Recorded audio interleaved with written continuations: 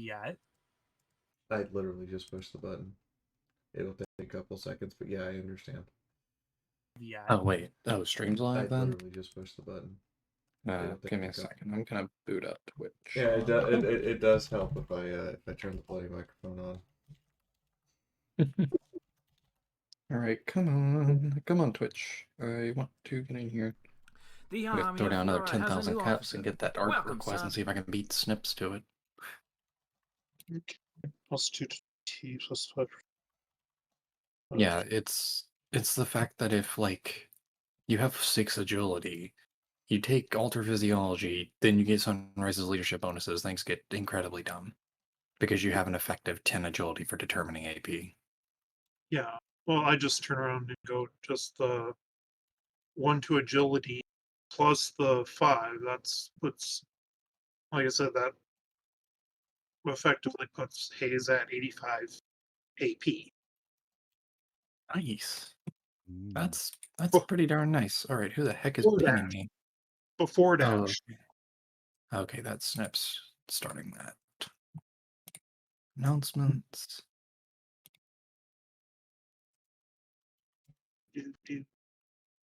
Using wireless earbuds, just why not, be a casual and just use a pair of earbuds? Yeah, that's what I do. You're like super casual. I You're use the mic built into my webcam. Yeah. Okay, Yeah, that's valid. Over here in corner number 1, we have brunch casual. And in corner number 2, we have casual wear Friday casual. Which of the two of them will win the casual off? Wow. And meanwhile, I'm using a Samsung G-Track Pro microphone at the moment. Oh, no, I have a separate Yeti. I have a Yeti Nano. I am totally not using a $1,500 microphone. Look, I am With a $30 set of headphones. Yeah, that's an old pair of that's PC. Actually, yeah, I think they're PC Recons. I don't remember the exact model. Oh, my headphones? Leech? No, my headphones are the $30 headphones that you plug into the PlayStation 4. Oh, I thought the blue ones were No, they come in red. PlayStation. They come in Yeah, red. they come in green, red, and blue. I thought Yeah. red was PC. That's the reason why I got confused. No, it's the exact headphones that come with the PS4. If you get the one with the headphones. There we go. Because my really expensive nice headphones broke. I mean, and I'm just using a pair of old Apple AirPods or whatever the heck they call it these days. Like, seriously, they just slap I or pod to whatever the heck they want. That's not these days. They've been doing that since the end of the 90s. I feel like this is something Moon would totally do. Party gets super excited, looting the horde of a dragon they just barely managed to kill. The DM unveils the dragon's dead mate returning after a hunt. Relax, guys. It's only halftime. Hey, Fee. Yes. Is this the part where I just pull out the lemonade and just sip slowly, considering we maybe or may not have killed Valor, so we just wait for Valor's brother, I don't know, something. Hang on, what's after? Waller. Yes, I was so stunned that Mythic actually didn't die that I forgot to increase the dead pony counter by 1. Oh yeah, you have to you have to tell Discord your input and output. Actually, I need to double check my other setup real fast and make sure. Okay, yeah, it's picking it up. Advanced, I know it's just properties. Mythic didn't die? Yeah. He died, but he also your auto injector saved him. He died, but he got better. Literally, your auto injector saved him, so he got back up. He died. Now we just and the sword bird didn't get up. Yeah. See, I knew setting him up with the auto injector was a good idea. Oh no, Quick Stitch, all the way from Silverfang, paused and went, someone's life is being saved by an auto injector. Someone's life in the presence of sunrise has just been saved by an auto injector. Who made that? Mm. And speaking of heavy, Like Speaking of they headphones. actually died leaning against each other. I just realized something. Is this the part where Mythic's gonna roll into town and be like, an auto injector saved me, and then Quick Stitch is just like, please, I did it first.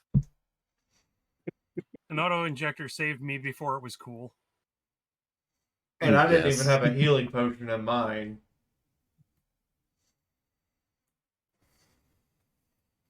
Oh my gosh, dang it, Moon. So we have an exhausted Adagio, an MT with an angry headache, a sleep-deprived Hetty, a Varna, a generally tired Twitties, Fee who is somewhere between Manny and a sandwich, myself who needs to acquire more coffee, Stitcher, saint among sinners, and a Mythic who's excited to be able to make it for once. Mm. Yay! Oh, by the way, speaking of headsets, I have a Corsair Virtuoso. Yay!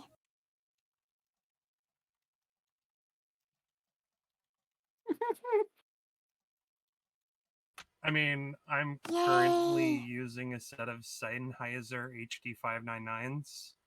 Ooh, Sennheisers are good. Yeah, they only cost me like $300. And the gay unicorns are going everywhere because they're stacked on top of one another. Yay! I think they're gonna kill the current stream boss with gay unicorns. They're already past the halfway point. They keep this up, they will actually kill him with gay unicorns. I just turned and looked and saw my phone and saw nothing but the unicorns on the chat. Yeah, yeah. Brett's also now like number 2 ranked for bits for the week. Hey Brett, you got another one in you? Because if you do, you can be number 1. Because number 1 is not that hard.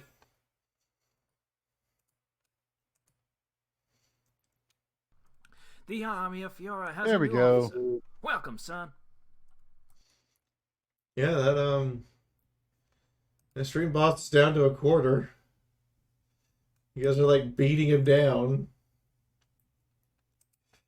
James is like, I got a mini, and you guys are like, no. I bet you no. Let me beat them up over that. You guys are gonna start a hype train if that's right. Yay! Ah, never mind. There's the hype train. And the stream boss has healed itself. Thank you guys. Now you guys have a hype train. Go nuts. Haven't even started the actual stream yet. Already have a hype train. This was a good day.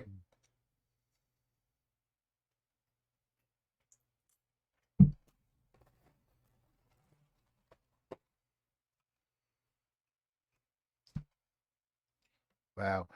That's a weird thing. Graphically speaking, all I'm seeing is Uni 1. I'm not seeing the images of the unicorns. It bugged. That's okay. Oh. Okay. Twitch is being twitchy.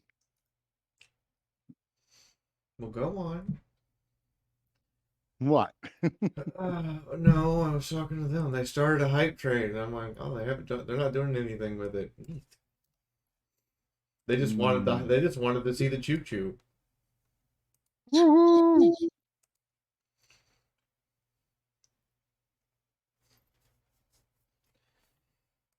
Yeah.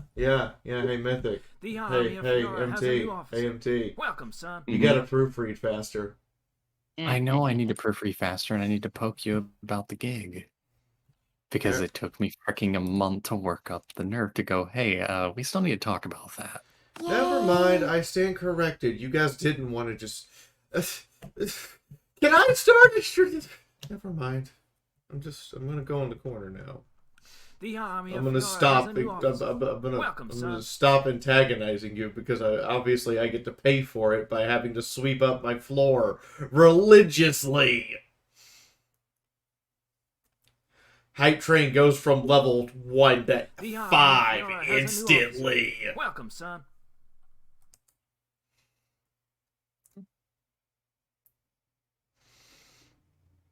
There's an actual cat and a bird emoji for level 5. The Are army you of kidding Fiora me? has a new officer. Welcome, son. Okay. I require an adult. I should learn when to keep my big fat mouth shut. The army of Fiora has a new officer. Welcome, son. The alerts are just going to constantly go now, and I can't stop them.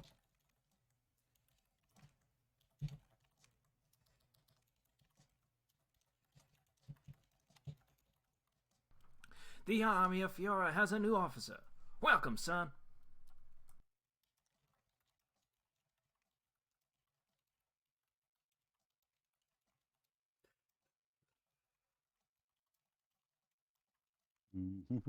The army of Fiora has a new officer. Welcome, son.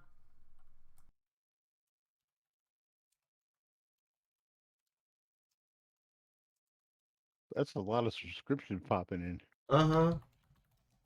I have to wait another week The until I army can of throw Fiora has a subscription new at you. officer. Welcome, son. You guys might have actually broke it. You guys might have actually broke that poor that poor pro.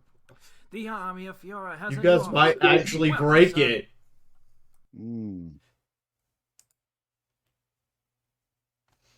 They break it? I think they broke it. The army of Fiora has a new officer. Welcome, son.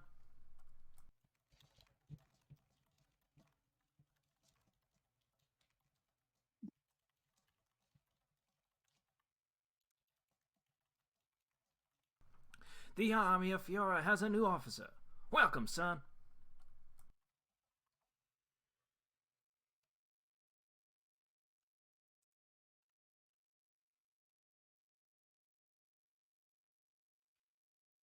Warning! Warning! Stream tip overload!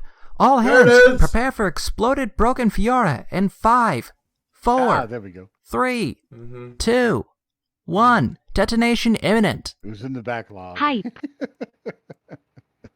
Okay. Wimzabi with the hugs. There we Yay. go. I suppose I should go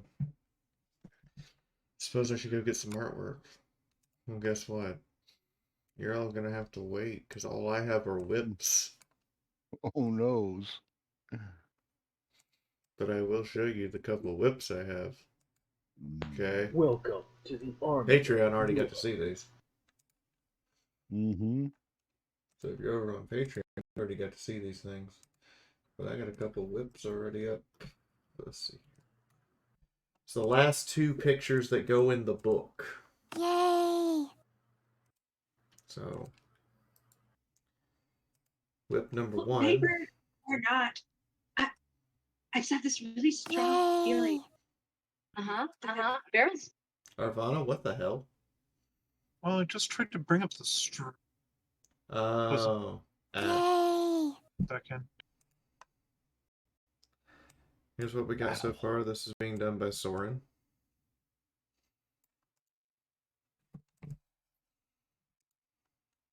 Which one is it? Battle in the Sky. Oh, okay, cool. Ooh, sorry, I And just then, saw the first piece of art that will contain Mad Mac, and probably the only one. Yay. Wait, who's that with Mad Mac? Oh my gosh, I just realized what that was. The level of obliviousness that is contained within MT's soul makes mine hurt. I played a character who learned the hard way. You can have perception of 7 and you can still fail. Did they just max out a hype train? Oh yeah, and look at that. We got corgis. They maxed out a hype train.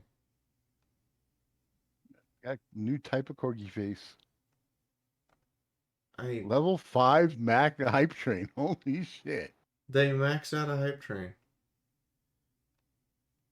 Woohoo! Okay.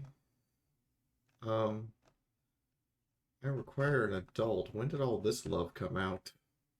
I'm just When gonna I got paid yesterday. I'll give you all a Fiora salute here, because, okay.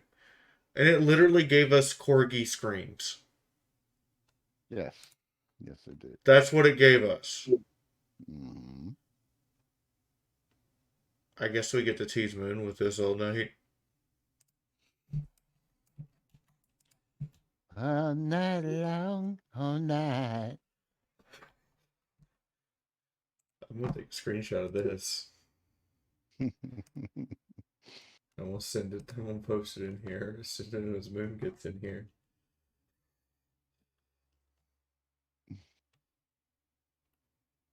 I get a screenshot of just me doing corgi screams. I'm gonna throw this at Moon as soon as he gets in here. By the way, list of other art projects that are currently in progress. Sora is doing Chifundo disapproval face. Ooh. Ravage is doing secret project still.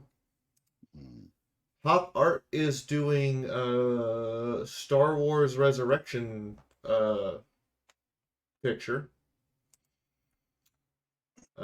Beardy is doing, and I'm going to quote this word for word from what we were told that you guys wanted. Moonhoof extreme high quality emoji. Woo. Okay. Bodhi is working on Miskei's character picture.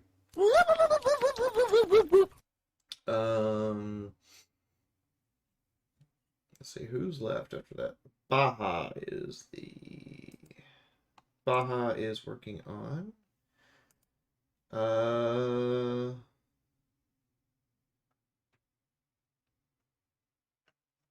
what is Baha working on? Who knows? Secret projects. I don't know. She says she has something, but she never told me what. Anyway. And oh, I might have a whip from Ren too. I might have I do have a whip from Ren. Oh boy. Oh boy, oh boy, oh boy. This is for chapter, what are we on? 10? We're on 10. It's chapter 10. Oh, where are we on chapter 10? Where the hell is the audiobook? Where's my brain?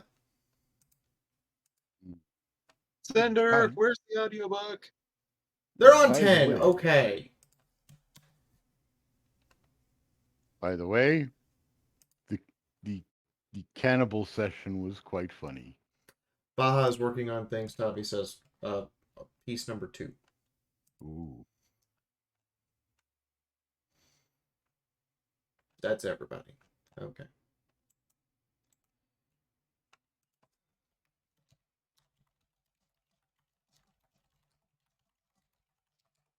Yeah. Oh no! I was watching again. And I finally caught up with all the news from the bunker, and I'm like laughing my ass off. You're welcome. Episode every week. The stream tip grenade has been armed. That's a promise, not a threat. 5 seconds until detonation. Hey, Sketchy Rivet coming in and just shanking Lanzavi in the back. Thank you, Sketchy. That's okay. Why are you worried about me being the stream boss? Because it's funny to see someone come in and just knock a full health boss out. Wow. Well, you've got it set so like even small things knock big chunks out of it. Well, I mean, I reset it because we were up to it requiring like $300 worth of donations and bits and stuff.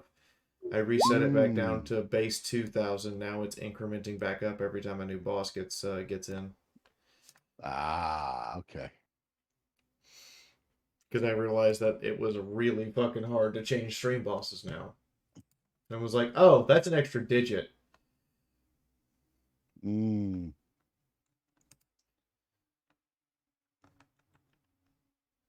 I'm like, oh, I should probably fix that.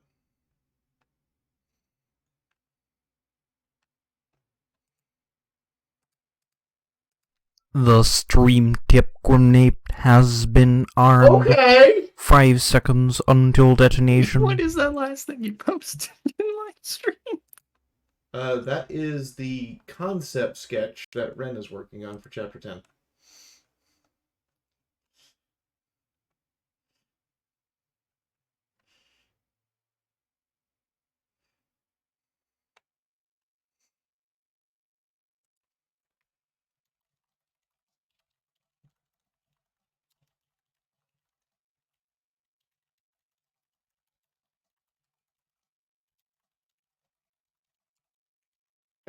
Sketchy. Calm down. Okay. That made me a Wow. bit less worried about the rest of the month. Sunrise chat mode. Yeah, Cinder, that's about right.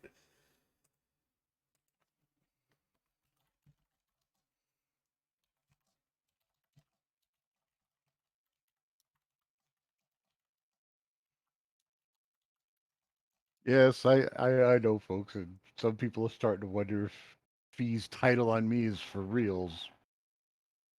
No, it is. It is. I have been literally using that revelation as a freaking advertising piece, MT. Did you think I forgot I'm supposed to do that? I'm still holding you to it.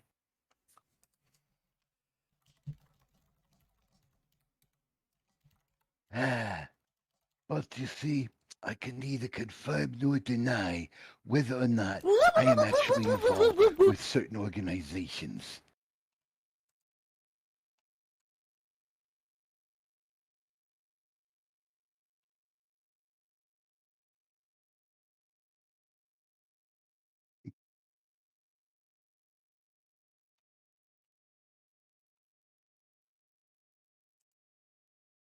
I see.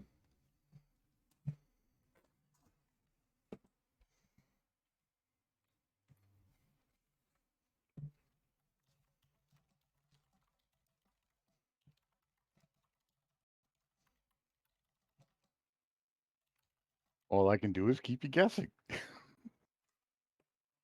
Uh-huh. What do you think Uncle Sam would say if he knew that this insanity was being funded by him?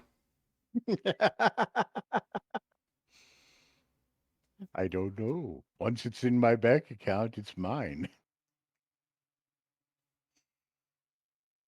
That's fair.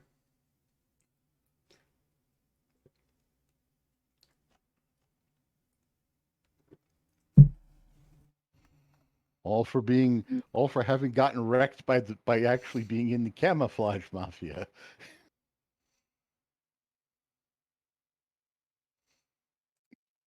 Mm-hmm. This is just a reminder that today is the only day of the year that you can say this. Happy 69, everyone. But dish. Pretty much.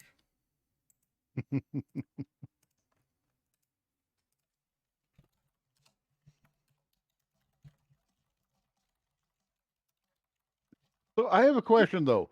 Since the bird can get back up due to a recombulator, does that really count on the death counter or not? We already determined that recombulations count as death. Okay. You are clinically deceased, and also, something had to kill you.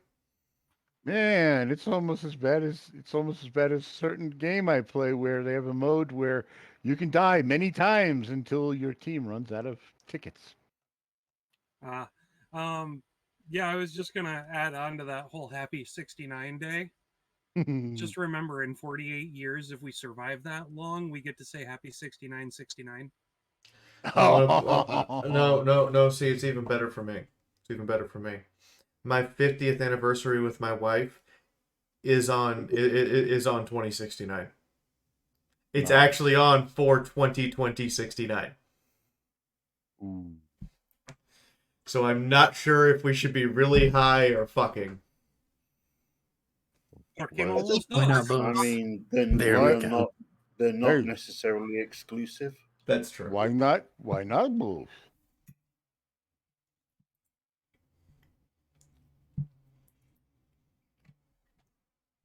Also, Spitfire finally sat down and watched She-Ra, and I've been bombarded with She-Ra memes for 3 days.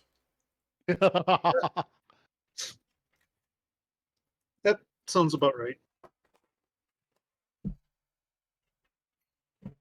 You know, she does it right. She can catcall you. Because your name fits the pattern of the name of the main character, so, you know, she can catcall you.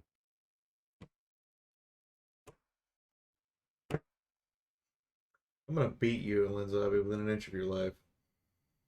I just like to see couples happy.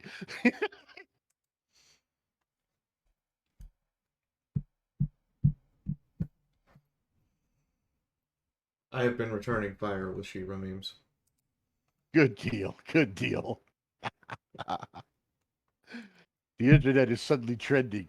She-Ra memes! What the fuck? When did this happen? I think my favorite is the one that goes special writer for special coming out episode. 4 seasons of Catra acting like a bratty sub. I mean, that is the show in a nutshell. Yes, pretty much. 4 seasons of Catra acting like a bratty sub while Adora has to be the adult dom. Yes. That's pretty much the show. Because And the thing is, even when Catra tries to turn a new leaf, she still doesn't learn. oh, I mean, come on. Her insecurity and jealousy are like dominating her personality so strongly.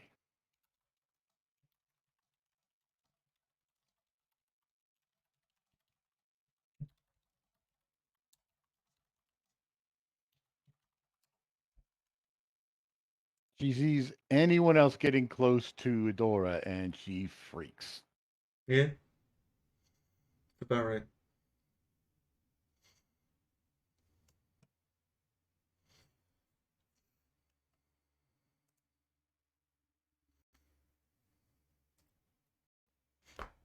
Oh, Neck, why you betray me? Neck, other way, why you do that too? I have questions. Your neck decided to take away your bending. And then I popped it the other way and it gave it back. That's not good. Your neck should be capable of doing certain maneuvers, yes. If not, you're in trouble. As is tradition now. Okay, so I have I don't actually drink very much or at all, so instead I have adopted the sarsaparilla approach. What's special about the sarsaparilla approach? Oh, sorry. Well, basically every week I've had a sarsaparilla. That's either a sunset sarsaparilla or a Sioux City sarsaparilla, or in this case wild herbs. And the whole point is to pour one down for Vaughn. So here we go. There we go.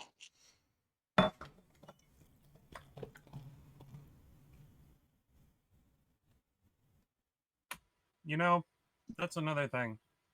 Get vaccinated so another Von Holtz doesn't happen. Yeah, you bastards, get vaccinated. I am. Actually, I have a vaccination card. So do I.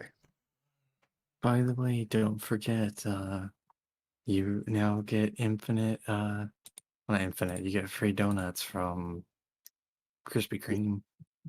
Yeah, if you're curious, that's what's been in the tankard every week is sarsaparilla for Vaughn. Sweetie Bloom is fully vaccinated. That's Toast. good. Yeah, I am too.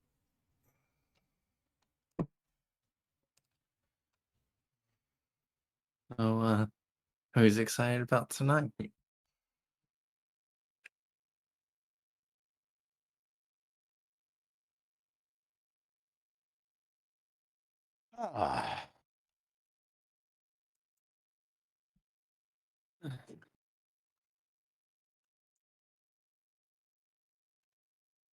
Oh, okay. She's a healthcare worker, so she got early vaccinated. Oh yeah, Dude. yeah. There's benefits with at least being in the medical field. Mm-hmm. Yeah, I still find it hilarious that all of my efforts to lose weight and get back in shape took Mm-hmm. me out of the at-risk group so that I couldn't get an early vaccination. That's funny. Oh, in my state, it didn't work with the 5 different risk categories I'm under. I had to go get my shot from Walgreens because the state of West Virginia was sloppy as hell with this shit. Okay, They so ma- they here's what Arizona did. They started with the group system and then said, "Nah, fuck it. Everybody come get it now." that works better. If you've already scheduled an appointment for when your group was supposed to go off, that's when you come get it. But otherwise, everybody come get it now. Fuck it. And I was Oh, like, yeah. oh, okay. Mm-hmm. So Wayne got a in the arm. Yeah.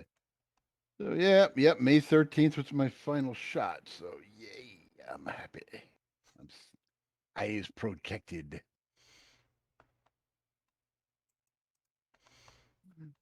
But yeah, it's good to finally have it. Okay, I have to go. Oh, you're back. By the way, Mythic's battle with the big bird with the sword reminds me of a battle I had between my Space Marine captain and a Tyranid hive, tyrant. We kept rolling the dice and rolling the dice and rolling the dice, and finally, our last blows took out our last wounds at the same exact freaking time.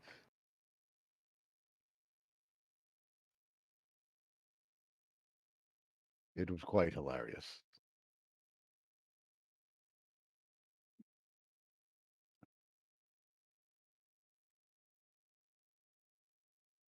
I'm just glad my foresight to equip him with an auto injector helped. it's a good thing you did, or Mythic would be getting back up.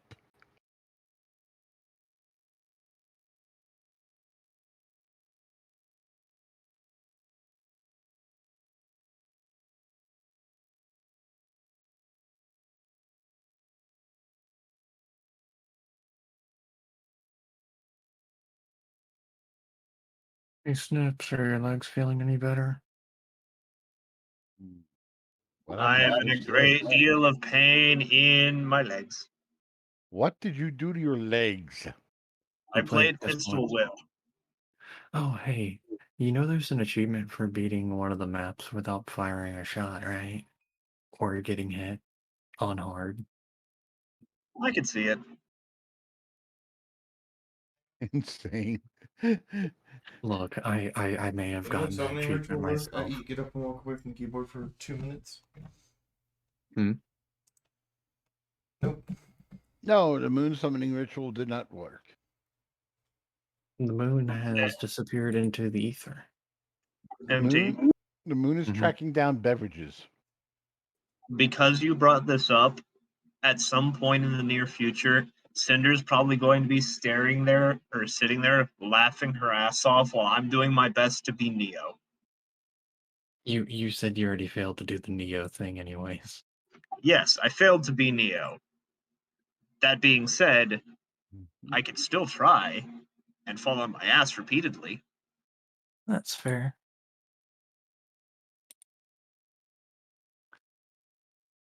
I mean, you still have my you still have my impressment for being able to pull off full throttle on your first go. Like that was a freaking nightmare. It actually wasn't that bad compared to what was it? Dark Skies. Dark Skies. Dark Skies, I think the reason I lost a few times there is because I wasn't putting that much attention into the pillars that were coming at me. Yeah, you kind of have to dodge those. Didn't realize it at first. I thought it was kind of like the doors. No, actually, I think the doors are actually special to that specific map. I'm guessing you probably flicked through all the weapons and stuff. Oh no, I went in, I grabbed the 1911, then I Shifundoed it. Oh, come on, dude. You could have gone double Lugers. No, double Chifundo 1911s. Okay, that's fair. I think another Wait, fun one is what? doing double deagles. What do you mean double Chifundo in it? Double zebra camouflaged with pink stripes, 1911s. What color metal did you pick? Okay. Silverish white. Yeah, the pastel ones look really, really weird. I mean, they worked. That's fair. I was just sitting here trying to come up with some color pattern. I was like, you know what? Fuck it. Let's see if I can do this. Hey, that worked. Oh no. The insane. Also, hey Moon. Hey Moon. The Griffin was wielding a claymore effectively, and I think Mythic wields like Something a is, all of you broadsword. who have pre-ordered a book 3 are going to be receiving an email before Friday that says, "Hey, need your current address." No, it was not 100% Linzabi Moon. Okay. Also, Mythic had a cutlass. Valor had a claymore. Okay. A claymore with Are vertibuck you blade on a stats. phone, Moon? Yes. My computer is restarting, so I'm just on my computer while I'm downstairs finishing acquiring coffee. Just kind of like, oh boy, it's Wednesday. Time for nothing to go right for like 20 minutes. Hey, it's fine. I'm willing to bet I bet this is gonna turn into another door boss fight. What? Door boss fight. The part where the party can't open the freaking door because none of them could pass their checks. You all sit outside for 20 minutes banging on the door, and then Valor gets up behind you and dusts off his claymore. You must fight the gazebo alone. Wait. I thought the door was still ajar.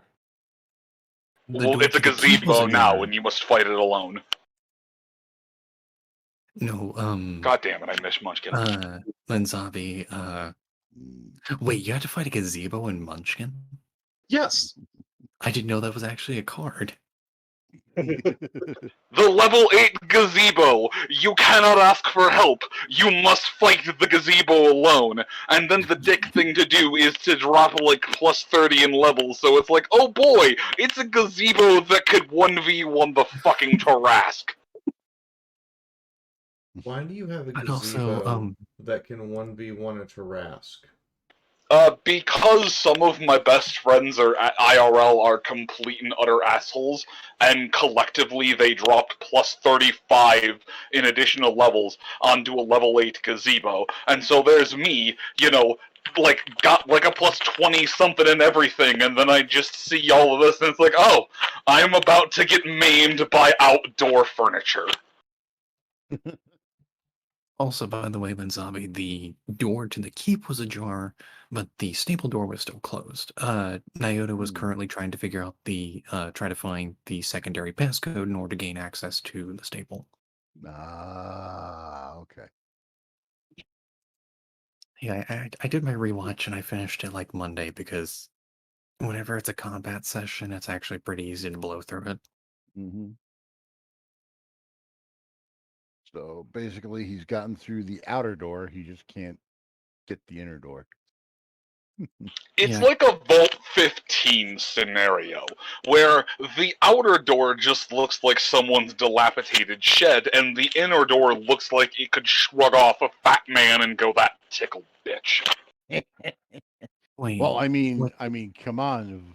Vault, stable, the same concept. Those doors are meant to deal with an atomic attack. Wait, which game was Vault 15 from? 1 and 2. Cool. I still need to beat 1 and 2. If you've played 1 for more than an hour, you've encountered Vault 15. More or less. Well, unless of course your entire hour was spent getting random encounters that pretty much just murder rated your face. Well, I more mean if you go straight from 13 to 15 and don't, and the Wasteland RNG doesn't decide to go, and you're going to face a barrage of scorpions. The Scorpion Barrage, my old friend. Wait, yes, because you at level 1 and on your own, it can just take an absolute long stream of red scorpions. Vault 15 was the one where you had to go get the rope to get into it, right? Correct. And also, Okay, yes, cool. those scorpions. I'm gonna take my 7 AP and just go left as fast as I can. I tried to 1v1 all the rat scorpions in that frickin' cave that you can just blow up and skip the quest. The problem with that is if you just seal the cave without killing the scorpions, you get a bad end for Shady Sands. Yeah, that's true. Because they eventually dig their way out. And they multiply to significantly larger numbers. Which, you know what? I'm okay with the bad end for Shady Sands. Fuck the New Republic of California. What? No. Shady Sands is great. Fuck the NCR. But the Shady Sands was awesome. Yeah, until it became the NCR. I think I killed them all and blew up the entrance. But I did it by myself. And then I figured out almost halfway through it to about 7 fourths through it that, hey, by the way, you have AP rounds. And I kind of had to sit there and go, yep. I mean, it was fine. I mean, I sold all my mint hats and got me an extra stim pack or 2. No. Let me tell you how you deal with the scorpions. You shoot It's the same way that you beat the entirety of Ghosts and Goblins. Get the knife.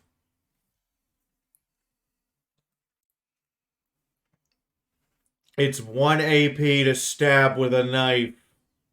You only need to stab twice with a strength of 3 to kill them. Stab.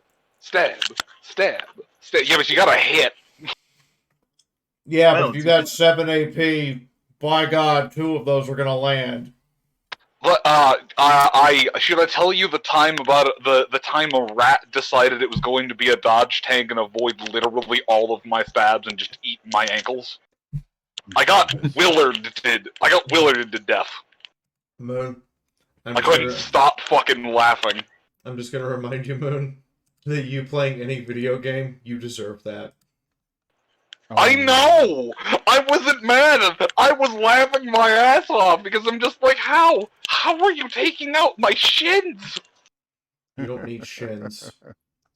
I am not Cotton Hell! I do in fact need shins!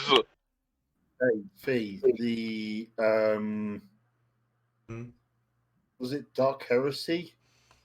When we were running around those tunnels and you'd sent the undead fucking squigs at us. Yeah, sent undead. Oh yeah. One of the characters was running around with squigs hanging off of his shin. What? I took orc squigs. You know the things, Moon, that are basically a mouth and 2 legs.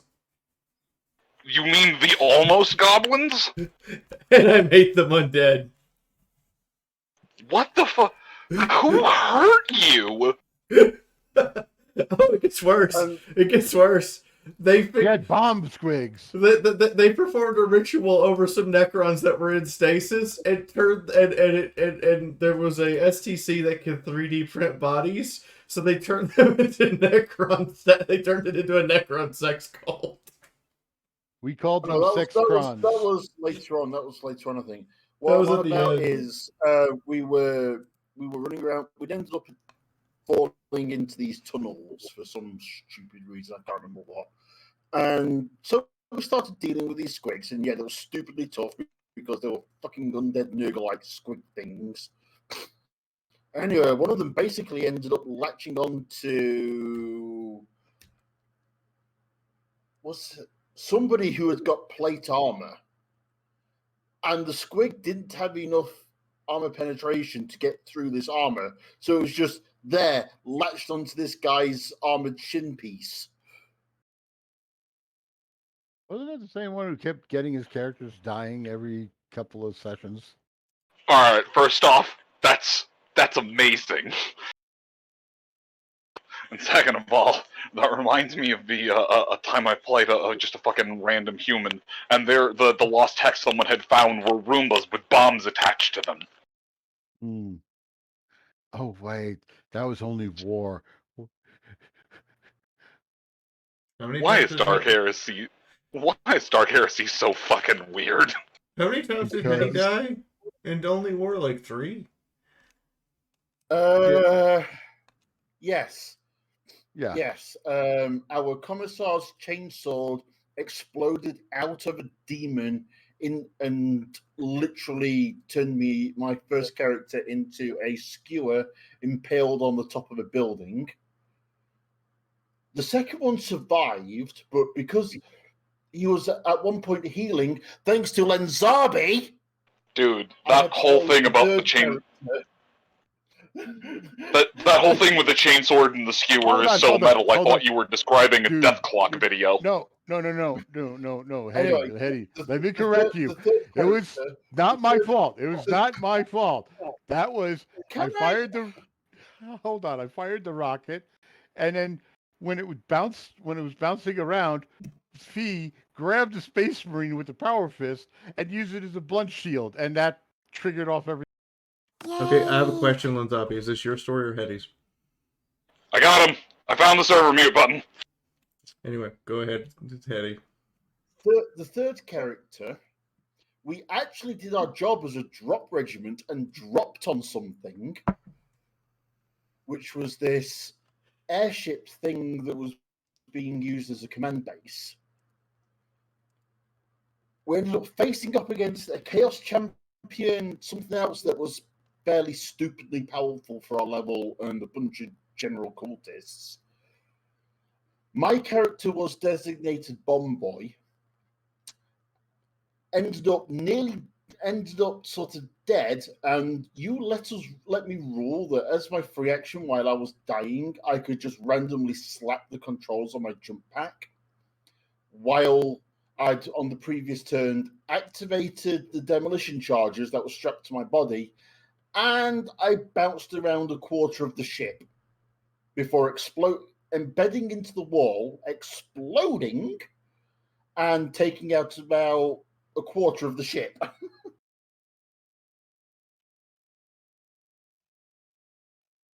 Yeah. So yeah, I lost 3. Was it Panzer who lost 4 characters in that one? I think so. His Deathcore Creed guy kept getting killed.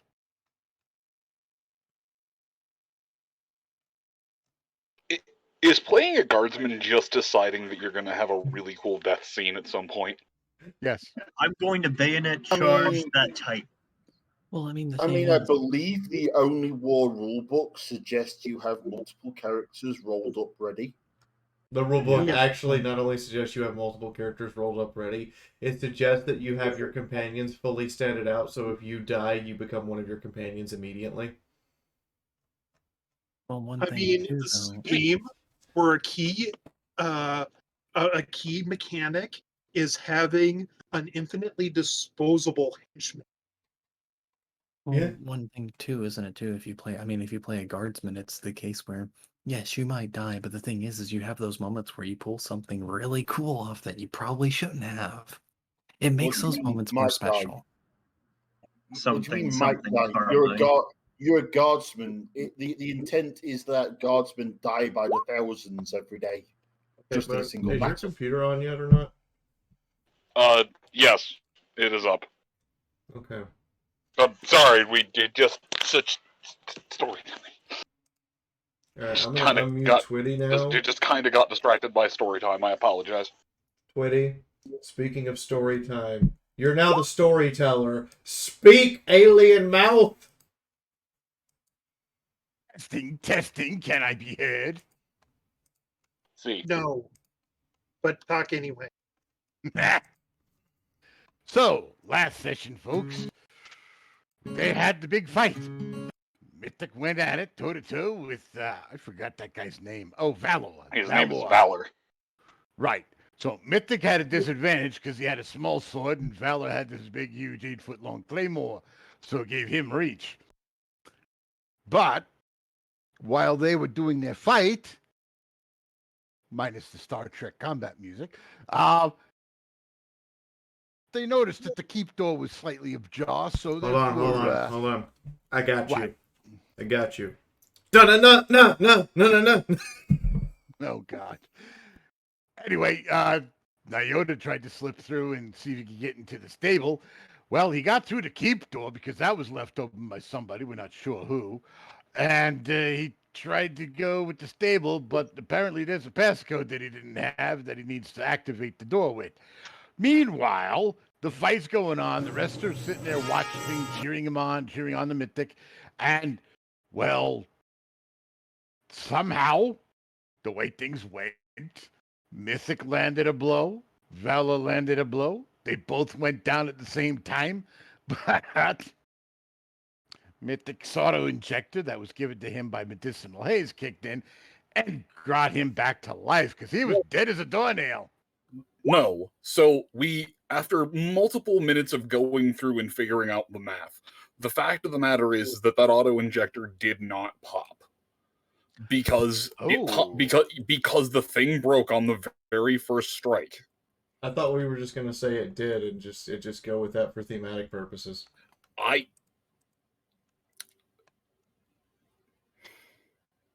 Rule of cool, Moon. Rule of cool.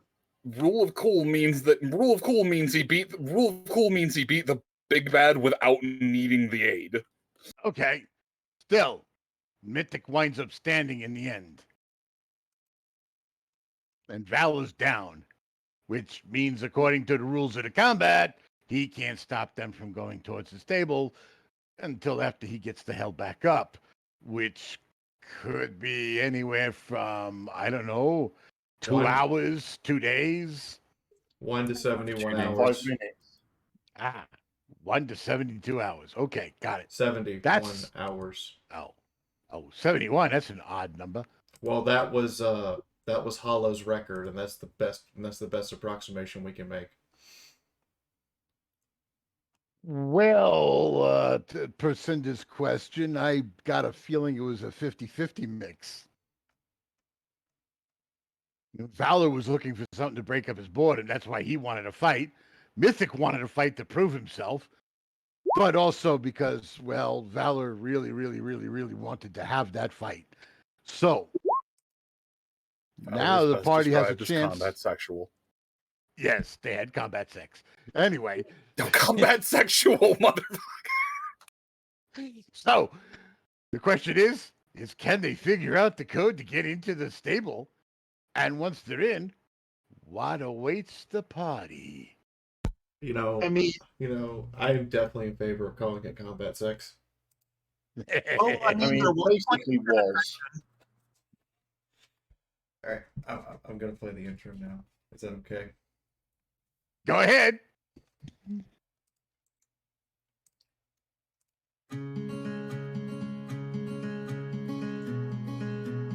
Oh, you. No.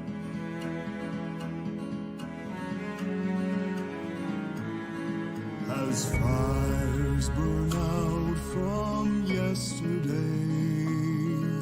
a wandering mare's found a better way. For just as night seems most dark, the sunrise comes to warm our heart.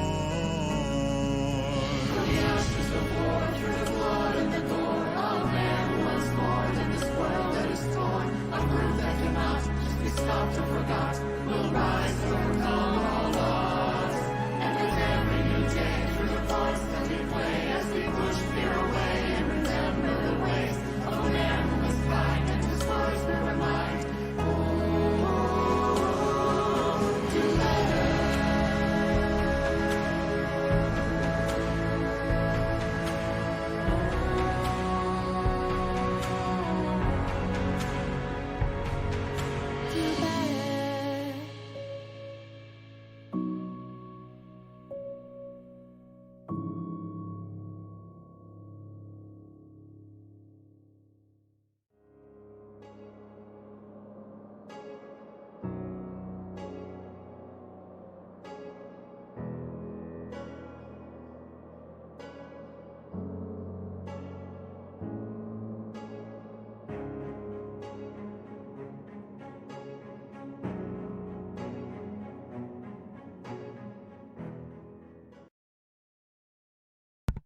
Alright, my fan art for this week's token is actually from Shadow, the person who played Quickstitch. It is a Sunrise carrying a Trollhammer torpedo from Vermintide. I couldn't possibly know why he decided to get this one. Thanks back to Vermintide video where I abused the clip of sending a rat ogre into the air. Anyway. Moon? Yes. It's all yours.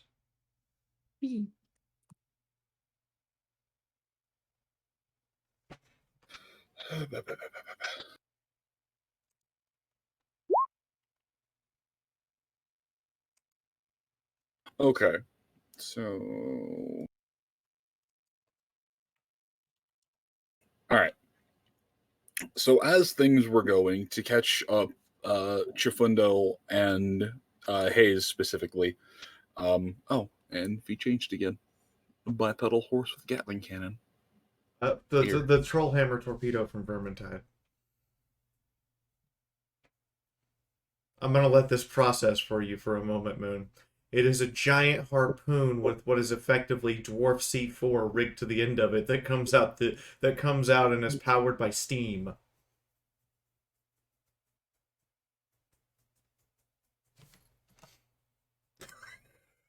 Who's sitting here? I'm writing that down. That's now a weapon. So it's a pneumatic D4 launcher? Yes. With explosives in it. Ah, yes. D4 with an explosive sabot. Well, if it's Dwarven Semtex, then wouldn't it just be D4, not C4? Damn, you're right. Yeah, that's a terrifying image. I don't like anything going on in this. She's just way too well armored. And just way too much of a gun that looks like it'll just ruin days. Hold on, Moon. Here's the Zufbar variant. God, it just looks like it was designed to fist tanks. I was going to say it's literally casting fist. They literally cast fist. Yeah, but it's like a ballistic hoof that's designed to take off your leg, too. You can overcharge them. Yeah, it's a bad idea. Also, that first one, why is the top one loaded with a returning chain? Oh, because that sometimes they don't put them with explosives. They give them returning chains so they can reel in the target. I'm not a big fan of the dwarven steam powered Sub-Zero gun. You mean Scorpion gun?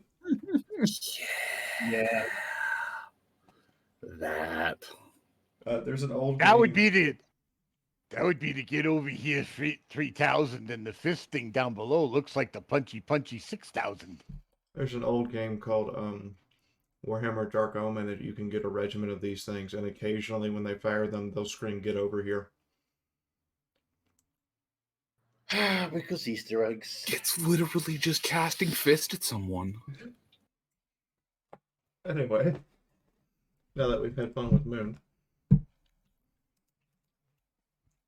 I am a hood at parties.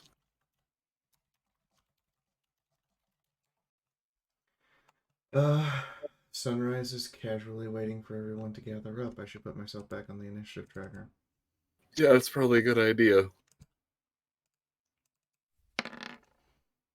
Well, fuck you too, Roll20. And it's still an 8. Anyways, so as things are going down, just to kind of wrap up what's being seen here,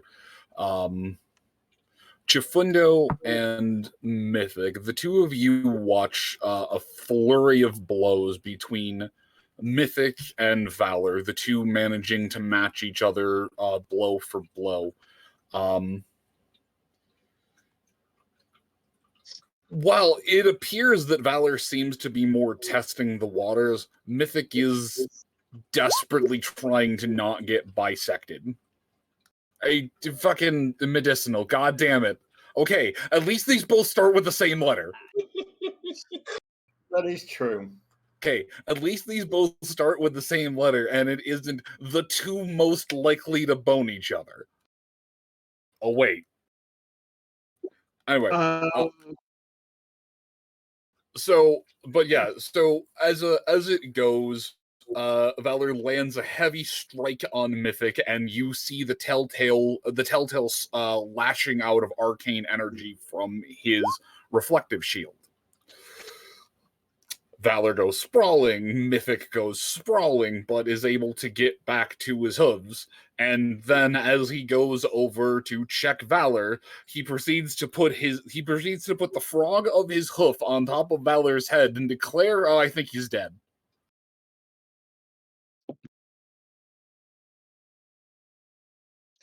Because he rolled a 95 on his medicine check. Chifundo's going to watch Valor spiritually very closely to see what the box does. Do you want me to double check that? Chifundo roll shamanism.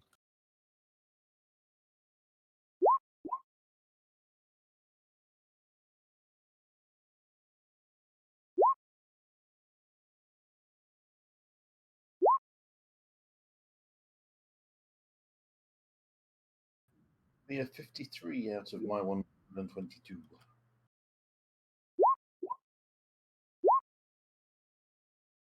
Okay. It doesn't really seem to be reacting at all. At least not in the immediate moments. At least not in the immediate moments after that strike.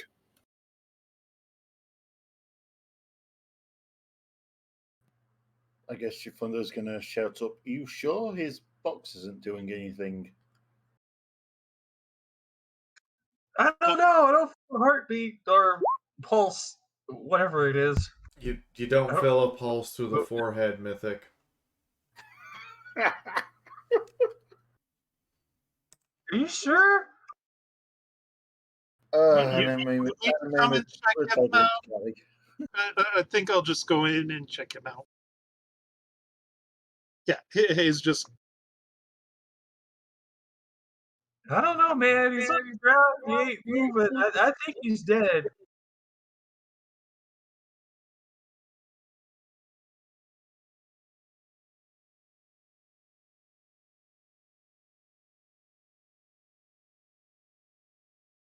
Is my stupid. Yeah. Okay. Medicinal. Thank you. The pulse is exceptionally faint. There is very slow, but still there breathing. It's less that he is dead and more that he has had a very, very intimate evening with the ground. No, not dead. Just knocked out. Do you have medicinal? Do you have living anatomy?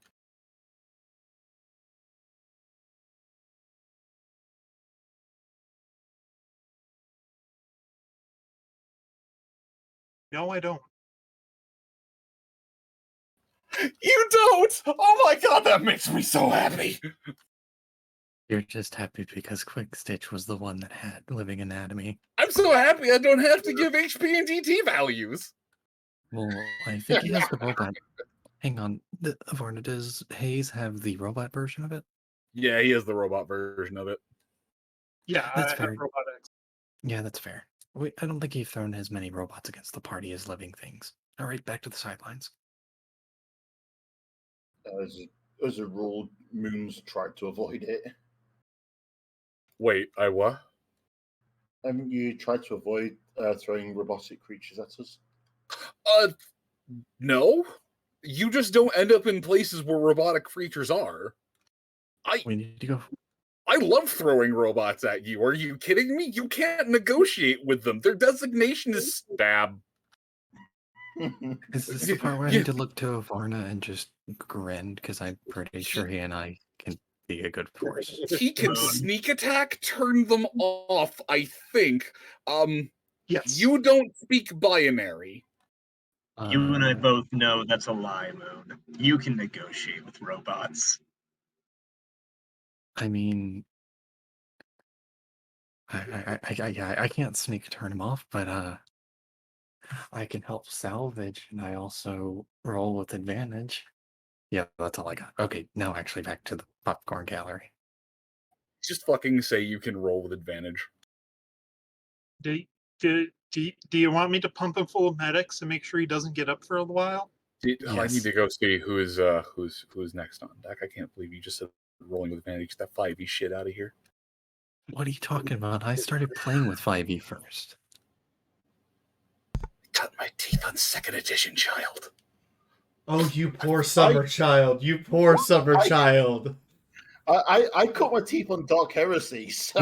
I remember when paladins weren't immune to mummy rot. Hold on. You poor summer child. I must bring up the Fiora and Von Holtz thing. We cut our teeth on chainmail, bitch. I remember my old welder showing me his chainmail magazines. We bought it over his. Yeah, he had the OG books, like the booklets. We went to the person I played with had gone to a bookshop and had them bind the magazines into a hardback. Oh yeah. So it was all the original printing, but it was now in a hardback and the pages were laminated. I remember D&D First Edition. It was just an envelope. Back to something. Fair. Let's get back. So Hayes turns to Sunrise and like, don't you try to harness my ADHD. It's gonna veer off course, goddammit. Oh, he's still alive. Do you want me to keep him knocked out for a while? Oh, on that 10, or sorry, on those 11.5 degrees of success, he's not getting back up for a while unless you attempt to. You have a guaranteed at least 20 minutes before there's going to be any signs of stirring. Sunrise blinks a few times. Can you put him in a coma for a while and take him back out later?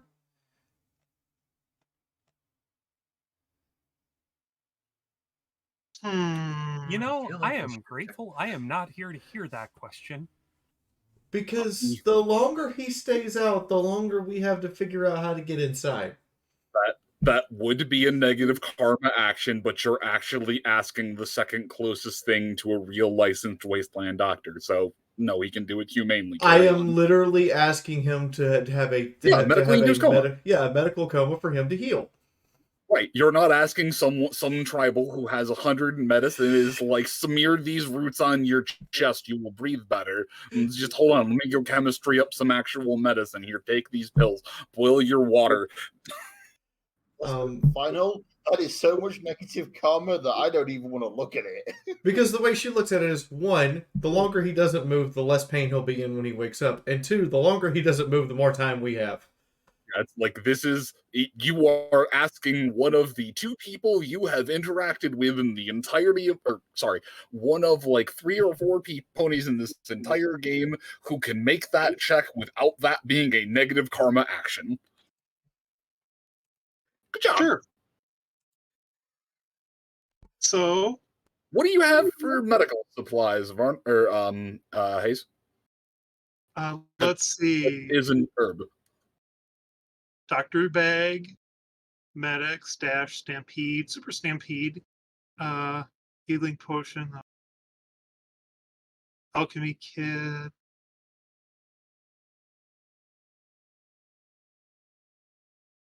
Medics is literally morphine. Yes. So I think this is Australian market. Yeah. So I think Hayes literally just goes, Okay, yep, no, I got this. Grabs 2 syringes of Med-X and just jabs him.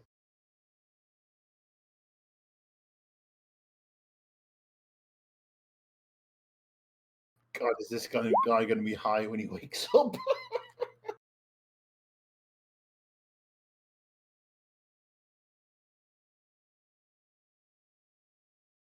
I don't And think we want to deal with. final is just channeling his inner university student at the minute.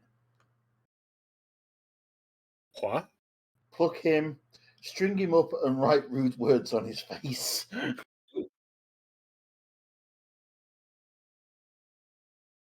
That's not what I asked, but okay.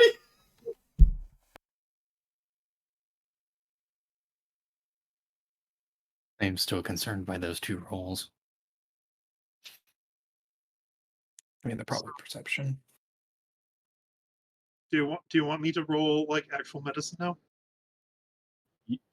Yes, please.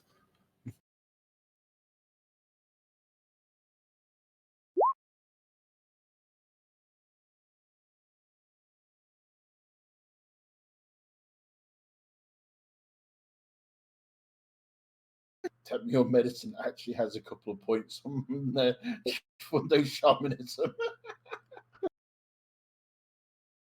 Yeah, cutie mark skills are pretty darn good, and then you combine it with clothes and things get fun. Yeah.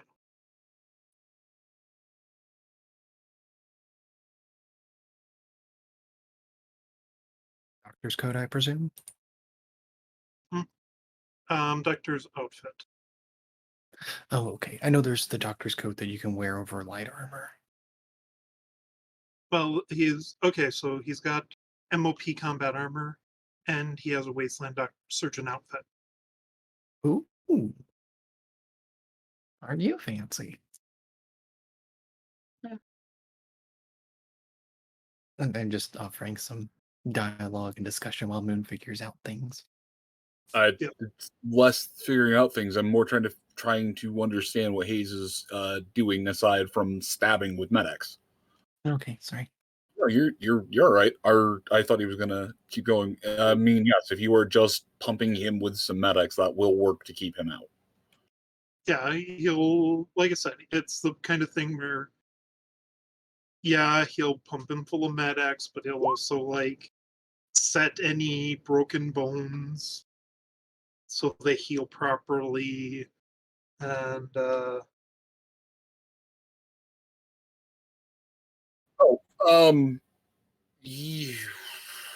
No, he's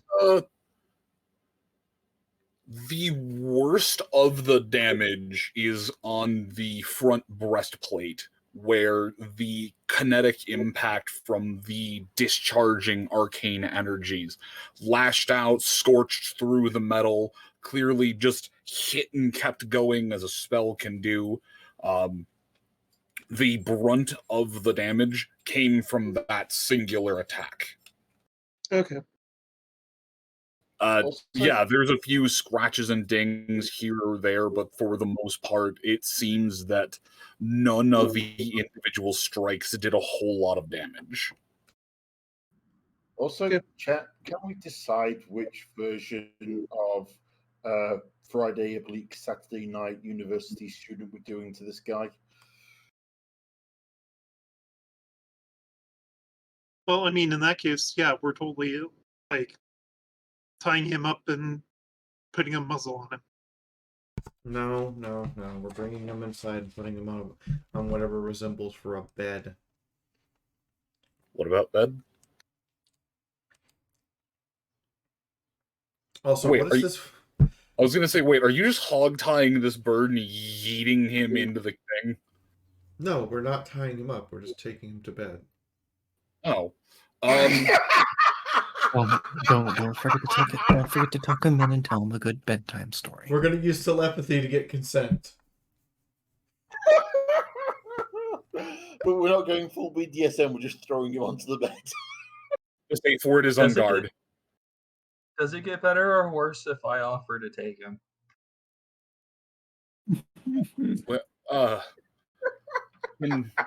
What?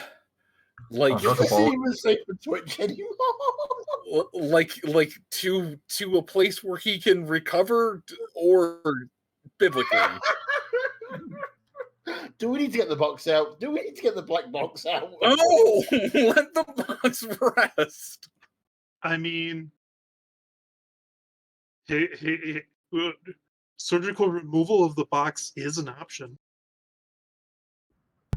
No! Medicinal, that would kill him permanently.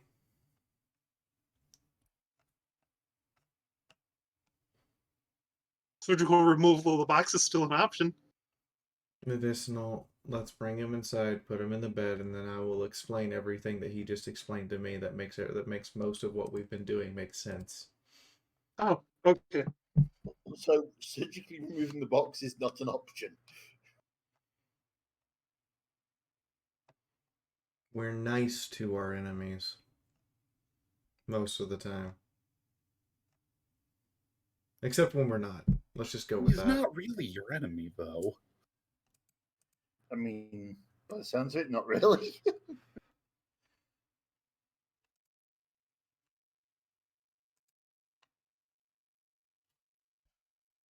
So yeah, it sounds like at some points he's probably been about the closest that Agent 19's ever had to actually having a friend.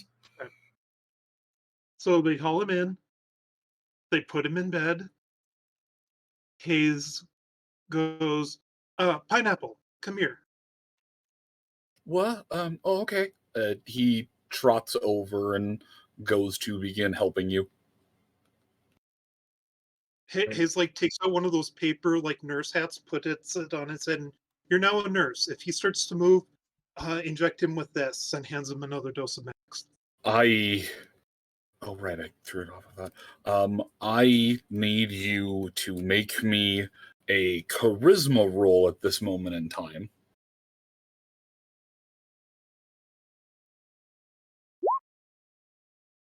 He's just so happy with the little nurse hat and is just, I love this. Okay, yes, I will nurse this bird back to. Oh, wait, you want me to keep him from moving? Okay. Reaches into a back and pulls out what appears to just be like a billy club. Okay, if he starts to move, I'm gonna keep him from moving. No, look at him, he's adorable. The injection. Oh, okay. Just slowly sheathes the billy club. Sunrise Paul says, no. The injection first. The injection first, and if that doesn't work, billy club next. Yes. I'm sorry, did he just go full on fucking Batman's Harlequin? Maybe. And then he nods once. Okay, injection first, and if that fails, I'm gonna whack him. And he pulls back out the billy club and holds it aloft, a malicious grin on his face. I'm gonna whack him. Head pat. Okay, and so there's now just Pineapple in armor a size too big for him, with the billy club aloft in the air, just ready to donk the griffin on the skull. We're creating a monster. You are, and I love it.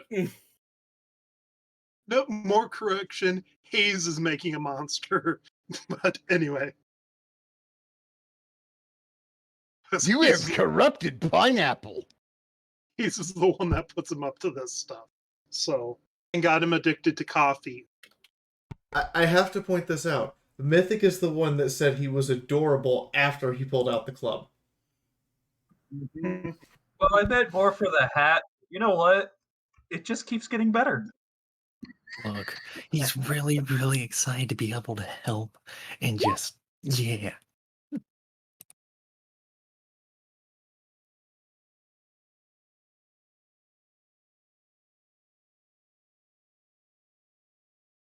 All right, so Sunrise, what were you talking about? Stuff? Nyota! I am still busily looking for the secondary password. Let's go find Nyota first. That's important. Let's see. No, I don't have to keep hitting that. Nyota, at this point in time, you have found what appears to be a vial of holy water, some rounds for an incredibly heavy gun, what appears to be an individual small hip flask of alcohol, just various supplies. You've gone through everything. You cannot find it. You know, last ditch effort. I'm gonna check underneath the keyboard on the terminal. Okay. Like literally, just lay on the floor underneath the terminal and just look up. Make me a luck check.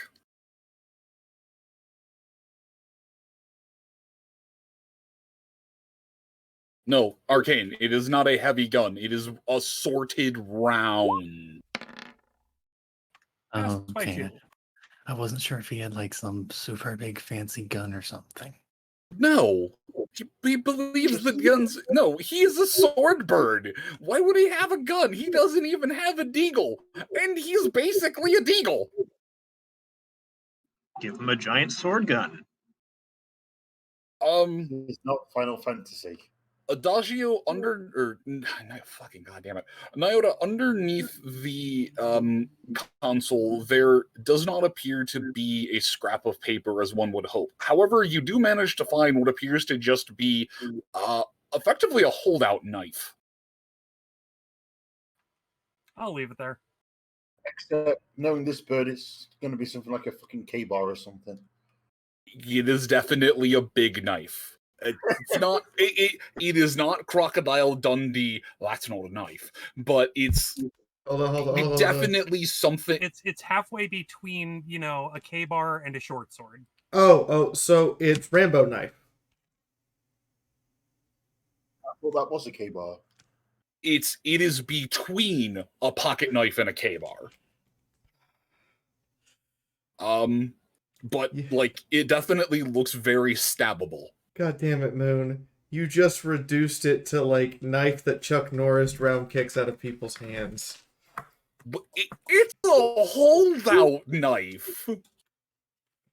Considering the size of the bird. Yeah, I was gonna say, please, Nyota, please roll me thrown at a +20. No, final, we are not giving the bird a damn gun that fires damn fucking swords. No, I have absolutely no idea. It's interesting. The knife doesn't really have much in the way of a handle. It just kind of looks like someone took a wrench and hammered it down into something with a really sharp point and edge.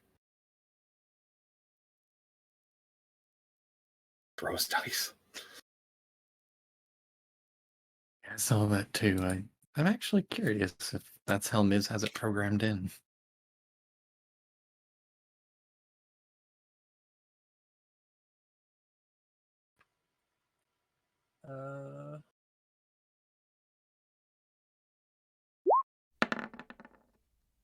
I guess it is.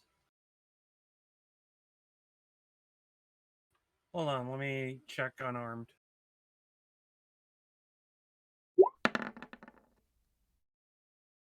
Yeah, Oh my God. apparently Throne is the only one that has a different text output. I love that. Throw dice. GG, Miz. Miz hidden Easter egg. Oh my God, hell yes. Let's go. Yeah.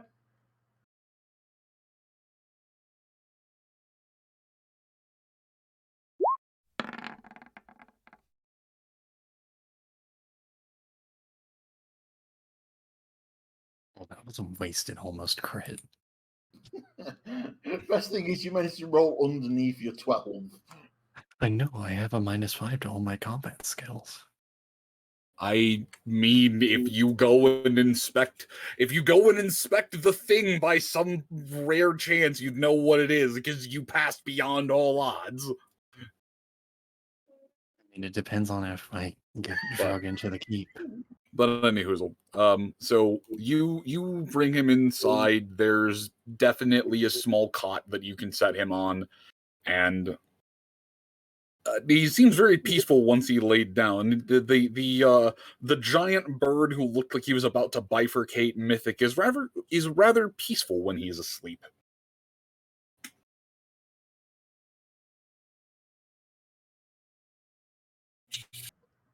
Also, just because of that one quirk of the character sheet, Cinder is now rebuilding for throne.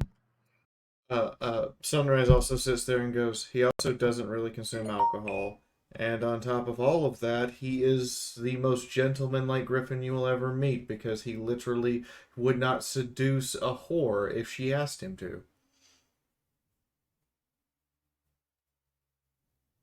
Pretty much right. Fuck. Okay, and with that commentary, I'm going to look at the assembled crew and just put what I found on the counter on the table or whatever open surface there may be, and just throw up a hoof and be like, "Don't want to know, didn't ask.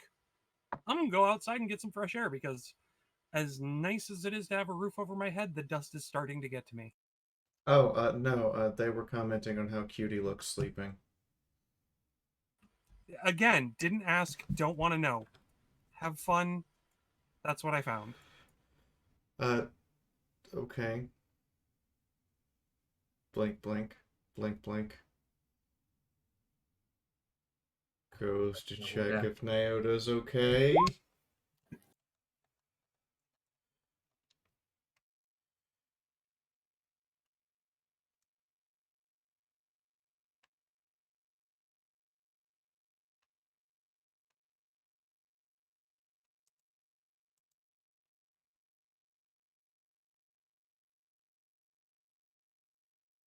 Okay. So you. All right. I don't have to hit that at the moment. I don't like having open mic.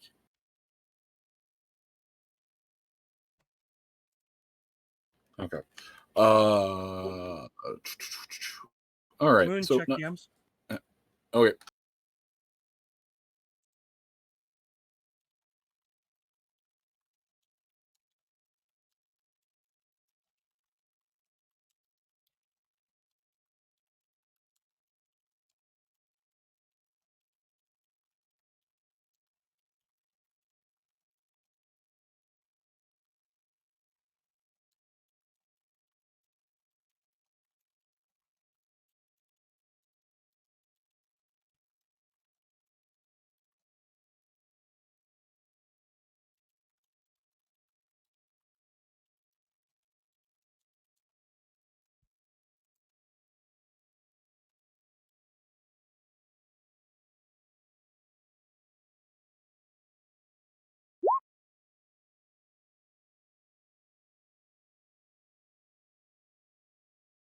Okay. Apologies, just bouncing messages back and forth. All right. So you did that. You did that. Nothing probably.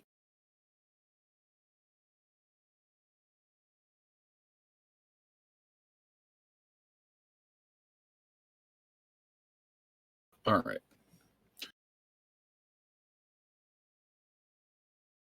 All right. Nyota's going outside. So, all right. Let's get back on the crazy wagon. Chifundo, with everything going on, with all of this happening, what is everyone's favorite pink zebra doing in the middle of this chaotic storm? I mean, watches Nyota leave and Sunrise follow and decides to leave that to them. So wanders inside and Nyota presents a load of stuff that he's found. So take a look at that.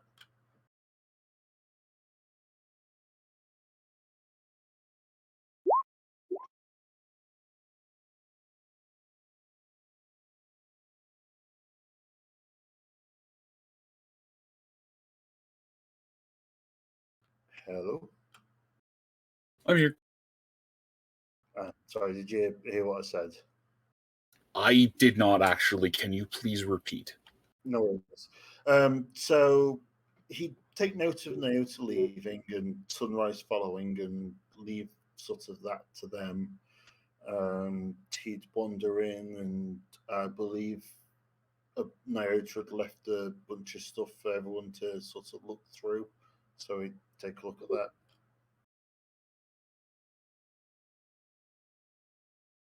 Okay. So are you starting any of the particular gathered objects first, or just digging in? He'd have a sort of casual look over first, see what's what, and kind of just pick through based on what he sees. There's a lot of miscellaneous items, some personal effects, some paper effects. The paper is various things, gathered notes, random scrap thoughts. There appear to be all different kinds of, hoof, horn, mouth writing. These were not all written by the same person, so it's difficult to really ascertain what is and what is not important without taking a thorough sit down to read through everything. Please don't, dear God, don't take a thorough sit down to read through everything. But I'm seeing some of the ingredients are either locally grown or foraged. It very much just seems like he lives and has lived his entire life inside this area. As far as other things, there doesn't appear to be really anything shamanistic. Not that there is anything necessarily anti-zebra, but it seems that he did not have much contact with shamans or shamanistic practices. At the same token, though, there really isn't anything aside from, the stove, a little bit of here or there, that is arcanotech. For the most part, or sorry, not the stove, the coffee pot. For the most part, it seems that he just lived simple. Okay, and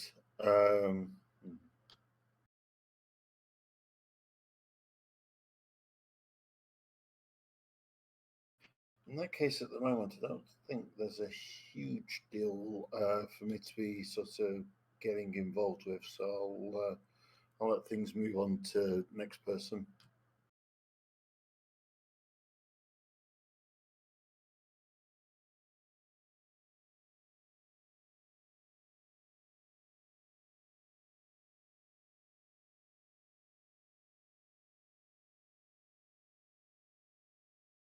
Vital's over here just giving me all sorts of loving shit about coffee-powered characters. Give me a moment. I just need to... Hey! Boop! Boop! Boop! Also, glad you're feeling better, Vital.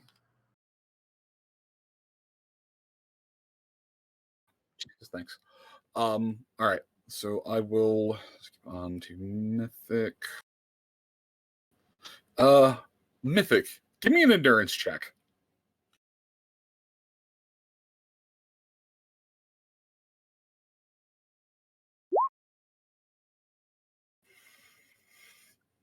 All right, roll.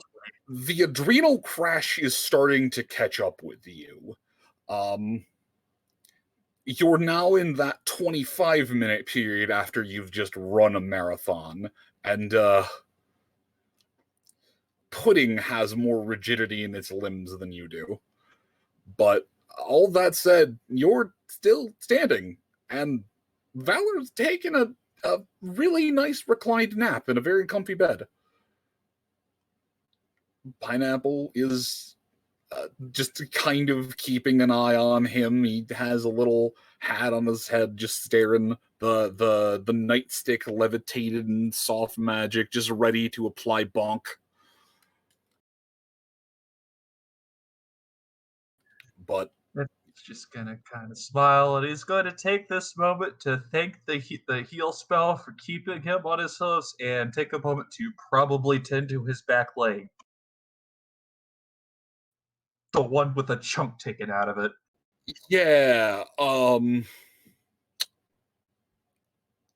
back leg hurts to walk on. It's not necessarily broken, but Running will require an endurance check. As long as you do not critically fail, you are still able to, employ any charge or sprint or run action. If you critically fail, there will be increased AP costs. Do you want Hayes to look at that?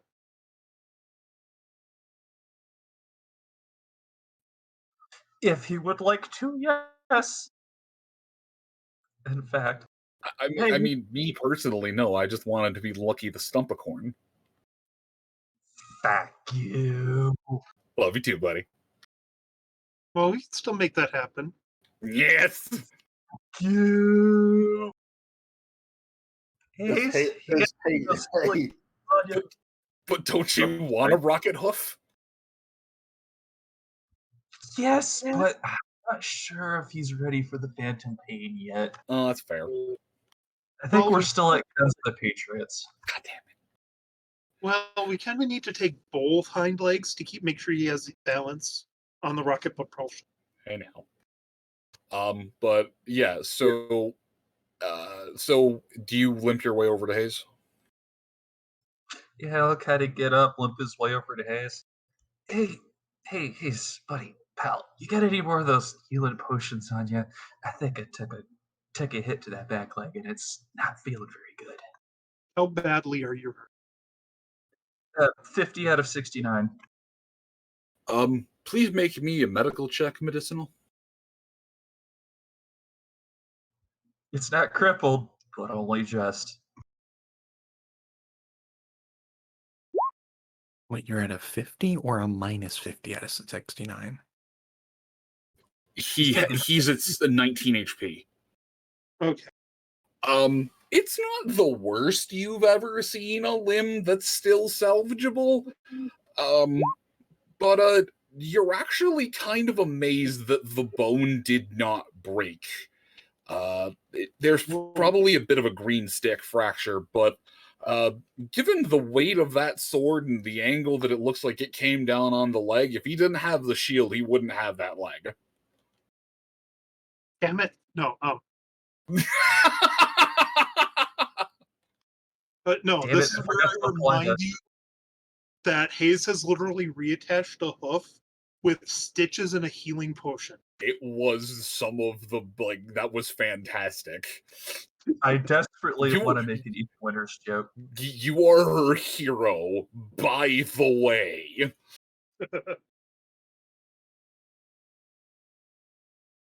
This is like, yeah, no, we got this. I should mention I forgot to apply the 6 points of HP for the heal spell. That's been slowly taking effect over 6 turns. No, 4 turns, sorry. Oh yeah, Hayes, actually, I'm reminded, by the way, add 5 karma to your character sheet. You, change the outcome of that mare's life.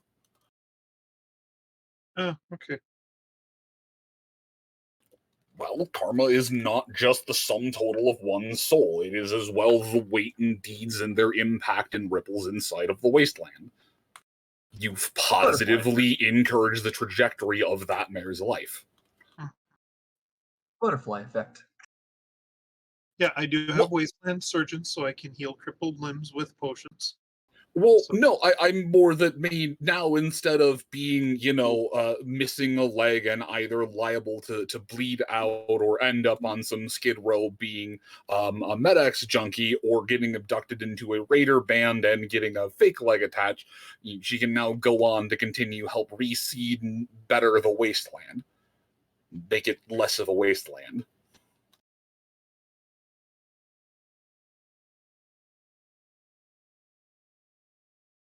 Anyhoozle.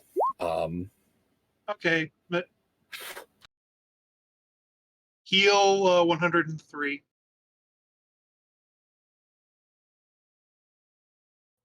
God damn, I think I'm at almost at max. Yay! And that was with a standard healing potion. Attaboy, Hayes. And then that one in one of the rolls.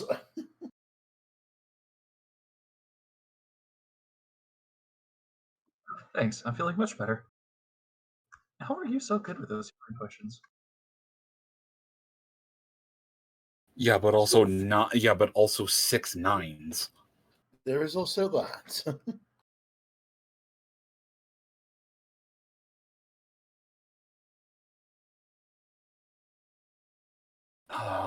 All right. So Mythic, you're getting patched up. Your leg will be fun.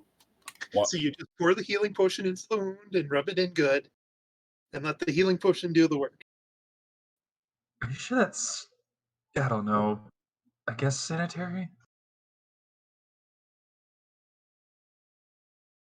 Does it really work like that? Well, you see, my boy, it's like grease. Well, there's never enough of it. All right. So Mythic, that's going to take a little bit. Arcane. Where Yes. are you milling about, and what kind of trouble are you causing? Well, considering that Valor just went down and Mythic is okay, I'm assuming he would be able to hear the whole thing about how Valor is alright, just a little out of it for the moment. Alright is an overstatement.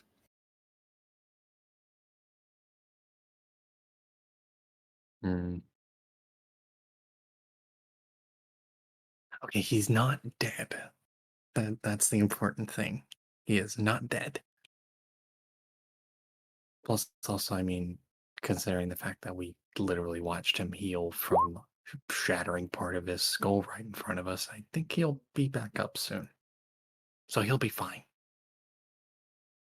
That is unless Pineapple reshatters the skull. I don't know.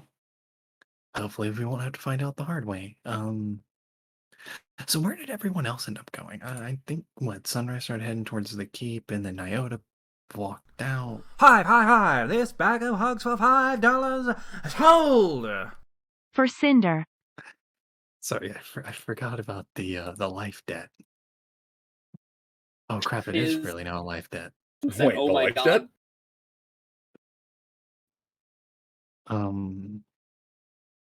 It's the sort of thing where Hayes isn't really keeping track, but he's going to still bring it up occasionally. Like, which life debt? Which one? Okay, so no one.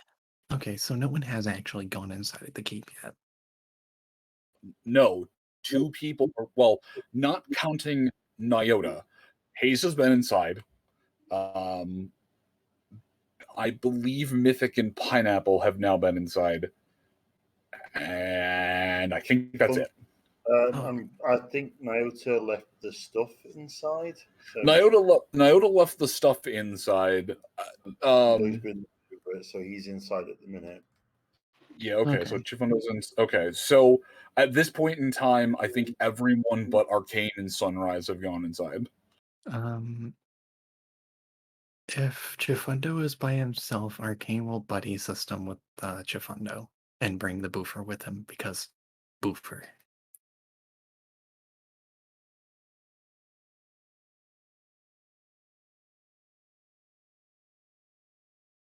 He definitely does take some hesitant steps, and he still seems a little bit on edge because Valor fell, but he's not dead. So he's not sure if the deal was proper. Plus, Mythic went down, and he's kind of doing a little bit of legalese in his head, but he's not a lawyer, so that isn't his thing.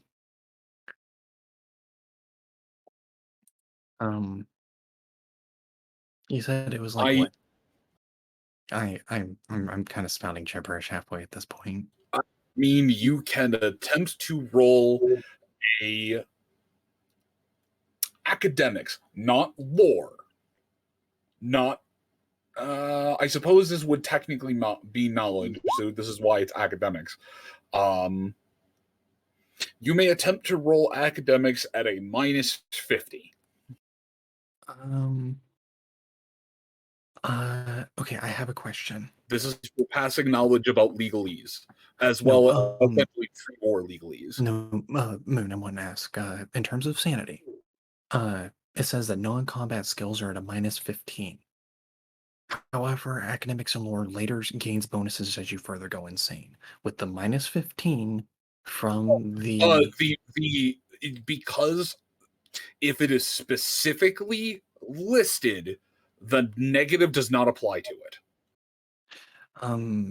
Okay.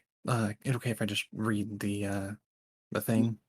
What I'm saying is that academics gets a straight bonus. It does not take a penalty. It does not get a bonus. It does not get a bonus 75%. It just You're- simply says all non-combat skills. I was saying later down the line it starts getting buffs. So I wasn't sure if it was in a case of it still applied or not. Yes, if you're on that tier, you're in a negative 15 to it. Your brain just cannot seem to focus on specific bits of information. Okay, thank you. I wasn't sure and I wanted to ask. Yeah, I thought you were a rung down. I No, goofed. no, I hit 50% and then I got the +1 point from the dog and I got really ticked off because I had updated 2 entire sheets with all of the insanity information. That's right. Don't worry about re-updating it. You'll go back down soon enough. No, I already did it. Yeah, Well- no, I am not proficient in legalese. He doesn't know.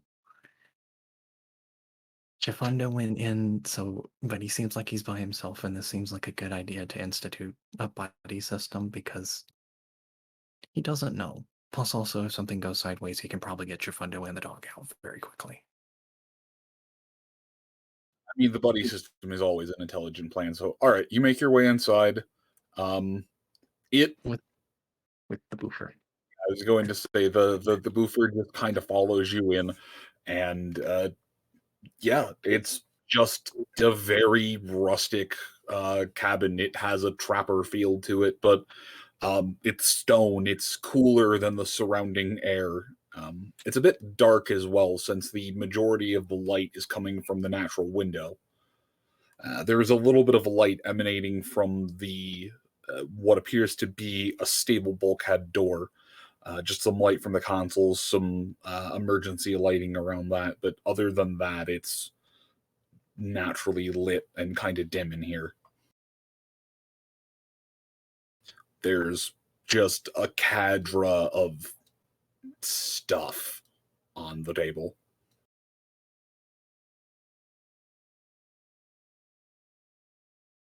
Sorry, I was making a note for myself.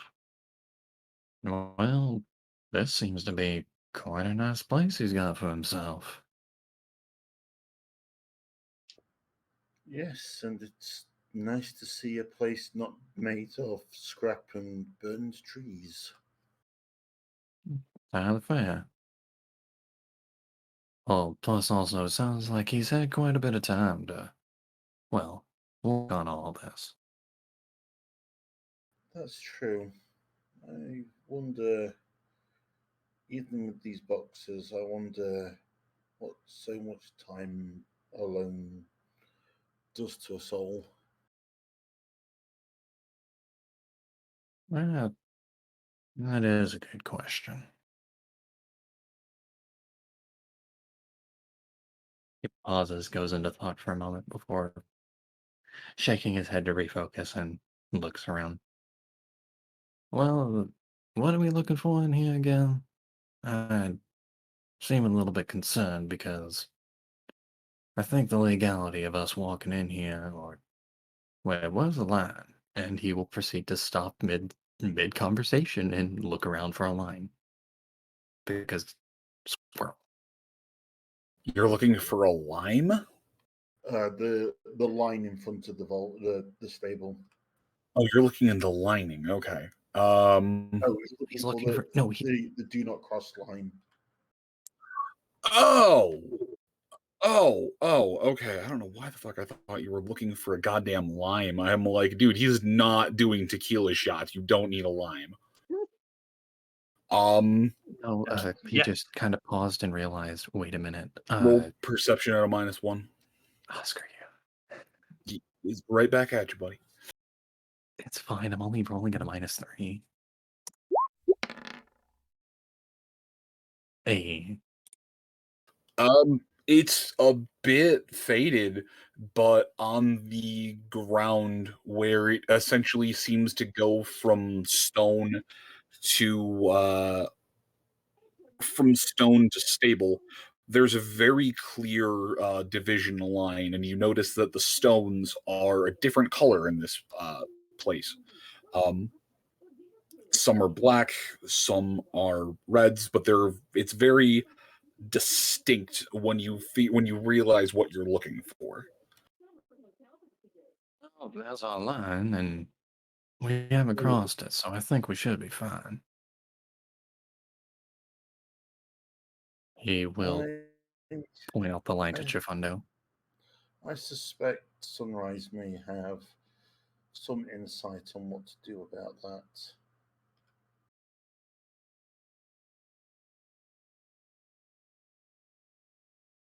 Also, out of character, you're complaining about having a penalty of 3. Your perception is still 5. Yeah, I Oh, was it's gonna say that's some real good perception. Oh, it's because I'm wearing a hat, and my base perception is 5, and I have alter physiology active. I popped it. I popped it while we were back in the forest. There we go. Look at him. I see. You're eating the okay. You're using buffs to eat the negatives. Smart. Well, I mean, typically, whenever you go into combat, buffing your perception and agility is usually a good idea. Actually, honestly, perception, unless you're dealing with something sneaky, perception doesn't tend to help that much. Unless you are, I believe, a energy weapons user, which their skill is affected by perception. Perception only. Yeah, the base determining skill for Muse is perception.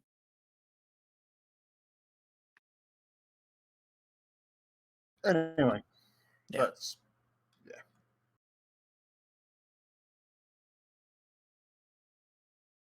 what was Arcane saying? He was just gesturing to the line, and the Chifundo remarked that Sunrise would know what was going on. And with that, Arcane would look back out the door. Well, I think she just ran off to figure out what got Nyota, and I'm assuming he's getting in a bit of a mood, but I'm not really the type of pony to read emotions that well. I don't know, maybe just needs some fresh air. He was in here for a little while. Oh, is this where he was the whole time? Oh, I mean, you're used to not seeing Nyota. You're used to just a black and white blur of malice, some kinds of fatherly energies, and what appears to be a flirty Arabian woman just make their way past you periodically. It's weird at first, but you just get used to it after a while. Sometimes they just exist as a hole in space. Arcane stops looking at the ceiling for the moment as the GM does a narration and looks back to Chifundo and gives a nod. Don't do that. Ignore the GM. He just rambles a lot. No, what are you talking about? I'm going a little bit insane. Clearly, the GM is whispering in my ear.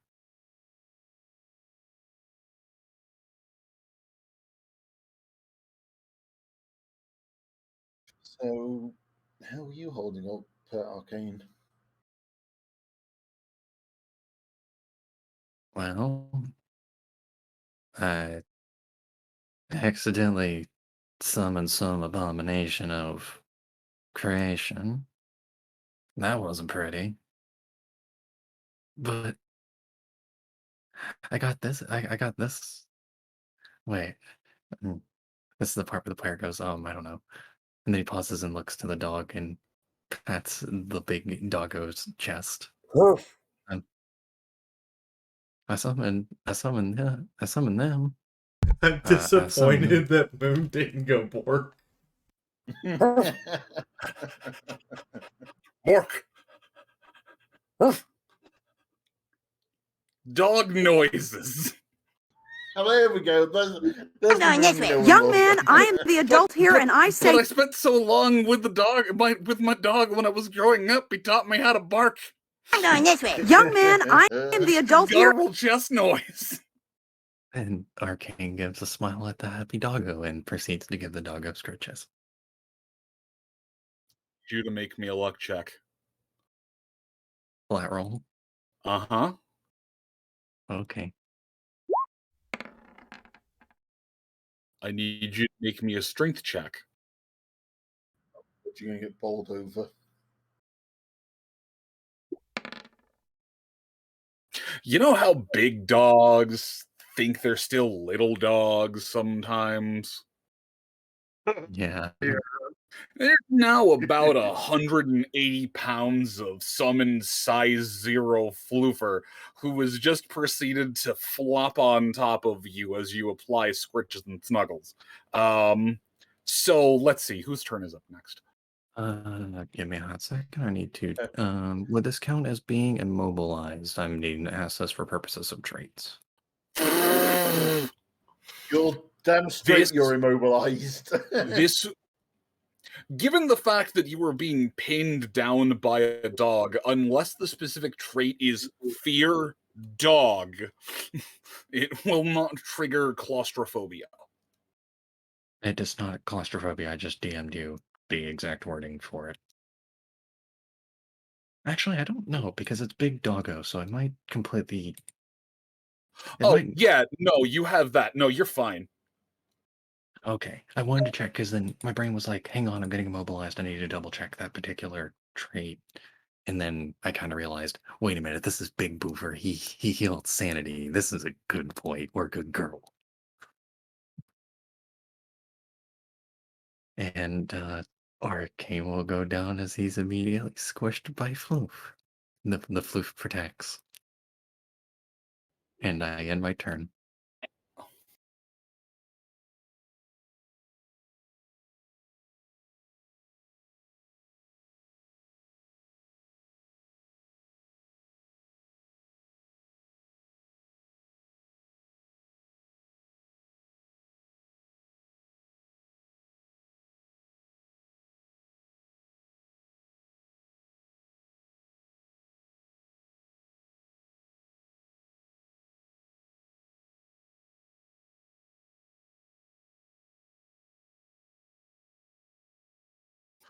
Yeah, no, you're okay. It does not trigger that. You are being safety snugged by a dog. Anyway, Hayes. So we want to get through that door, right? Pointing to the vault door. Yes, although Sunrise has been working on these for a long time, so she may have some idea what to do about it. Okay.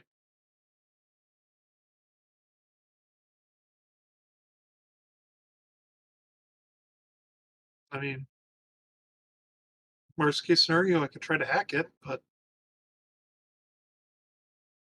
we'll see what Sunrise. Anyway, yeah, I'll just end my turn there. Just waiting. Waiting. Not gonna attempt to do anything. Just kind of waiting to see what happens next. Pretty much. Yeah. Okay.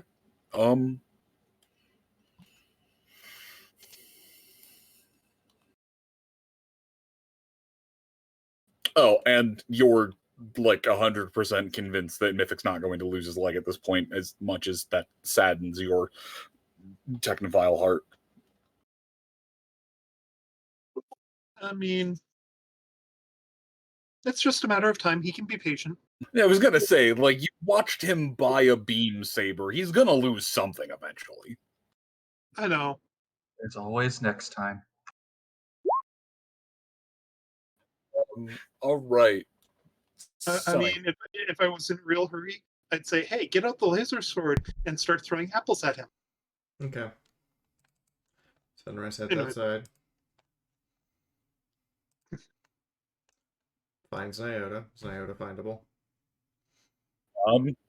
I don't know. Has Nyota engaged stealth? Nope. Okay, then Sunrise, just give me a perception check. As long as it is not a horrendous botch, you should be able to find him just fine. Before nat 10. Darn. Okay, Sunrise, Nyota is not there. Okay. I go find Nyota. I assume that pass means I find him.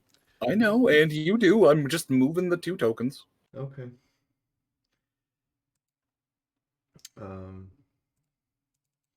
She walks up and immediately touches Nyota and has to concentrate really hard to get this to work. There goes 10 strain, 20 strain.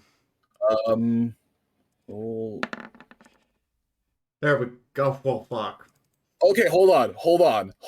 What are you trying to do? I'm trying to engage telepathy. There goes 50 strain. Okay, no. Stop rolling. Oh, hi, Sunrise. Why are you in my head? You do, in fact, engage telepathy with Nyota. However, it is not a controlled telepathy.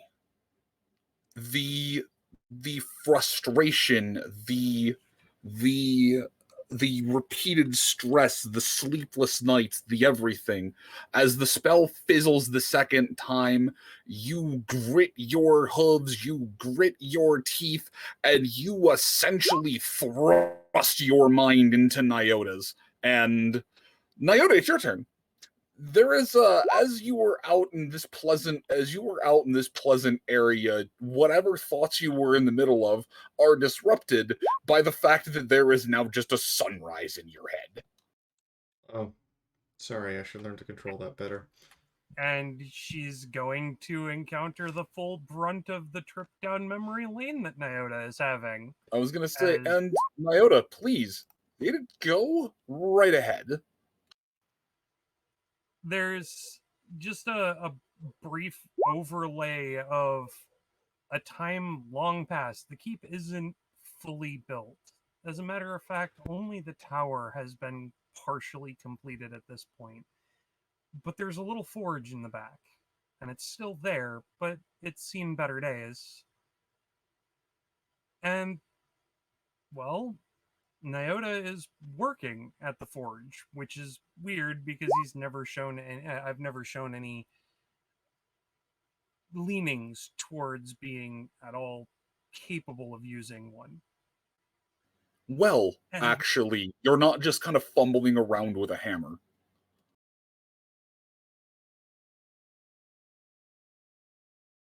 And as this little trip down memory lane continues, there's a very familiar voice that rings out over my left shoulder. Nyota, what are you doing? I've been looking all over for you. I know, I just figured I'd make something so that, if anything does happen, well, there'll be something to remember this by. What do you mean does happen? You'll be fine. Everything will be fine. Yeah. Just, I don't know. Just felt like making something. You see a set of claws just carefully trail their way down the back of Nyota's mane as the large griffin comes in, wrapping him tenderly in a hug, the wings flaring out a bit to not get themselves in the forge, but to definitely envelop a bit more. You are such a sweet zebra. I am glad you stumbled into this keep. Yeah, well, you didn't try to kill me at first glance, so... It helps that... Well, I have my reasons.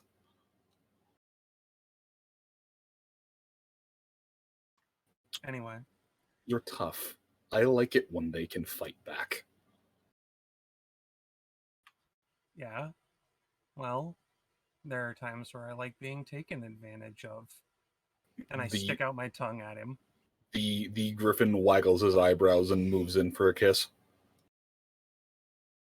I make no effort to stop and instead just dive in.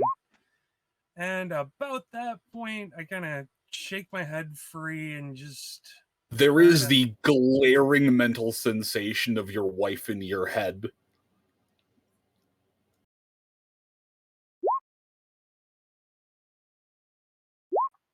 Hi.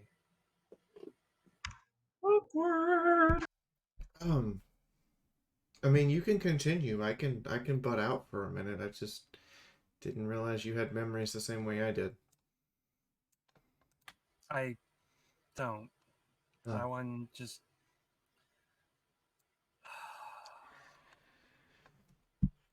You know, I was expecting to find something interesting when I went digging through this stuff. I wasn't expecting to find that. And I pull out one small scrap of paper from the memories chest. Or this. I remember giving this to him. And then the memories stop. What's on the paper? It's a cheesy little love note. Just it's pretty sappy. He's always been one for overt displays of affection, but this just screams a much younger, much more a much less jaded Nyota. It's got real big middle school crush energy. It's adorable. I had no idea you could be this sweet. Yeah, neither did I. But it's there. Right. Do you need a minute? I can wait. No, I know we need to get inside the stable, but after that, I don't feel right about fighting him again. I think I've got some things to talk with our friend about while the rest of you are busy. Well, if it makes you feel any better, Mythic didn't actually kill him. I figured as much. Medicinal's got him in a doctor's coma to make sure he heals instead of trying to get back up, and to buy us time to go inside. Well, I found everything I could to try and make that as easy as possible, but I don't know what else I can offer except for maybe. But I promised you an explanation immediately. Yeah, and I'm gonna be honest, I think I know what the secondary password is. It's kind of, well, maybe I'm just reading too much into this, but maybe we try my name. That might actually be way on up there as the first or second try. So I suppose explanation time? I take a seat and break out my canteen and take a sip of water. Okay. Seems like we've got some time. We're in our heads, by the way, because I don't want any prying ears to be able to hear damn thing. Well, you'd I also think, need Amber. to you'd also need to pass a magic check to cancel this without any outside interference. Because you're in net 100 land.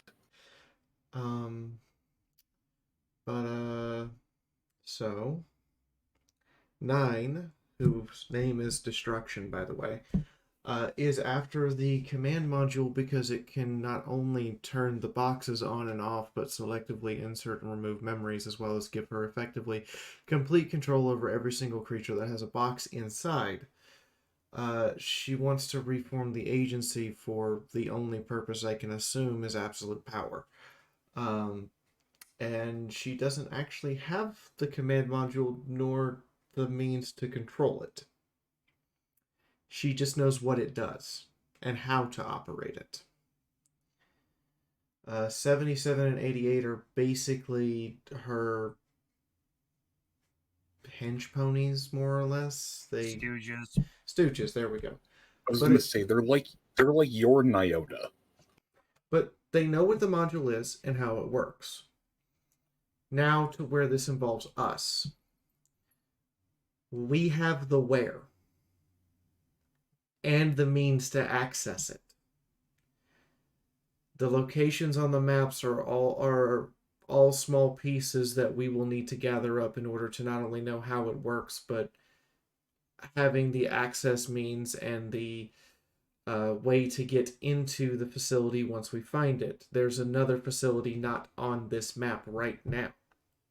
We have to go to the other facilities in order to have all of the different pieces of the puzzle to find the last location, which is, and she points at her staple suit, 43. And it just so that I can kind of clear a question.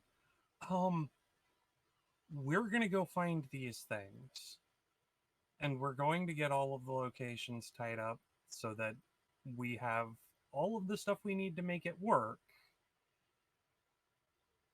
And we're going to do this without making them aware of that and giving them the keys to use it. That's the thing. We are a combination of currently their only means to find it and the ones who have the keys. If they could get it easily, they would have already done so, but obviously they can't because they couldn't get inside when they beat up Valor. They lack the password, which is actually pretty simple, but the passwords aren't the only thing you need. My Pip-Buck is DNA locked. That's why it wouldn't work when we put it on someone else. And also, in order to access the files in the first place, it's not just about typing in the password. I have to take the right actions in the right order on the Pip-Buck or it locks me out. Further, they have absolutely no issue with bringing down all the power they have to torture, torment, and reset us as many times as they need until we go do what they want. Which makes everyone around us at risk if we are not trying actively to find this location and get the command module information to how it works. Further,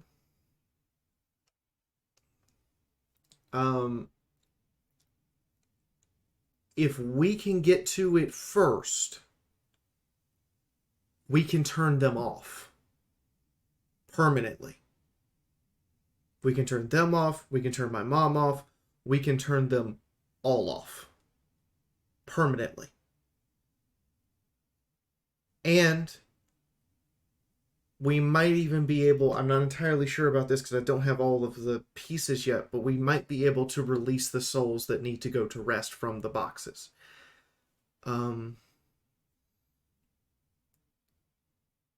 But they basically have a gun to our head, and it's a race, but it's not a race that you can win by running fast. It's a race you have to win by being methodical and making sure you have the right pieces first.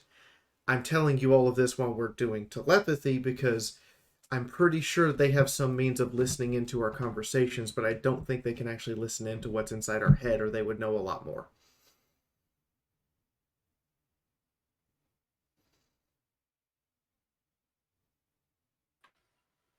I sit back for a moment and just let out a sigh as I take another sip of water. And I raise an eyebrow at Sunrise.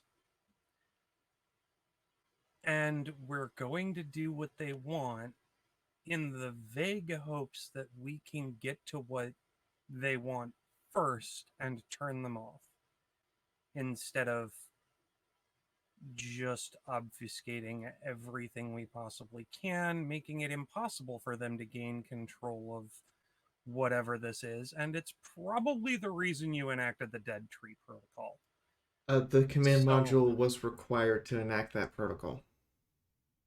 Yes, but since you did so and you no longer have access to it or the knowledge of where, what, just using it in general, why are we giving them a second chance at it?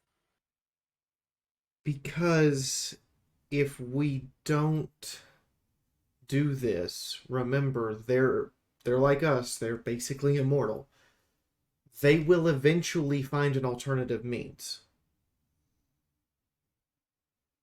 And if we don't take care of it now, eventually when they find that alternative means, it's going to be their world, not ours anymore. Whether we want it or not. Our only viable way to protect ourselves, our children, and everyone who comes after them is to shut them off. And the only way to do that is with the command module. And I'm reasonably certain I locked it in stable 43 and then erased the location of stable 43 from every database in the wasteland. That's why no one knows where it is. And when I hit the Dead Tree Protocol, I erased it from my own mind. I have vague memories, but I would have to be physically standing at Stalingrad, and Stalingrad would have to have some reference points for me to use those memories, which I don't. I think I've already tried that. I need coordinates, and the only way to get those coordinates is to go to all 5 locations and open the door. And in the meantime, we need to be acting on to misdirect, change their way of thinking, and or prevent them from gaining the knowledge. Already, we have a piece of that knowledge they haven't had access to, and that's the books from Stable 5. Here, we're going to find what powers the command module. Inside there are several crates full of crystals and power gems that are specifically shaped to be used with the command module. We need to take what we need and destroy the rest. To make it where they can't ain't no kid show. To make it where they can't use them. And I have no idea exactly how many we're going to need. What I do know is that if they can't get access to them and can't recover any of them, they'll have to get them from us. And that's one more piece we have they can't get without taking it. Then why don't we just leave them here until we know how many we need and then deal with that? Because don't get me wrong, I'm down to finish this, but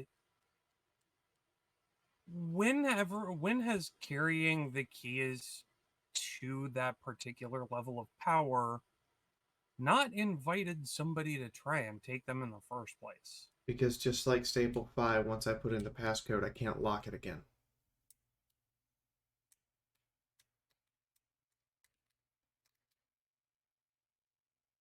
Well, you can't. And we need to verify they're still here before we go off doing something else and then come back and find out they're gone. As I said, you can't lock the door. But turns out we've got a couple really good ponies as it concerns dealing with technology. Definitely not me, but you just so happen to stumble across a couple of really capable, technologically inclined people. What's keeping us from having them lock the door behind us?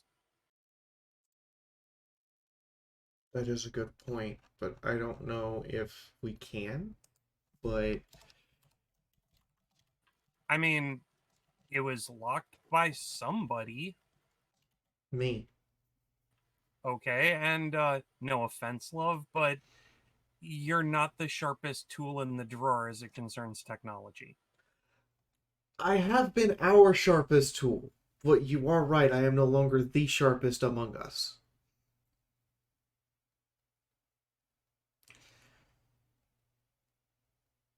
I agree that if we can lock the door and make sure the entire inventory is accounted for, we should leave them here until we can come back and get them.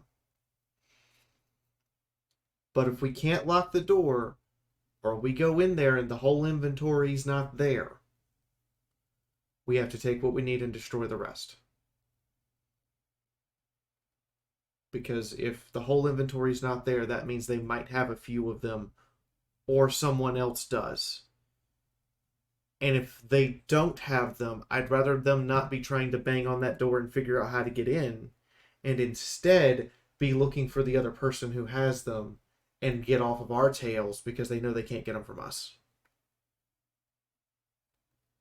I will put them into a small box and rig it so that if it's opened without the correct sequence, it'll detonate. And then they'll have to go to Sable Phi and fight their way through the Tadoshans to get to those crystal forges and reforge the correct keys to open the command module, assuming they even have the blueprints for those, but I'm pretty sure that they do. I mean, if they already have the blueprints, why haven't they just used the crystal forges to do so? Mountain and the Tadoshans are extremely tenacious, and Hollow Feather is on orders to kill on sight of any of them. And Hollow Feather, the terminally suicidal for funsies, is gonna follow through on that. I'm sorry, love. A lot of the logic you're throwing down here is falling pretty flat. Let me explain. Hollow Feather is unaware of what would be considered. You know how sometimes I look at stuff and it triggers a memory, and I'm stuck in it, and I don't really have any controls. Oh, wow, that's a really shitty position to be in. He's literally programmed. His mind is literally programmed upon seeing one of the three of them to just immediately lose all train of thought and try to kill them. And he's exceptionally good at it, and that's a stretch, and I know him. Oh, I was going to say, Sealy, don't forget, Scopolamina also made him a very large amount of antipsychotics. Yes, and Scopolamina did make him those antipsychotics, which should last him about a year to a year and a half. I was not expecting her to make antipsychotics. So, he's mostly sane, and the Tadoshans are probably keeping him good company. Flips to Stable Phi. Mountain is like, do you want eggs?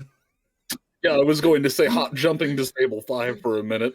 The Tadoshans are gathered around a table. Valor is there. It had been his turn. It had been his and Mountain's turn to cook.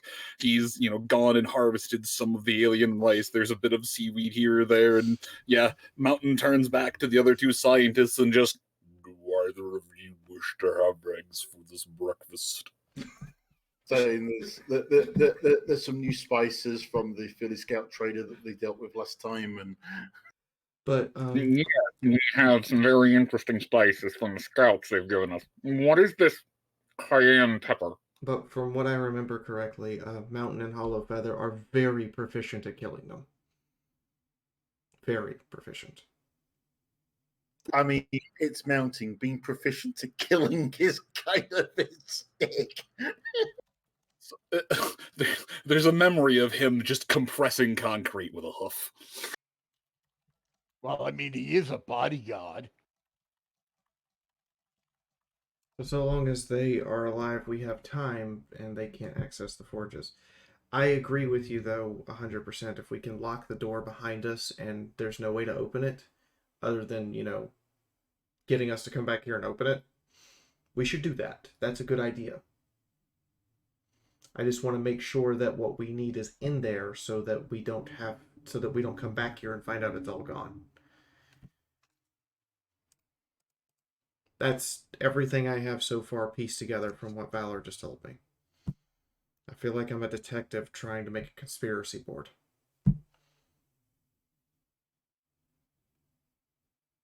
And you know what?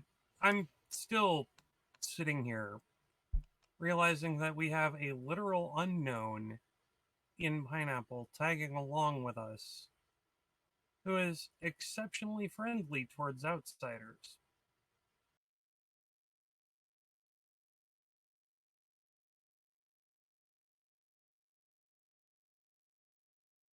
Just a happy little twink. Just leave the twink alone. Yeah, but to be fair, out of character, or in Nyota's head, it's awfully suspicious that somebody from South Shore is willing to venture out into the wasteland and follow along with the very people who assaulted South Shore and then fought off an Enclave raptor. Hey, it's pretty sus. No! I am not trying to invalidate your susness. I'm more just like, no, my twink, leave the twink alone. I agree. Pineapple is very suspicious, but I also know that if he were someone I would recognize, it would be immediate. Because that's the weird thing about those three. They're in my memory, their visages are obfuscated. That's memory programming. Basically, if you're not directly in their presence, you can't remember what they look like. But the moment you're in their presence, you recognize them. It's exactly like Hollow Feather's programming to kill them on sight. It's the same with me. I can't remember what they look like no matter how hard I try. Or how hard someone else probes my mind, they will never find out what they look like. But the moment I see them, I should immediately snap my head and recognize them. Now, I'm not saying that Pineapple can't be an agent of theirs who's working to undermine us or for them. And I agree, Pineapple is extremely suspicious.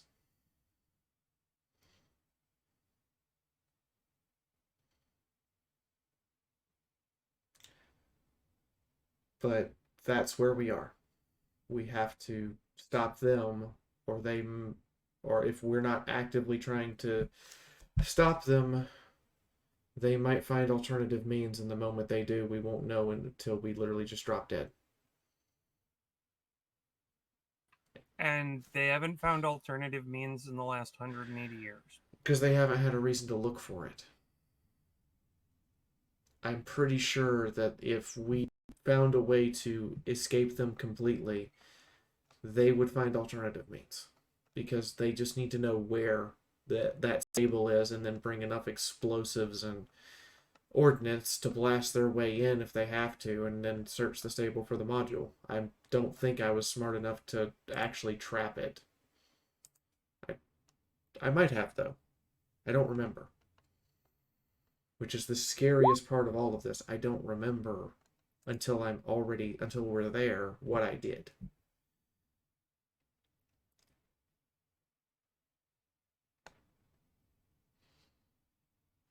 I'm gonna take a sip of water and bring up a hoof to the bridge of my nose and just kind of start massaging it because I'm starting to get a headache. Okay. So we have to go hunt this thing down because a trio of bad people want to find it so they can turn us off. So they can turn us off, and the agency's original goal was total control over Equestria and Zebrica.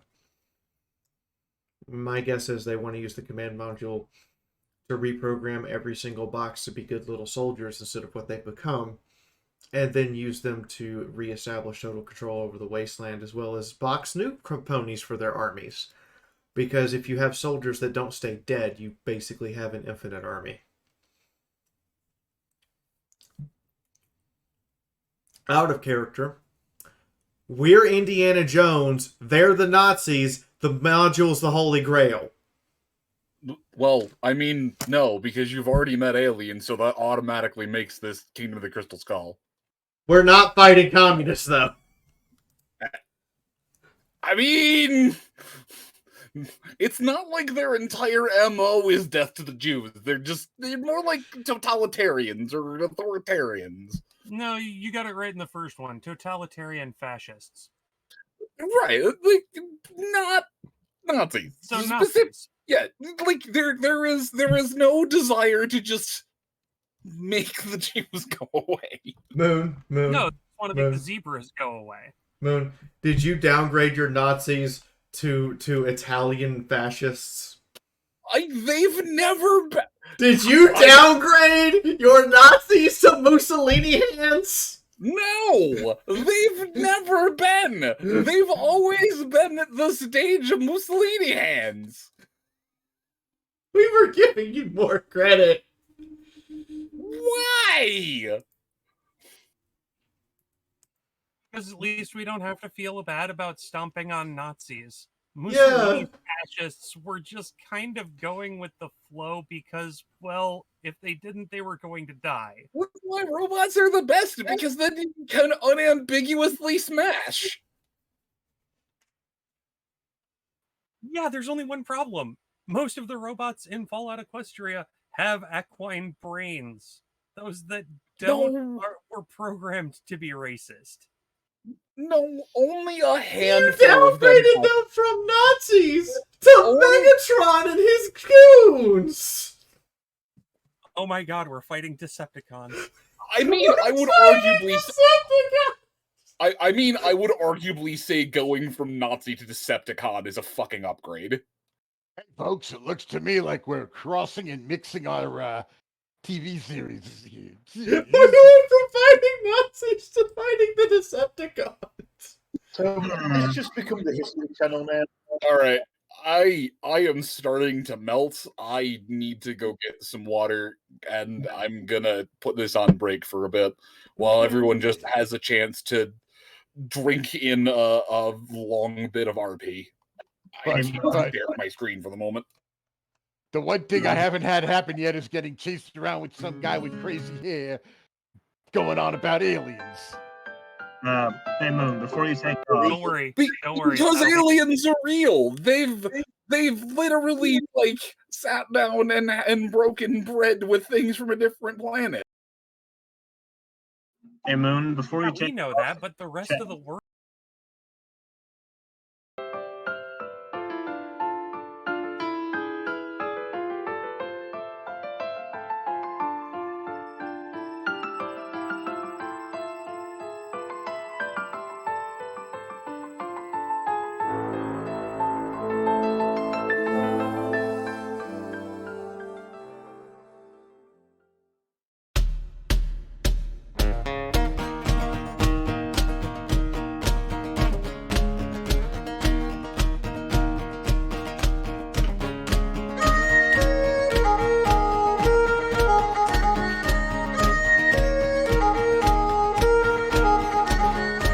was a bird from Lusa, to the wasteland did it roam, carrying out swift justice. To him I sing this ode. Along with a great spirit, he struck down every foe. Safety in the wasteland, to him we do owe. Red and black, red and black. The bird from Lusa wore a hat of red and black.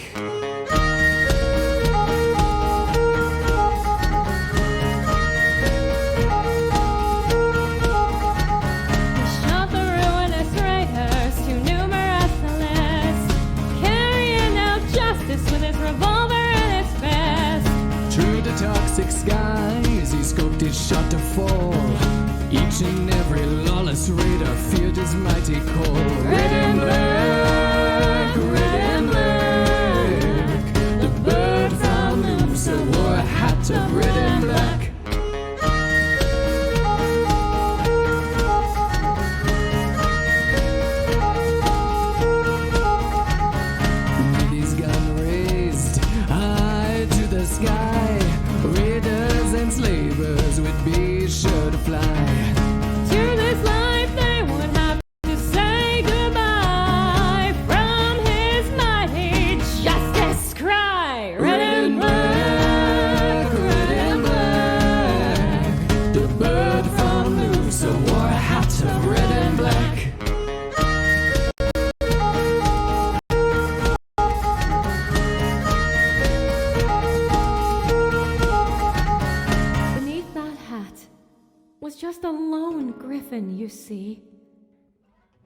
one with a hollow hole where one of his eyes should be.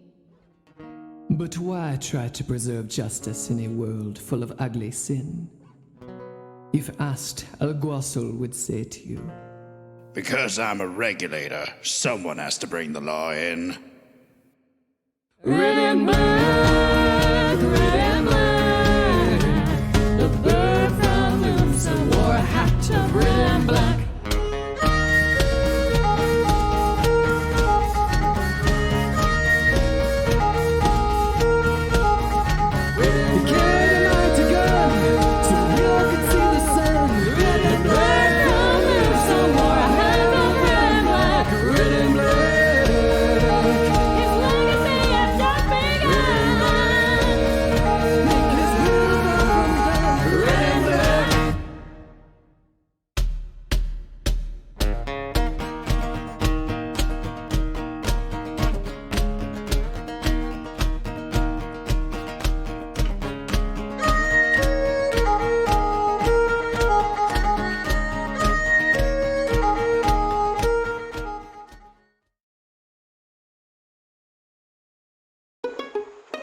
Colors can be sketched, tie-dyed, or even stretched.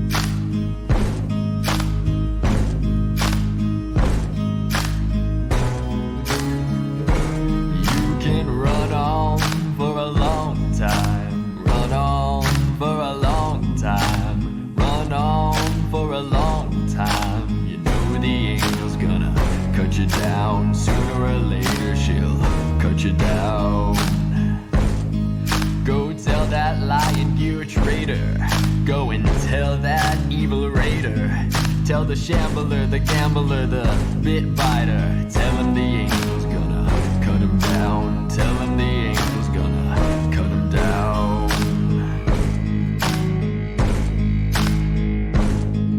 Well, my goodness gracious, let me tell you the news. My main's been wet with the morning dew.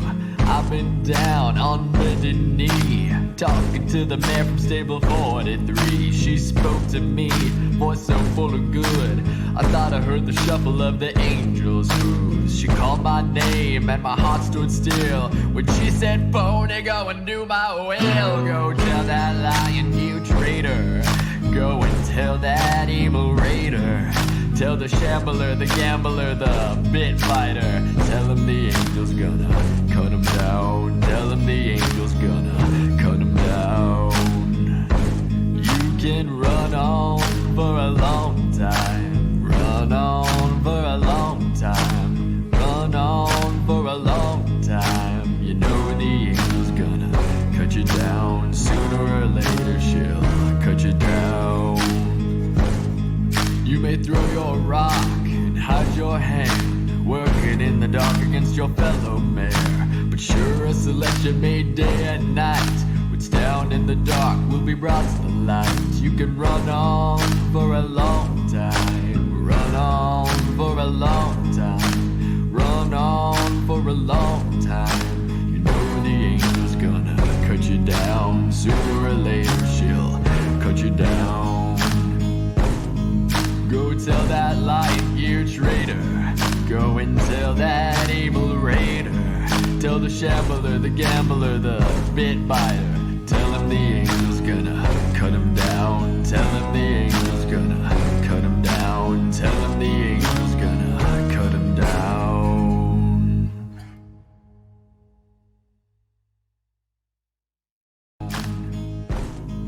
Go tell that light-year traitor. Go and tell that evil raider. Tell the shambler, the gambler, the bit biter. Tell him the angel's gonna cut him down. Tell him the angel's gonna cut him down. Tell him the angel's gonna cut him down.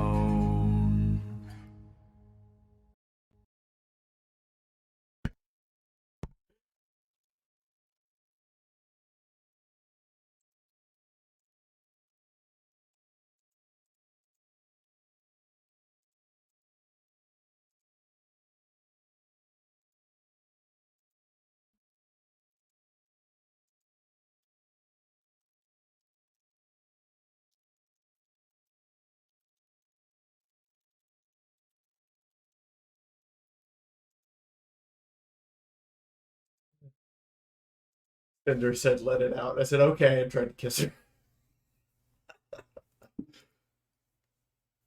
I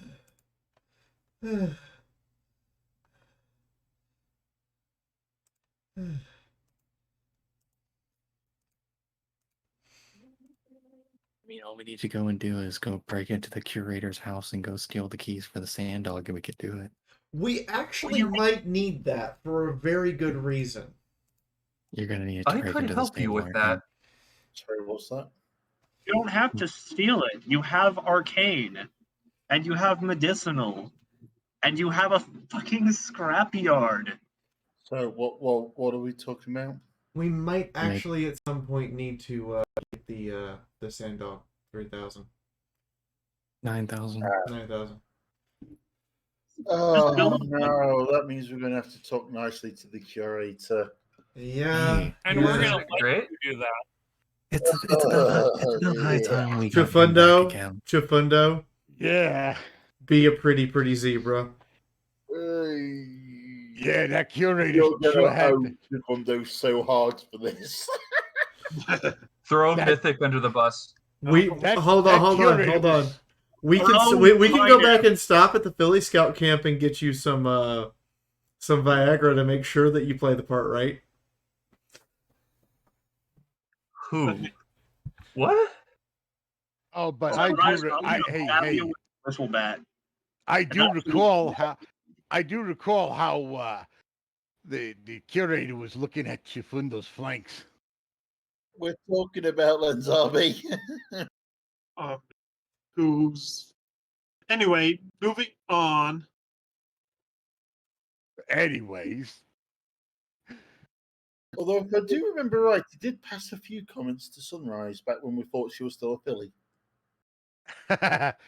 well, I mean, Yeah, but I can say I'm married now, and he'll be like, "Oh."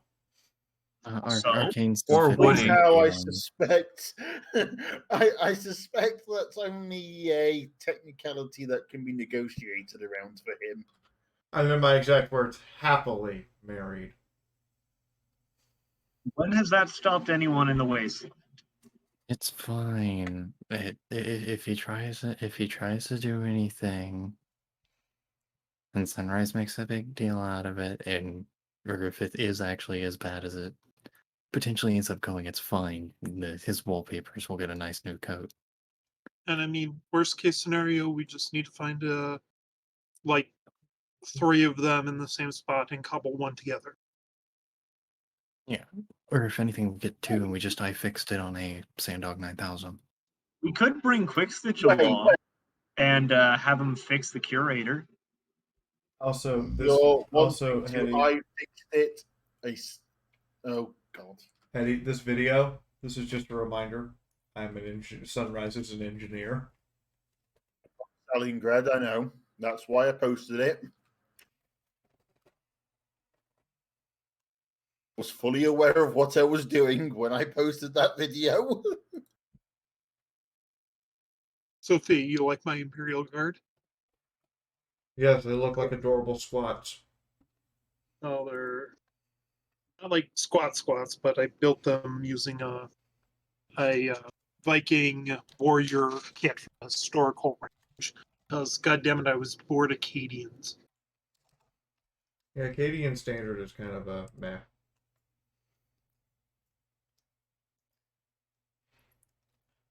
By the way, that pauldron is not work. Cadians are to the Imperial Guard what the Ultramarines Snips. Marines. Snips. Is the pauldron on the miniature? Yes. Does it come off easily? Yes. Oh, you can just like pry it off with your fingers? Well, no, I haven't glued it on. I put it on there and I just went, motherfucker, a towel will look at this and go, that's a bit much. Whereas no, put it on. Put it on. It comes in mobile cover. Literally, his entire head and upper body is protected by a solid chunk of adamantium. He just turns when someone fires at him, hooks the bolter up on the pauldron, and lays into whatever poor bastard decided to shoot at him with a bolt gun. So he's got He's got an automatic stability point on his body, and it counts as light cover at all times. Yes. Okay. So Yeah. all he needs now is a shield, and he's basically untouchable. I don't see a problem. This is my company commander. Good. Good. He's the one you need to stay alive. Wait, no, my bad. This is the platoon commander. Yeah. Doesn't matter. Grumble, grumble. Why are you making company commander or platoon commanders instead of just commanders? Because I bring both a company commander and a platoon commander in. I play guard. I'm here, by the way. I've been back for a bit. I lost a few minutes just standing in front of an air conditioner. You should just be running two company or a company commander and a tank commander. But anyway, Also, yeah, don't lose your company commander. That's really important. Otherwise, squad cohesion just goes to shit. Look, my guys haven't broken. I've seen Tempestus Scions shatter and the platoon commander go, fuck it, I'm gonna stab this Tyranid in the face. Anyway. So, roll call. Is everyone here? Present still. I didn't hear an Arcane or Adagio. Blur. I'm here. Okay. So, we're not missing anyone. Good. Sunrise, are you here? No, Moon. I'm a figment of your imagination currently dancing on your brain tumor that I gave you. I mean, listen, I have experienced withdrawal symptoms from cough drops. It wouldn't be the weirdest fucking thing that's happened to me. Pink and white marshmallow noises. Hey, oh, it's time for the imagination Oh song. shit, peeps! They found me. Hey, Moon. I'm a tumor. What? I'm a tumor. I'm a tumor. I'm a tumor.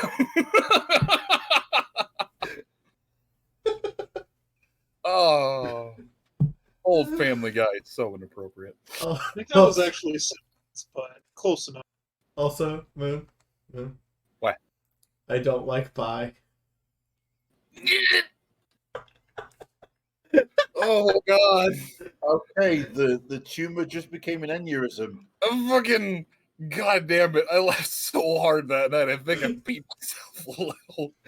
We were just Horse the next morning. That's not even a pie. Oh, I had. Oh my god! Fuck you! I straight up had a laugh-induced headache, and it was worth it. You pie. I don't want to be a pie. I hate gravy. There's just full stop. It's in the later season, but it's just full stop. Everyone's favorite tomboy horse is just like, I'm not a lesbian. I don't like pie. Fucking. Like, we were both high, and we were watching that as a new episode. And the moment that she just screams at Pinkie Pie, I don't like pie, both of us died. Didn't help that it was like 2 a.m. either, so it was extra funny. Oh, jeez. We had to stop the episode and go back, like, just before that, and try to sit through it because we couldn't watch that episode for laughing. Anyway, it's all yours again, Multiple man. takes, multiple tries it took for us to get through that scene without laughing. We spent more time trying to get through that scene than the episode is long. Even then, it's still like saying penis in a fucking conference room. Just still snicker a bit. Jesus. About the Google mistranslation when the guy was talking about wiping his butt with one of the Psalms. So anyway, let's get this train moving again. But I like it off the rails. I mean, at this point in time, the train is just turned into an ATV, but. So we're just. How do you like your train? On the rails, free, Okay. or What you're telling me is we're permanently in that scene in Polar Express where the train's crossing the lake. Okay, I'm going to attempt we to go. break the link now. Roll 20. I have almost a 50-50 chance of getting this right. How do you screw this up? Wow! Because the dice have no memory. Are you kidding me? Finally. That Also, takes some there was straining a and some re-roll, effort. I think, Hey, for you make it. reestablishing. I was gonna say you make it on the third try. Yeah, but I've used 8. I've given 8 attempts and only got 1 of them. Oh, the link is connected. It doesn't cost you anything to end it. You just because you crit failed, it requires effort to end it. No, what Fee's saying is statistically. Oh, I know. I'm just making on a- sure that she's realizing that she wasn't paying anything for those. That's 3. just the number of time. That's just the number of cast attempts. Yeah, no, I'm saying just making sure that was clear. Just statistically, she should have passed that one at least twice, if not 3 times, with the number of rolls she threw out. Yeah. Anyway. Nyota, she looks at Nyota, so I guess we have to go inside and I have to connect to everyone's head one at a time and explain this to them. I mean, probably. Wait. You have to actually cast anything to do it with somebody who you're already running bonds of friendship with? I still have to cast it, yes. And I still don't have the ability to do more than 1 at a time. You could just, use your big girl words and tell everyone aloud. Yeah. Yes, all the rest of the agents being able to overhear. But how else are things going to, how else are we going to have that convenient moment in the narration where it's like, boy, I really hope they don't turn left and look into this, open doorway. Actually, I've got a better idea if we can go back inside. They could always just ask Chifundo to astral project and then just touch him. Yeah, that works too. I'm not really sure how much I like the conclusion that it's just, all right, Chifundo, go touch him. I hope you don't mind, love, but I think I'm gonna stay out here for a while. No, I understand if...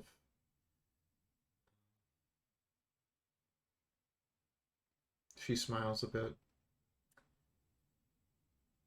I guess this is the reverse situation of me and Coffee Stain. Now it's you and Valor. Yeah. It's kind of weird with the shoes being on the other hoof. Take all the time you need. She gives him a kiss on the cheek and a very gentle hug, and then heads back Before inside. she can try and walk away, Nyota grabs her and just gives her a proper kiss. Oh. She blinks a few times. When I was going through this with Coffee Stain, I didn't want to kiss on the lips, but I guess I'm not you. No. Fair. Just life-affirming actions. And you know what? We had fun, but it's us. You and me. Everybody else, they're great. Love them like family, but you're the only one for me. He smiles. I'm glad you're not going to run away to Valor, but also I understand you're not like me, and if you decided you wanted to stay here with him for a couple days, I would not stop you.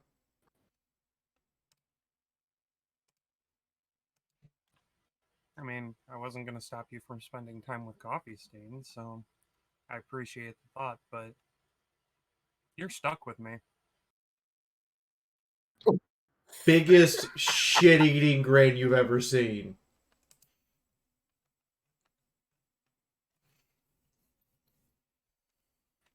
Literally and figuratively. And with that, I slap her on the rump and turn back to the forge. And I start cleaning it up. Ooh la la. Wait. But is she in her armor? I mean, I negate 25 points of DT. I don't think it matters. I also Well, think that's why I'm asking if she's in her armor or not. she is. Okay, Nyota, I need you to roll damage.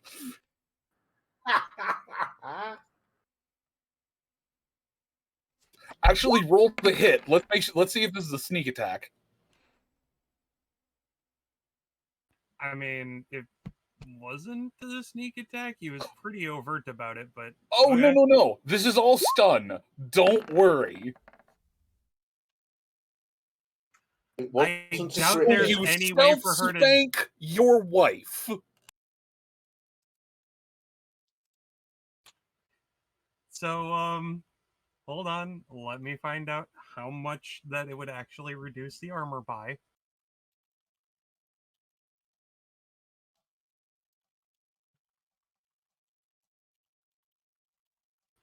Let's see. Okay, so it negates 20 DT with a 10% bonus to sneak. Okay. So yeah, it's just ignores 20 DT.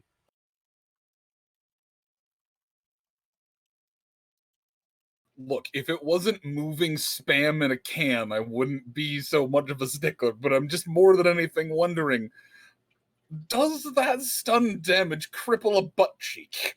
That stun damage didn't get through. No. Even with a Oh, if we double it, it does. Yeah, I was going to say, even on like 180 points of stun damage to the rump. Why is it? More than anything, it is just a firm spank to the rear. I don't know. I was gonna say, if we don't multiply it by anything, it's exact at minus 20. It's exactly my DT. But if we're multiplying it, then yeah, that actually hurts. So there is a resounding zebra spank. If you want to laugh really hard, Moon, that doesn't cripple a butt cheek. And no, given that it's a body, that it'd be technically the body. The DR doesn't. It doesn't. It does actually get through because 52. So 62. With a minus 20 to DT means that her armor is 52. Means 10 points get through minus 3 points. My natural DT is 10. So it's exactly on the nose, 82 DT versus 62 plus 20. It's exactly on the nose. But the rest of it getting through at times 3 is enough to make it sting, but not enough to actually cripple a torso. Well, stun wouldn't cripple, stun would bleed over into, but that's not the point. The fact of the matter is, I'm more than anything just wondering if this was a resounding spank or a stealth or stealth slap. I guess it's a resounding stealth slap.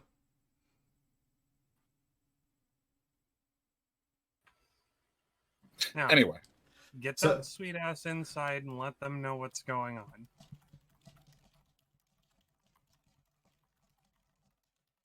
Right. Make sure to take birth control tonight. She heads inside. Boom chicka wow wow. Just borrow Chifundo's spirit. You do not want Chifundo anywhere near that room. No, not Chifundo. The spirit attached to his dock. You know, the one that just exudes an aura of horny outside of Chifundo being Chifundo. Please do not give them the spirit. Please do not give them the spiritual equivalent of Spanish fly. Can you imagine talking to the curator with this damn spirit around Chifundo's dock? Yeah, I came back to the lot of you like discussing things that happened IRL years, but like months ago. When I'm just where did this renewed interest in what was all but a throwaway NPC come from? I just told them we to were talking about grabbing a Sandog 9000 from somewhere. I told him to go build a And new to be one. fair, if you threw away the curator, I was going to be a little bit miffed with you because honestly, he's a fun character. I mean, I've already mentioned that for the most part, nothing really exists as set dressing, but I kind of just expected him to be a creepy zebra who made everyone feel uncomfortable, and that they just kind of tried to never cross paths with again. Creepy zebra ghoul. Who happens to hold the equipment they're gonna need in the future. A creepy zebra ghoul with blue blood and ruggedly bad looks. Look, bring Quick Stitch along. We can fix the ghoul part. You cannot fix a ghoul. You cannot de-ghoul someone. Watch So, Quick. have you tried telling Shadow that? Exactly. Watch him try. Wow. Okay. All right. Apparently, I'm have to smack a whole bunch of bitches.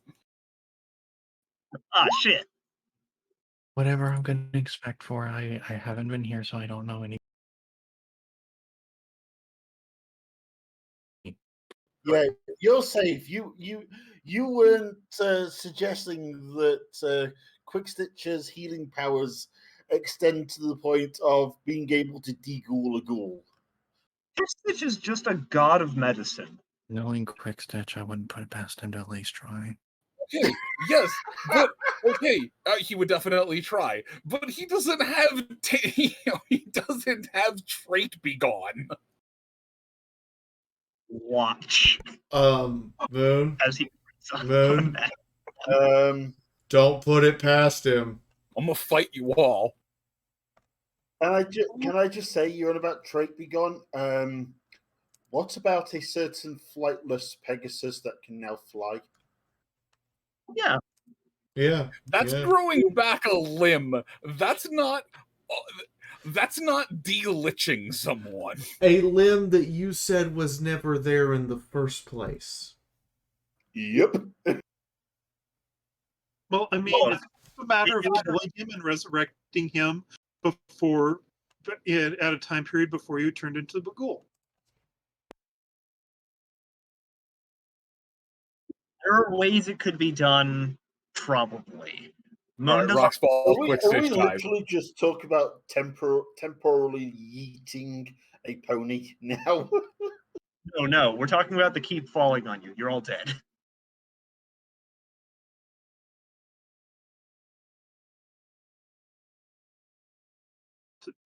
GG Nori.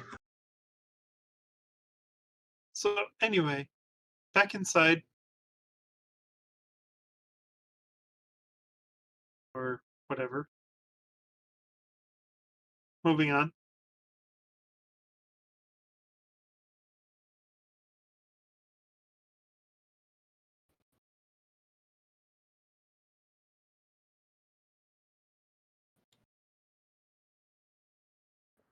Moon might be looking for alcohol. Sunrise comes back inside. Okay, now how to tell all of you because apparently I'm having a bad telekinesis day.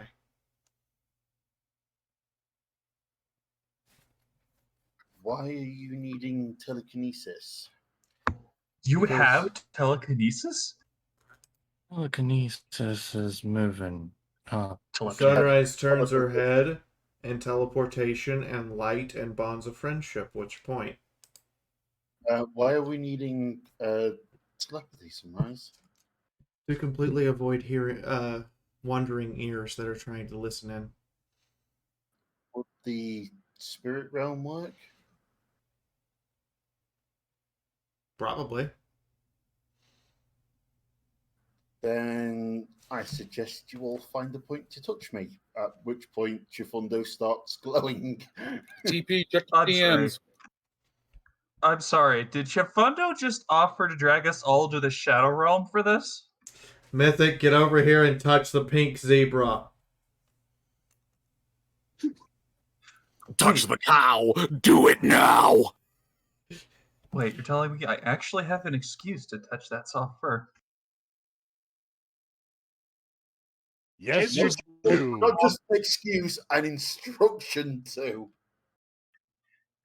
He giddy sword horse noises and clops over.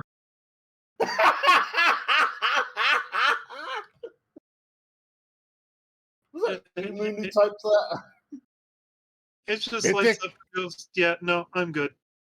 Don't believe that. Taste the rainbow. You just grab his hoof.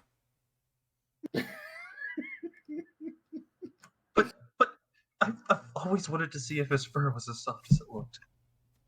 Mythic. It's been bugging me since like day one. Mythic. This is not cop a feel. This is touch him so that he can rip you into the spirit realm. So grab a hoof. Perception.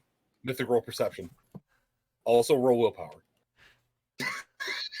Please fail. I wanted to touch anyway. Yes. Oh, that's perception. Oh. Okay. All right. Mythic. So you take a point of sanity damage from it's not the fact that a unicorn knows spells you don't. It's the fact that a fucking earth pony knows spells that you don't. Hold on. I think this was brought up earlier. Hold this on. is so much No. worse. It was. No. It was brought up earlier in RP. No, I'm gonna absolutely have fun with him now. He rolled a nat 10. Can I make a random check for or Wild Wasteland check to do something awful? Roll shamanism at a -10. This is actually for Pink to have something to do something awful. Okay, and yeah, Mythic. It was just save against mundane. So. Oh God, no. Okay. Man, I thought the willpower fail was to not feel up Chifundo. Yeah, I kind of thought he grabbed onto. But he rolled a nat 10. I want to have fun with him. So hold on. The perception check was for you to be able to comprehend the sheer amount of spiritual fluff that you are grabbing onto, because as you grab as you make that connection, your hoof just continues to sink into fur until you are finally at the place, but it is just surrounded by incalculable softness. Huh. It is like you They're are a lot fluffier on the inside. It is like you are going down a slide at a playground, except the inside of the slide is lined with satin.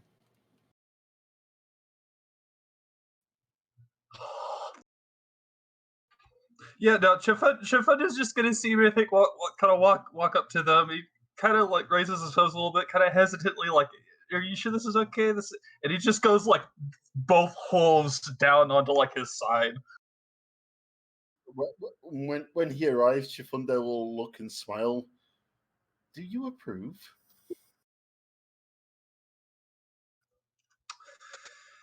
Definitely not what I expected. A lot better than I expected. I approve.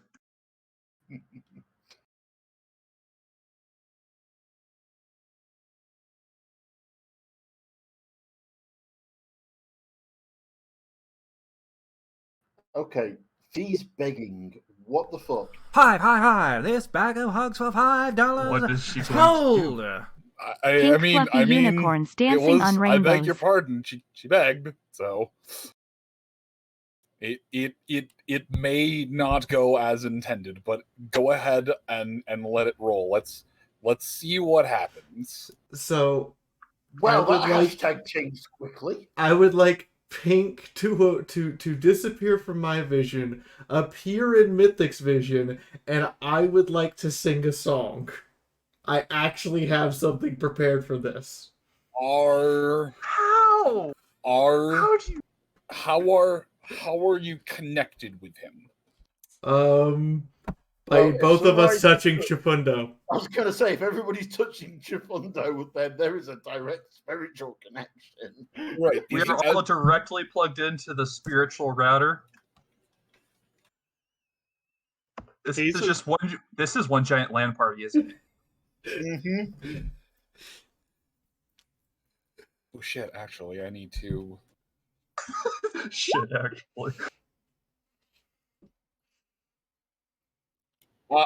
I mean, Gears, you by this point in time, you would have been able to work your way out from underneath the almost incalculable floof that is the Tibetan Mastiff that you summoned.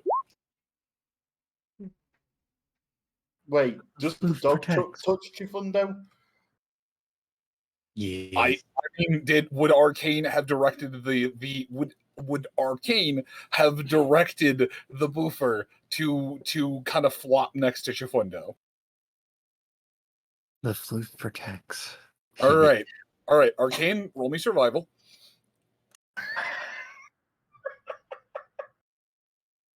Flat roll. Morph.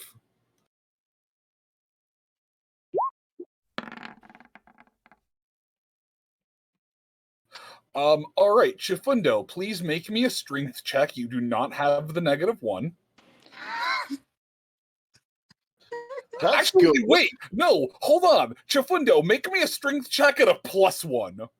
So Moon, was that a yes? I could do something. I could do this to Mythic because I actually have a song prepared.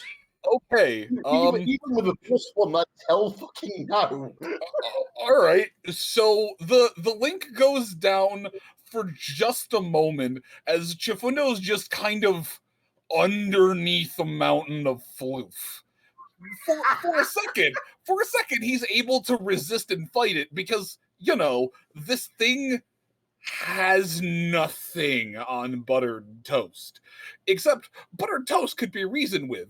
Buttered toast could be requested to stop snapping Chifundo like he is a Slim Jim.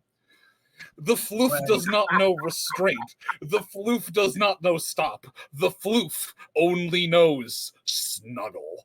And so, Chifundo, you are temporarily buried under a mountain of dog. You regain 1 point of sanity. Does this mean that Mythic is buried under Chifundo? No, there is enough of a link going that it's able to stay together, but he is now just in 0 position of dignity. He is now just buried under large dog that thinks it is the size of a teacup.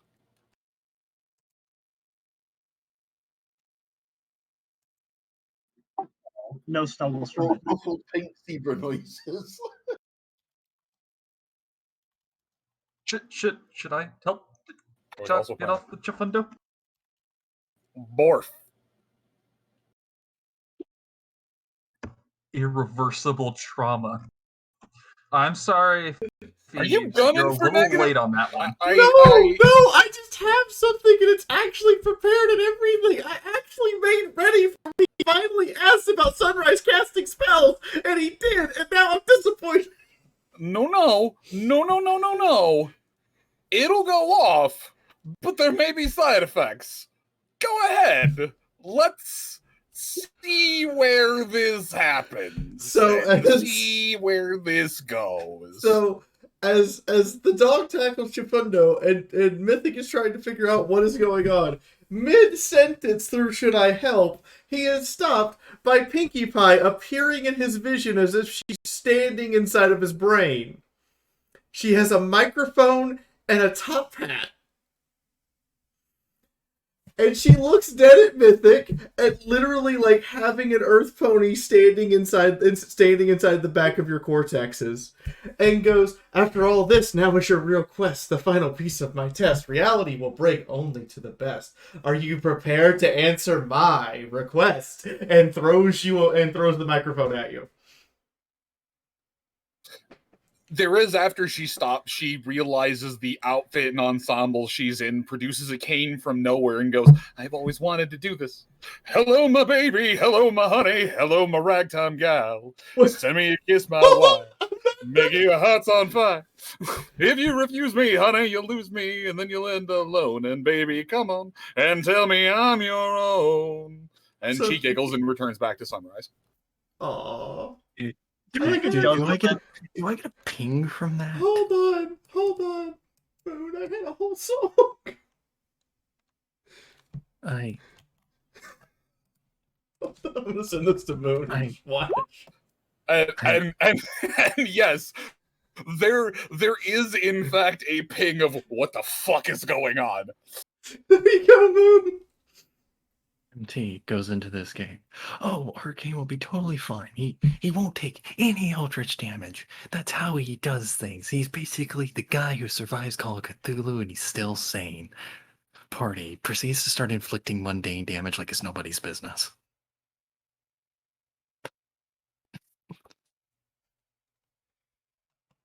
About that microphone. Making me ride that line. Do you say yes or no?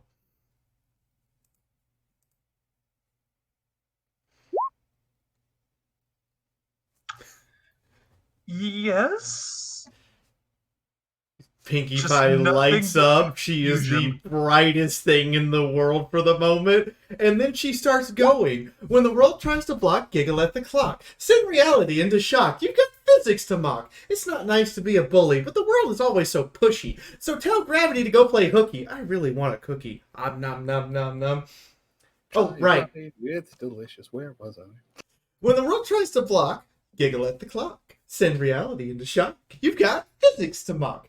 You're a light, now let it shine. Telepathy in 1, 2, 3.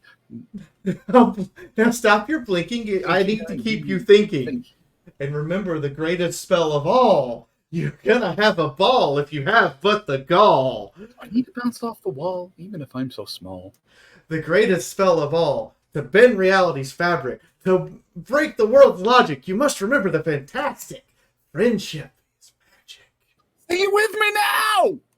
The greatest spell of all, to bend reality's fabric, to break the world's logic, you must remember the fantastic. Friendship is magic. And the core and the instrumental section goes insane, as does probably everyone within a short radius. You get a sensation that if there were any squirrel scouts in a nearby radius, their brains have been reduced to a state of liquid jello. Well,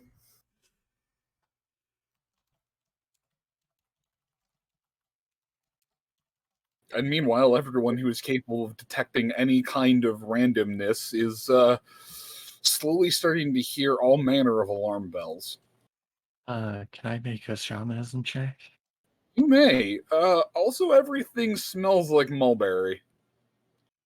I am confused. I'm intrigued, but I'm confused. Wait, is that consistency for me? Wait, where was the last? I thought I rolled a 51 somewhere. Where did I roll the 51? I didn't roll a 51 anywhere. For some reason, I thought I rolled a 51. Anyway. I tried. So, all right. Arcane rules shamanism 51 compared to 26. All right. I know. I thought I rolled a 51 earlier, and I was going to comment about consistency. However, back to the show. So, with a cacophony of fuckery abounding, you do realize that you're in some sort of shared spiritual space. Nyota, if you were not part of the Chifundo Express, you would still feel the sharp ping of shamanistic energies very nearby, very clearly Chifundo. Is this how I get spiritually awakened? Don't The push traumatic it. way? Oh, well, I mean, yeah, if you don't start with it, everyone gets it the traumatic way. Or Yeah, I'm gonna just go ahead and continue cleaning the forge, though I do crack a bit of a grin as I realize that some of the members of our party have not experienced the Chifundo Express. And yeah, shit's gonna get real weird real quick for them. So while I'm cleaning things up, I set a little fire pit aside and start boiling water for tea. Yeah, no. Hayes has actively turned down touching the glowing zebra shaman.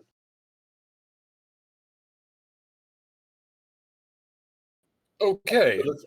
While notices Hayes is not here, does somebody want to go and get Hayes? Or do we just go get him. Okay. Chifundo, you realize that Pineapple is wrapped around you. He's just nuzzling a little bit. I love you, Lamp. Goes over to Sunrise, comes back, goes over to Medicinal. Come on. We can eat. I'm good. I just sit here with my joint. Are you that scared of the spirit realms? I just don't believe it. If you want hard empirical evidence, we can go get it. Why is Pinkie Pie here and singing to me? Oh, are we about to pull the Pirates of the Caribbean ghost stories quote? The punk just kind of shrugs. I mean, there's shards of me everywhere. There's a little bit of me here, a little bit of me there, a little bit of me here. I mean, every now and then people need a muse to kind of guide them through the randomness and fuckery that is the Equestrian wasteland. So I make myself known to ponies throughout time, here or there who needs them. It helps if there's some kind of intrinsic connection here or there, lines can be formed, but I go where I am needed, and I am needed in many places. Chifundo gently focuses on the Pinky sense side of him and just makes Pinky glow, sort of strobe and glow at the same rate he does at the moment. I mean, it also really helps that when I died, my spirit exploded like Discount Griffin fireworks. But no, his just sucks on his joint, and it's all just a hallucination anyway. Why? Okay, well, why don't you come into the group hallucination with the rest of us so I can give you the explanation of what's going on? I suppose if you got my test. I was Reality. going to say, I mean, hey, like you only don't have to. the You best. can opt to not. You Well, can opt a to way not. that he would actually like connect with is join the group hallucination. Oh, okay. That's how it is. Okay. So the zebra is actually psychedelic. Okay. I was going to say, I need you to roll me a D100. Is Hayes rolling addiction on Chifundo?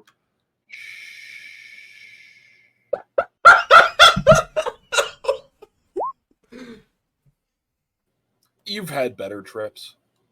Okay.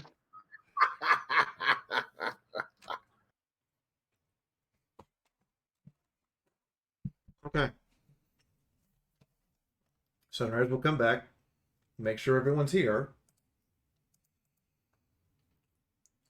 Now, question: do I? Chifundo pats Pineapple on the head, just trying to work out what to do with this one.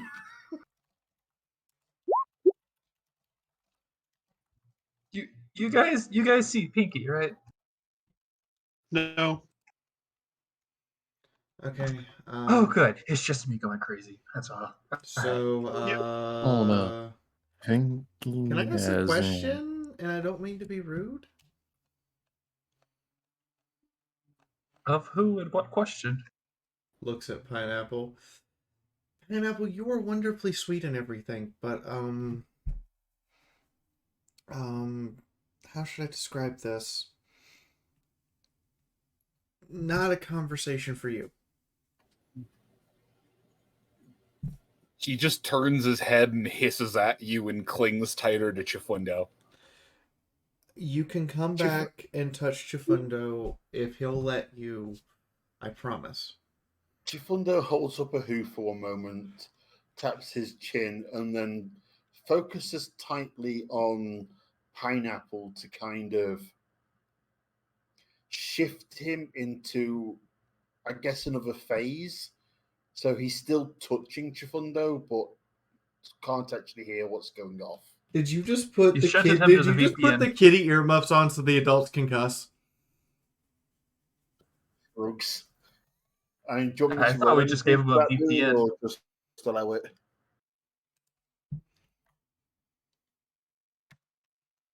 All right, so as you banish Pineapple to a subsequent part of the Shadow Realm,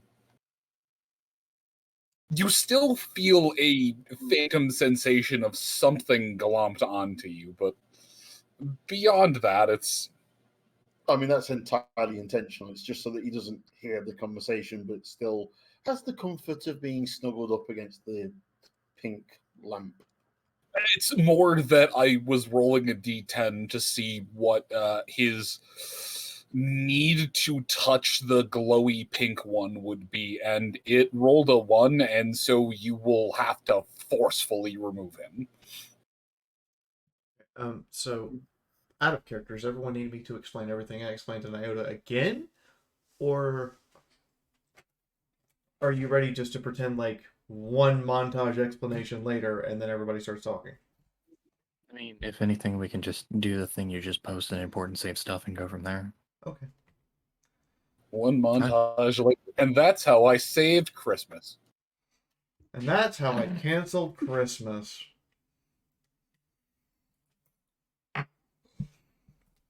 The one time we did Christmas, we kind of helped Christmas, so yeah. That's true. Moon.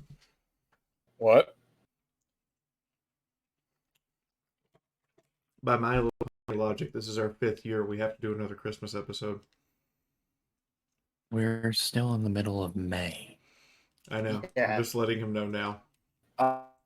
You're a bit past that. You're welcome. No end game. I know, like, I know. there have been multiple stretches of time where it's been 2-3 days. 2-3 days. It's closer to early mid-June than early mid-May. True. Anyway. I mean, there's always the option of the party taking downtime and just time skipping. But no, you already that train has already sailed. So yes. Read that much in the realm of fuckery that the trains are sailing. Oh yeah, no, the train is just like the train has water walk, so now the train is just going over water. Okay.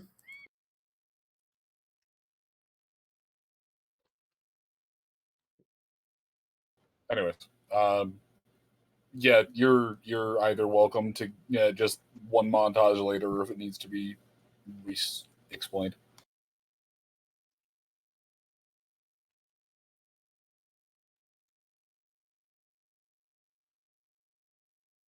I think you might need to wait a minute just for everyone to sit down and read everything. Well, that's what Fee was asking. Does anybody need her to quickly recap what she said to Nyota?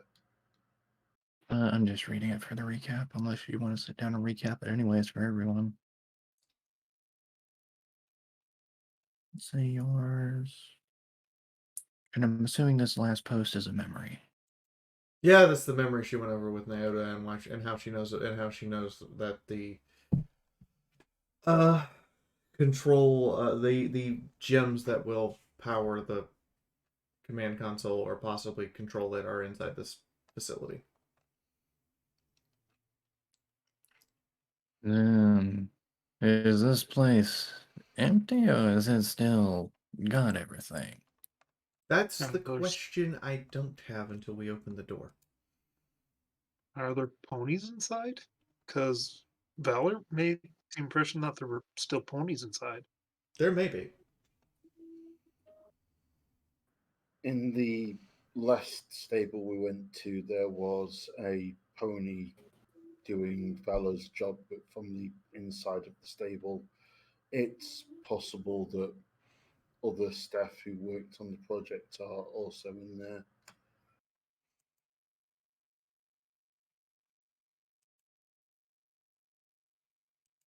Or maybe like with Stable 5, we'll find something completely new and reality bending for us.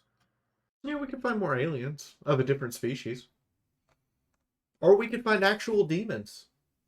That's a thing. Looks at you and carry on, and I will smite you. Arcane mutters a very soft rip and tear. No, that's a different franchise. No, what are you talking about? It's still under Bethesda, so we're still in the clear. So, what's in this place that we're about to raid? We just need to check and make sure the control crystals are inside, and Iota suggested that we don't take them with us now, but instead lock the place up tight so that they can't get into it. Sounds reasonable. At least we know it's in there. I think I know the password now. Thanks to Iota. So, all right. So then, so you got what you got out of the other one was some diagrams. Access to crystal forges that explain how the boxes were made, diagrams, information, blueprints, and basic direction of which of the order to visit the facilities to get all the puzzle pieces to make sense. Oh. So, how and close are we to this of puzzle research notes? Like his goes, oh, I don't think it's working. Anyway. How close are we to getting the whole puzzle? Yeah. This is piece 2 of 5. And then there's a 6th piece that you can only find if you have pieces 1 through 5. So, a third of the way then. Sounds like we are doing pretty well. Give or take, yeah. So, what are the steps that we're taking after this then? We go in there, we find these command modules, Command gems and crystals. All right, and so these then MacGuffins. we lock the place back up tight and come back and get them when we need them. If we can't lock the place up tight, we take what I think we need to use the command module to shut the agents off and destroy the rest. All right, so, and this is an important part of the question, where do those of us without a box fall in this whole plan? According to destruction, i.e. Nine's agenda, her slaves and minions that she rules over. Okay, so we're the fun variables. So for us, you can follow or not. It's entirely up to you. We would greatly appreciate your help, though, in this.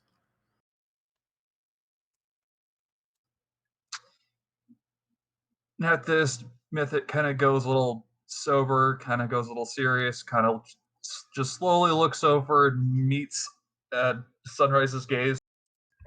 That depends on what she wants to do. What do you mean that depends on what I want to do? You've made your position and how you feel about me quite clear, Sunrise. Oh.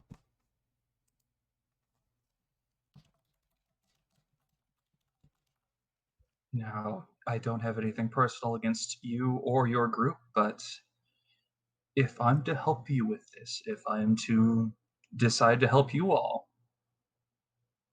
in spite of or for you, I can't be doing that with you, and I quote, detesting me. And if you can't trust me, I definitely do not trust you.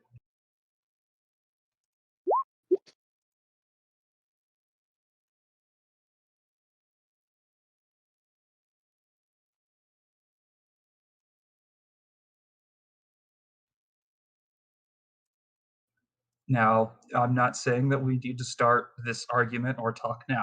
I'm just bringing it up, and I will be happy to talk it over with you later should you wish. Just remember, I'm not following somebody that hates me.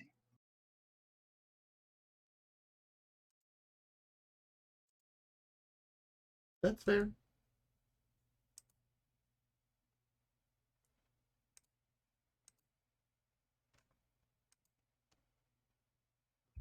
And with that, he'll break the gaze, allowing it to drop for the time being, but it's still there. So for now, we're just trying to get inside, right? Yes, it sounds like for now it's get inside, take stock, and make decisions on what needs to do based on that. Should we check the surrounding area somehow? Yeah, I don't know. I feel like we should make sure that we're not going to walk in and then immediately be sprung on. Chifundo shifts his gaze to take a really good look around the area spiritually to see if there's anything looks amiss, any nearby creatures that aren't spirits.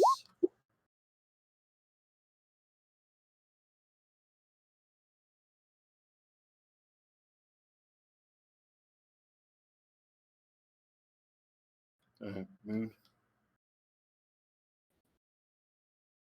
You are looking around inside the spirit pocket you're in, or He's shifting his gaze to sort of peer at the real landscape through his spirit, from his astral projection, if you know what I mean.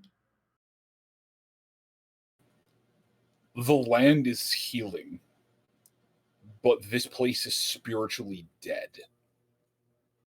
Okay, and does he see any indication of creatures that aren't rabbits or squirrels, etc., but sort of ponies, griffins, etc., that might be in the area that we're not aware of?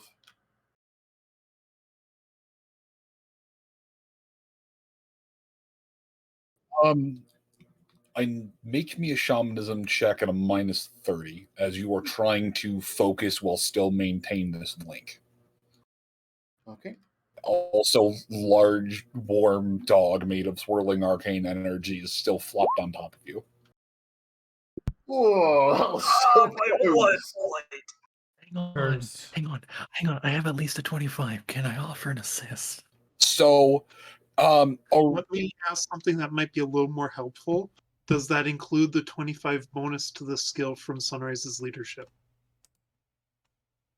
Wait, so 25? in I mean, it's plus 5. Point. Okay. The +5 from Sunrise's leadership.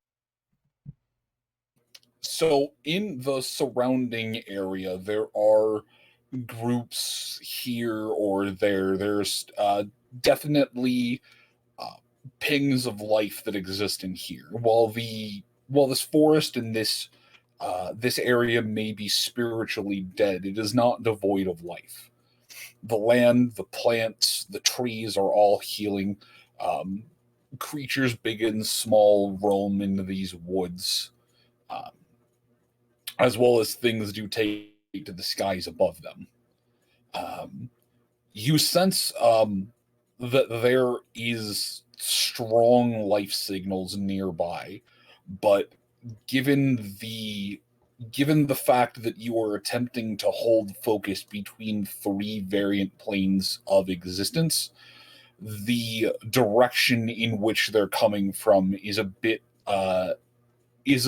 ambiguous, but it is a very large group, similar to what you've felt near larger cities. Chifundo will bring his perception back into the pocket. There might be something nearby, but Also, it is not the same big thing as you felt at the lake. It's big, but it is many small. there's maybe lots of small things, but holding on to this, holding on to the spiritual plane, and holding on to reality at the same time is. I think I nearly gave myself a headache. We should probably physically also examine the area, just in case. So, Just a thought. secure the area, give Sunrise time to work her magic with the vault door, and see where events take us. That sounds reasonable.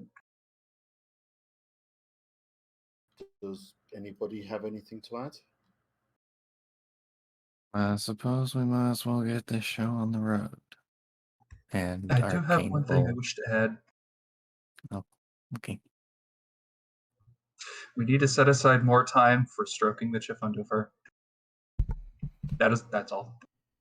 Arcane just blinks at Mythic. The Chifundo lamp glows even brighter at that. And I think I might need to. He looks over Sunrise. We might need to talk about this pink of yours at some point. Maybe. Pink is an And then- interesting phenomenon. Oh, here's make me an int check.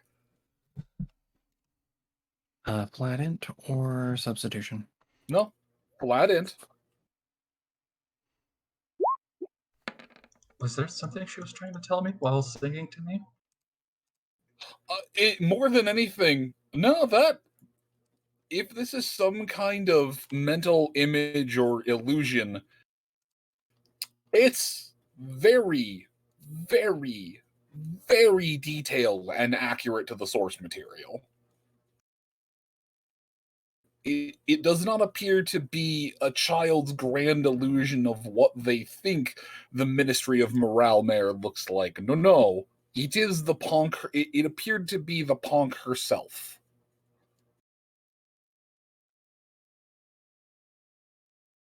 Anyways, continue on. Sunrise is going to disconnect from Chifundo and tap Mythic to take him outside to have a talk.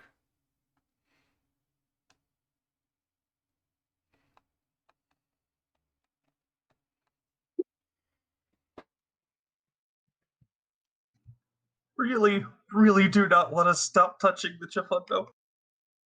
The feels are real. Chifundo will murmur into Mythic's ear. Would you like me to help?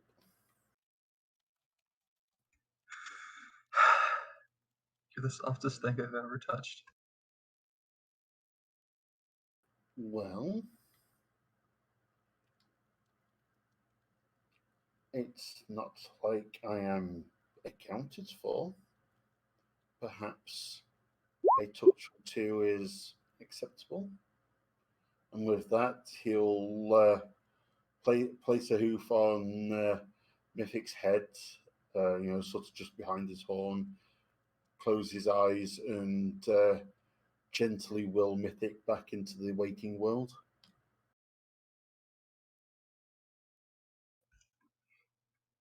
Very slight blush on his cheeks, but he will finally disconnect. Meanwhile, we'll reach into the pocket realm within the pocket realm and ease Pineapple back into the same version that he, Arcane, and Mythic are in, Medicinal are in.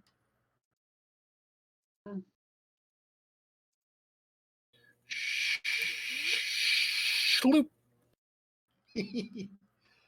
Do any of you have questions about what is happening at the moment? So, what exactly is your chemical composition? At this moment in time, purely energy. The chemicals are back in the waking world. This is trippy as hell. Proceeds to just let go and move, goes back.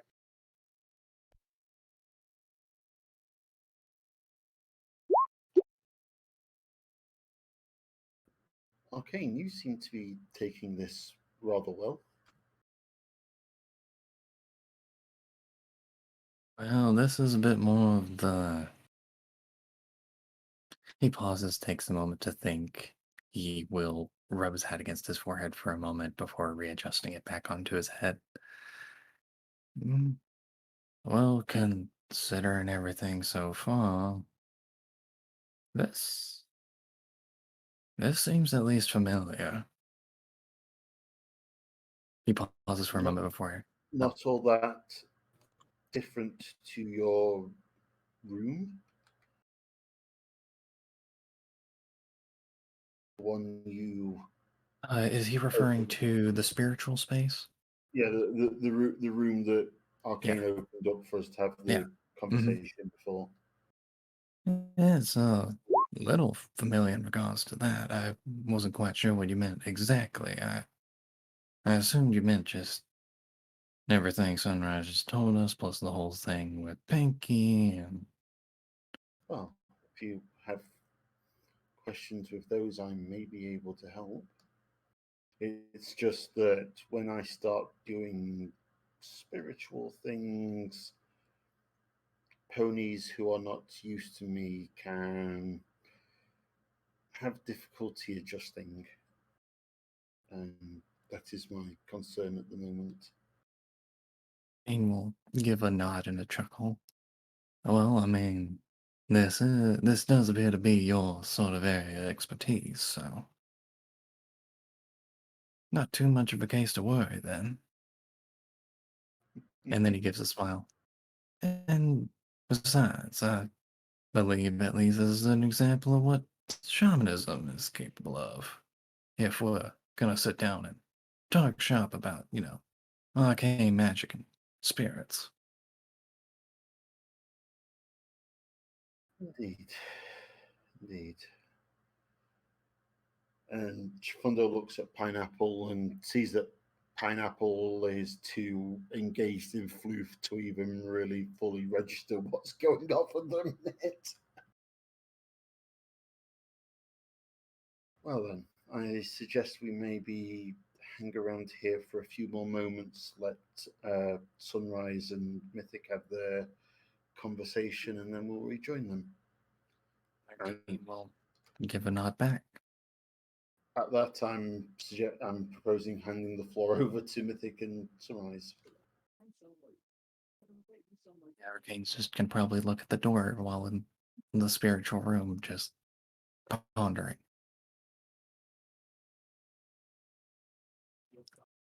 Now off to Mythic and Sunrise.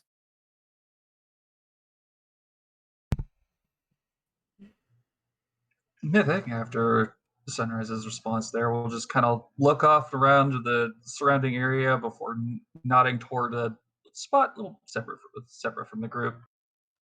No, she's taking him Shall we? outside. She's taking him back outside the keep. Yeah. Okay. Point of order. Hayes goes and checks on Valor. Yeah, probably should do that. Because the last thing we want is for him to wake up before we actually get inside the vault or stable. That's fair.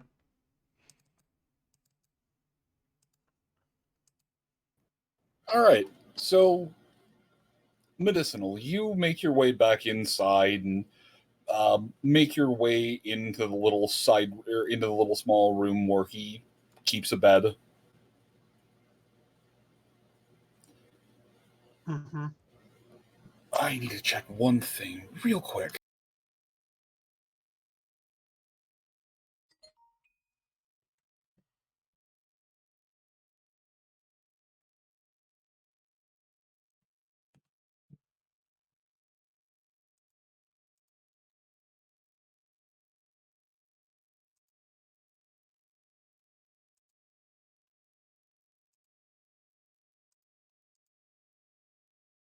Okay. Let me roll this real quick.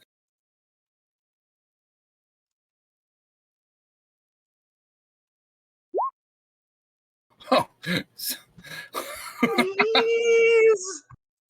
Okay. So Hayes, you make your way inside the keep. The door creaks a bit. Not ominously, it just creaks. It's just an old door. As you make your way through and make your way into the room, there are a pair of glowing eyes looking back at you.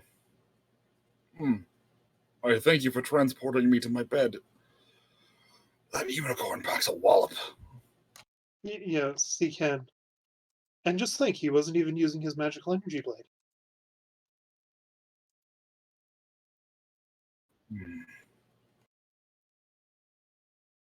Well, fair is fair. I did say if I was defeated.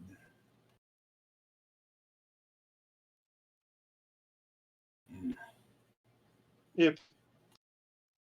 In all fairness, if I just leave you awake, are you going to interfere with us going inside? If you can get inside. I am a griffin of my word. But I would like to speak to this mythic. He's currently having words with Sunner. I am a patient bird. I will simply be here. All right. Waiting. Mythic on demand. You were not related, so just take it easy and rest, okay? There is movement in the dark, and it's not exactly directly obvious, but a roll perception, -2.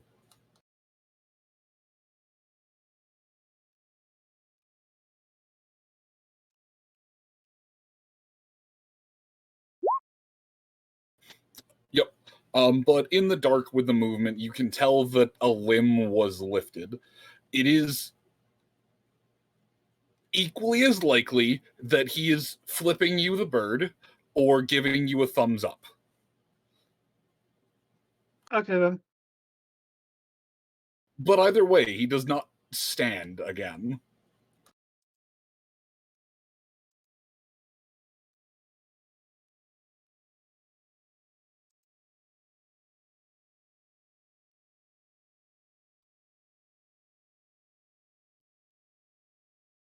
All right.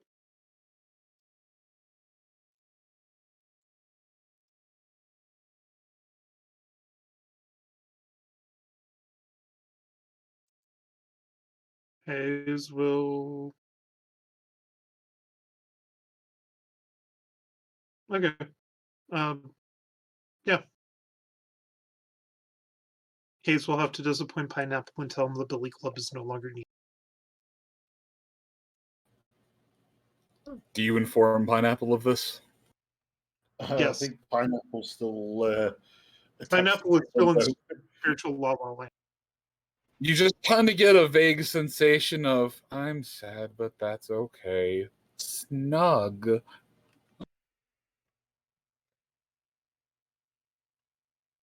That should about do it for the moment.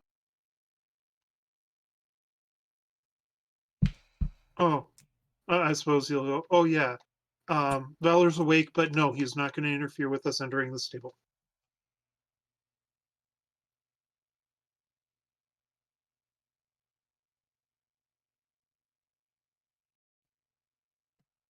You know what? He might as well just stick his head outside and just.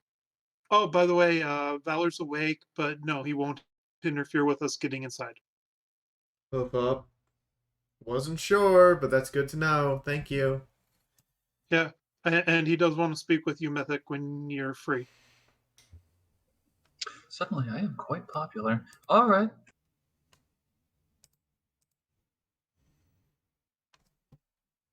Yeah. Hayes disappears back inside and just lights a blunt. Yeah, no. There. Oh, shit. I need to roll another d10.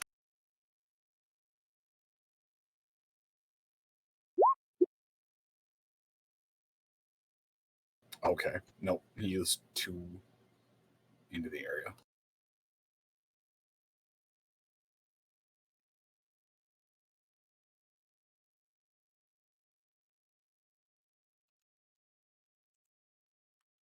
All right, but now, Phoebe, I think you can have your conversation. I need to step away for just a second. That Oh does not no. mean stop. That just means I'll be right back. Okay. Oh no, am I going to be expected to roleplay it voice live? Oh no. She looks at Mythic.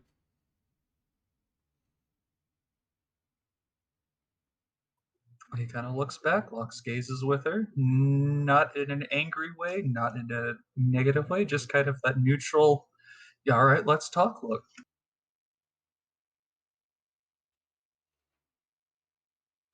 You have somehow managed to disappoint and impress me at every turn.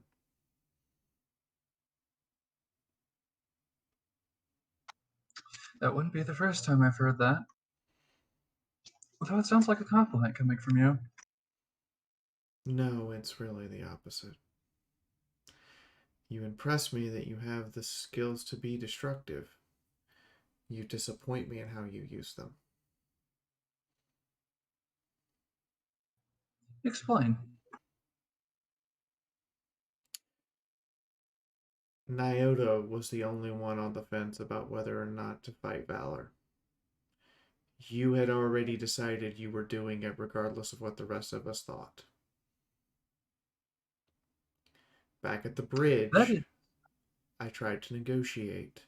While I was trying to negotiate, you came up and tried to intimidate and ruined any chance I had of talking it out. When we were going by the Cazadors, if we had simply ignored them, there would have been no one put at risk because they had no interest in us until you, and somehow another Cazador, decided to get into a fight.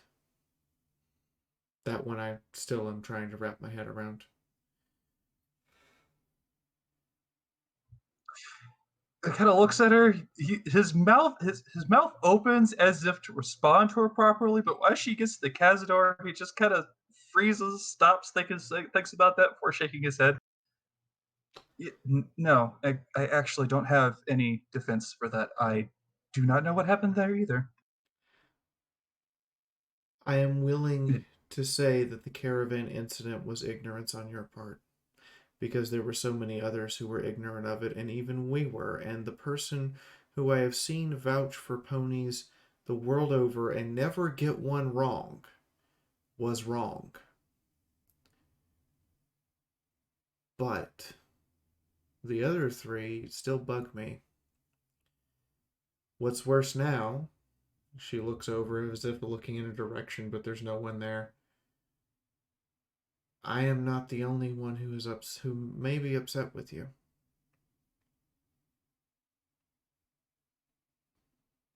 Because what Nyota found out, it's up to him if he wants to tell you, but made certain that he had no intention of ever fighting Valor, ever.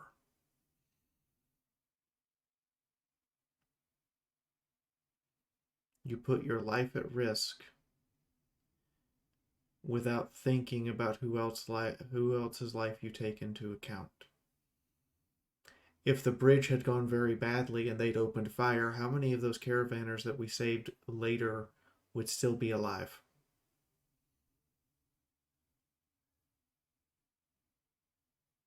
If you had lost to that Cazador, do you really think we could have stopped every one of them from at least killing one other person at the caravan?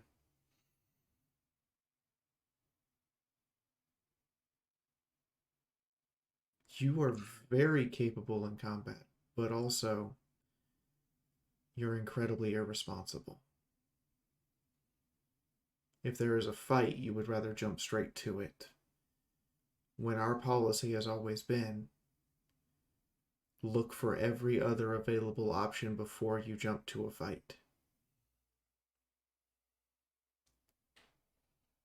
I don't know when that became what we do, but from the very outset of things, even when it's a raider, we still try to spare their life repeatedly. So I'm going to ask you, do you felt anything I said was out of line?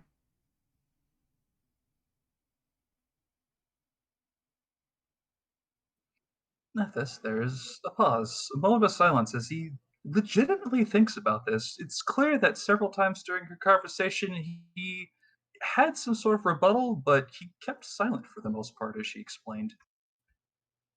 He then responds after a moment after thinking about it. So, have you ever thought, how do I put this? Did you ever wonder what was happening on the other side of that?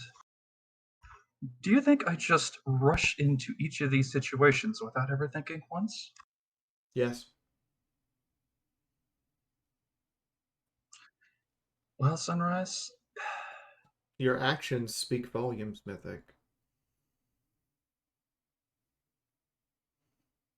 Entire encyclopedia's worth. my actions speak, and you have failed to read half of them.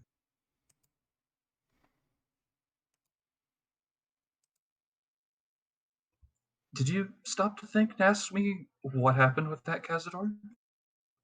Did you think to ask why I would bother trying to threaten this pony on the bridge, and why I had such a personal vendetta against him? And with Valor, did you think I was going to try and kill him actively?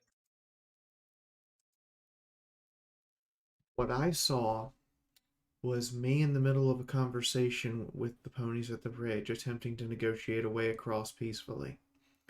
And someone else step up That behind was me not with going right. and someone else step up behind me without even asking if I could use help or if there was an alternative method or anything, just immediately stepping up and yelling over me and ensuring that no matter how well I could negotiate with them, it was going to fail.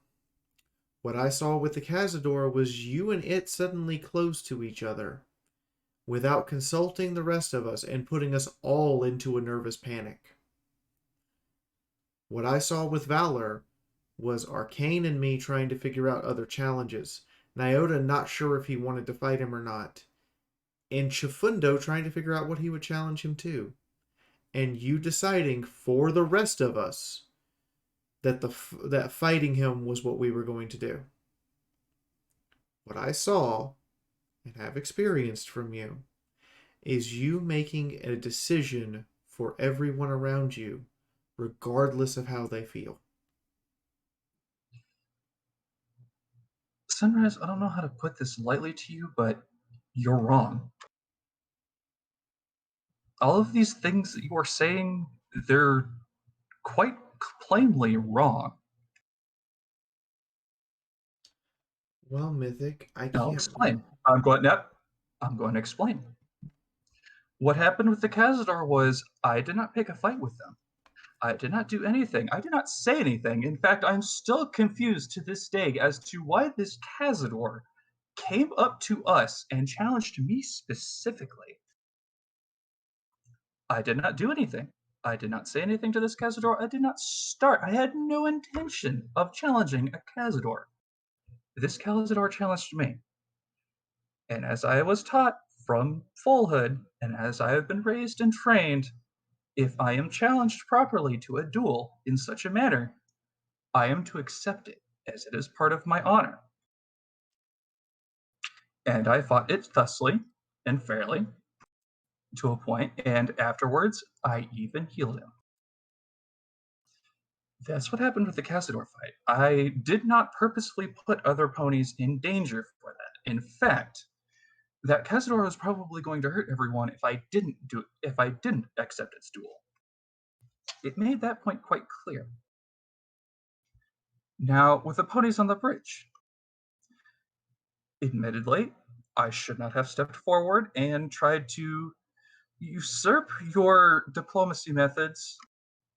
As far as I was aware of, though, those diplomacy methods were not working. They were not going for that. The only choice we had was to pay an exorbitant fee or go into a fight. And on top of that, both myself and the caravan that I was traveling with far before your group joined, we ran into those same ponies, and we had to fight them off. It was not likely they were going to let us through. You realize that with the group of ponies at the bridge, I actually have the exorbitant fee. I did not know that at the time, nor did I care. Those were ponies trying to threaten and bully and abuse the caravans that were going through there for their own gain. That is not something I stand for very well. Yes, I believe that we should have tried to do things diplomatically, and I let you try to do things diplomatically, as I have been up to this point. You may not think that you may not think that way, you may not see things that way, but I haven't been making these decisions just on my own whim, regardless of all of your other companions. I have been holding myself back this entire time because despite the fact that I do not trust you, I do not like you, I do not like the way that you handle things sometimes. I respect you as the leader of this group and of me as I am the one that agreed to follow you guys, not to be in charge, not to usurp your throne here. I am to follow you and help you because I believe you all looked like you needed my help, and it was a chance for me to do something great. And that's what's been going on those last two times. With Valor, he challenged he agreed that we were able to challenge him to one skill challenge, something that we were good at, something that we could challenge him to. And unfortunately, Sunrise, I may not be so great as my magic and melee ability may not be as great or amazing as your explosions, but that is what I am good at, and that is what he really wanted to do. So I agreed to his terms. On top of that, if I would have failed, it would have been just me. He was not excluding everyone else just because I challenged him to combat. It was only me. And on top of that, both of us agreed to these terms knowing full well that we might seriously wound and or kill each other. I did not make that choice to fight him simply because I wished to usurp yours or anyone else's decision. I made that on my own terms, knowing full well that I was going to be the one to pay the consequences, good or evil. You're not the only one who would have paid the consequences. Oh? That's certainly not the deal that was down. That was not what we had agreed to. That is not what I had agreed to at the time. How would you feel about Pineapple watching you die?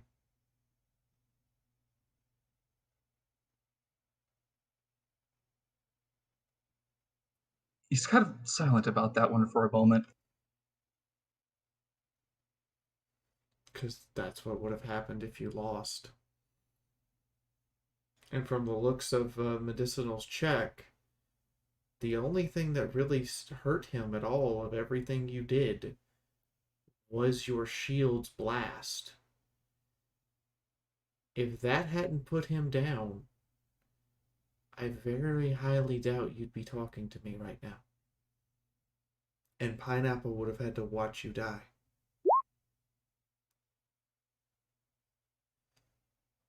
No, I would have given up before he would have killed me. I knew that I could take those few hits, especially with that shield popping.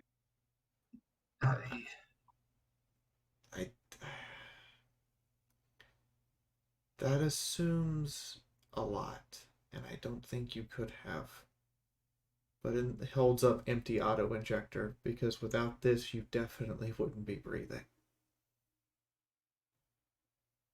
I thought Moon said that hadn't gone off. It hadn't gone off, but y'all really wanted to write that into the narrative that the auto injector saved him. That's why Valor's alive. Which is why Valor's alive. As well. Instead of Valor actually having died. So I would have brought him back. Ah, that's another thing, Sunrise.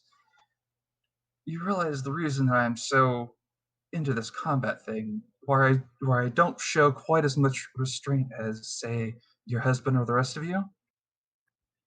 It's trivial to me. I do show myself restraint, and I do not wish to kill any pony. If the need arises, I will prove that I am stronger than someone else. I will fight them till they are on the ground. If I were to kill them, if I have to strike a fatal blow, if they are a pony that I deem trustworthy enough to not immediately try to strike out at me, I can bring ponies back within 9 minutes of death. Minimum. Roughly.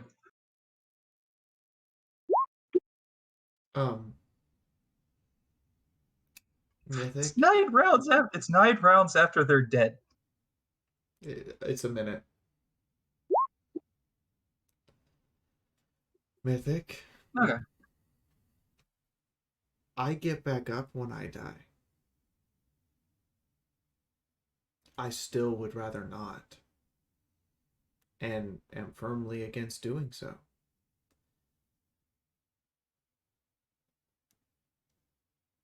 Because the amount of trauma it causes to anyone who has a near-death or death experience is irreversible. As I am quickly learning. Further, no combat is ever trivial.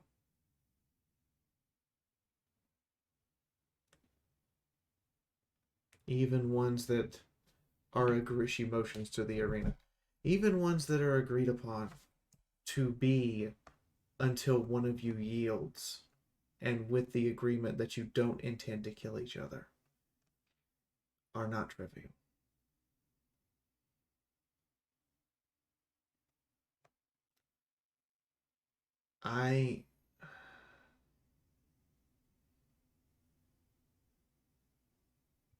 No, I get it. You've seen things that you have seen and experienced things that no other pony should have, and I understand that and I respect that. Can you resurrect a pony? Can you resurrect a pony who's been disintegrated? What about one that's been blown apart? Do you have a way of reattaching the limbs?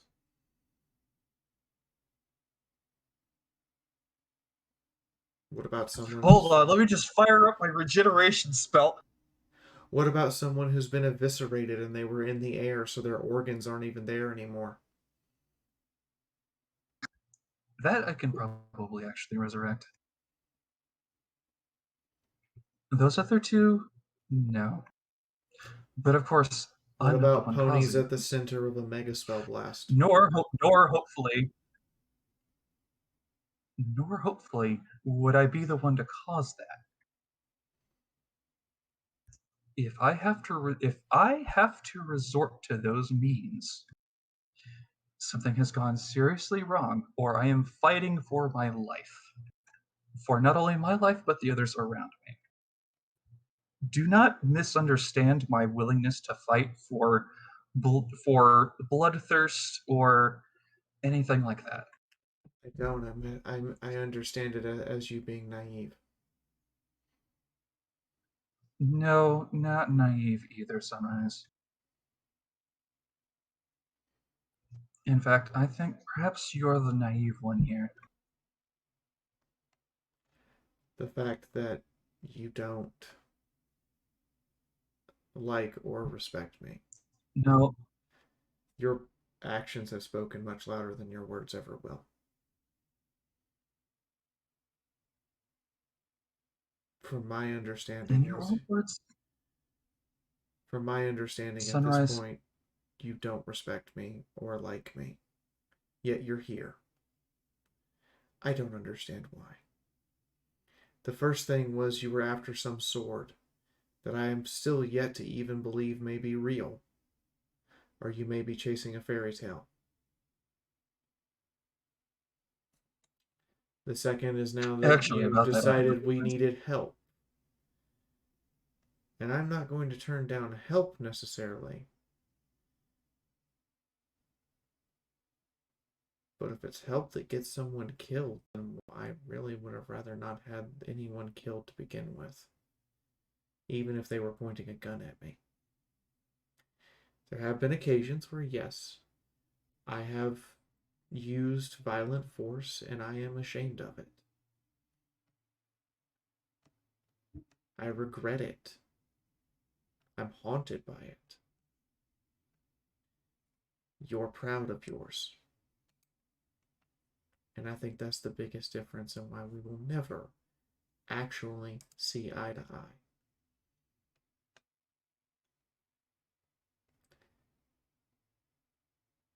And if that's how you wish to act, that's how you wish to act.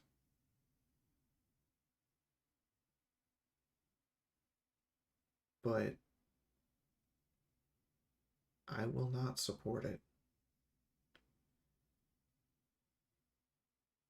Nor will I allow you to drag us into fights that are needless. If you wish to still accompany us, that's fine. But understand you only speak for yourself and I do not speak for you anymore. Sunrise, may I be frank? Can I be honest with you? That's what this entire exercise has been. Perhaps that is your problem. You only see the world through your own eyes. You do not see how. Let me think about my words here. I am not very good at this. I wasn't really gifted with the whole empath thing, your charisma for that matter. But you don't see what everyone else sees. You don't consider how other people. You don't consider other ponies other than your own view. She raises an eyebrow and goes, "That is the most insulting, degrading, misunderstood sentence you have said this entire conversation."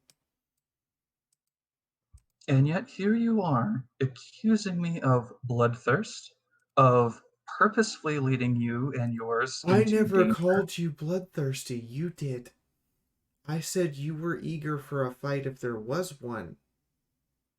Eager for a fight? There is a difference between someone demanding blood and someone going, "You want to fight, I'm ready to throw down." There is a big difference.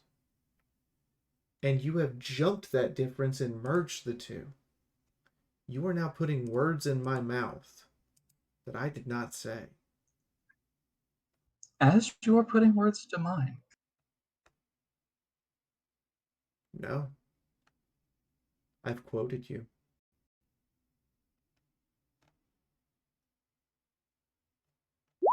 Yes, I am proud of my skill.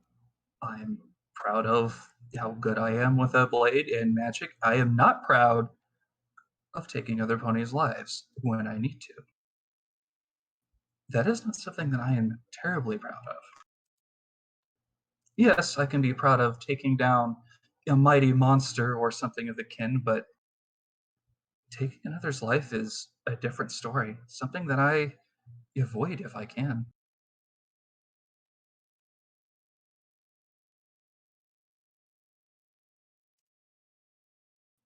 I just simply do not appreciate you accusing me of just running into combats without thinking, of attempting to put everyone into danger without thinking about anyone else.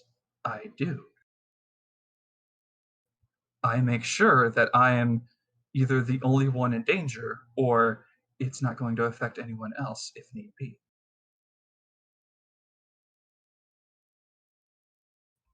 And as far as not liking you or not respecting you,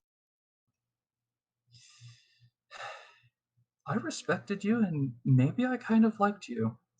perhaps you're a bit rude, blunt, and um, perhaps you only see your own idea. You can't really see anyone else for your own ideas and thoughts. But it's your determination and will to find another solution other than just fighting it out. It's your ability to try diplomacy even in the most impossible of circumstances. It's your ability to lead these bunch of ponies across the wasteland on an extremely crazy, and I'm not even sure at this point how much of it is real adventure for a bunch of boxes. No, Sunrise, I respected you. I did not like the way that you handle things.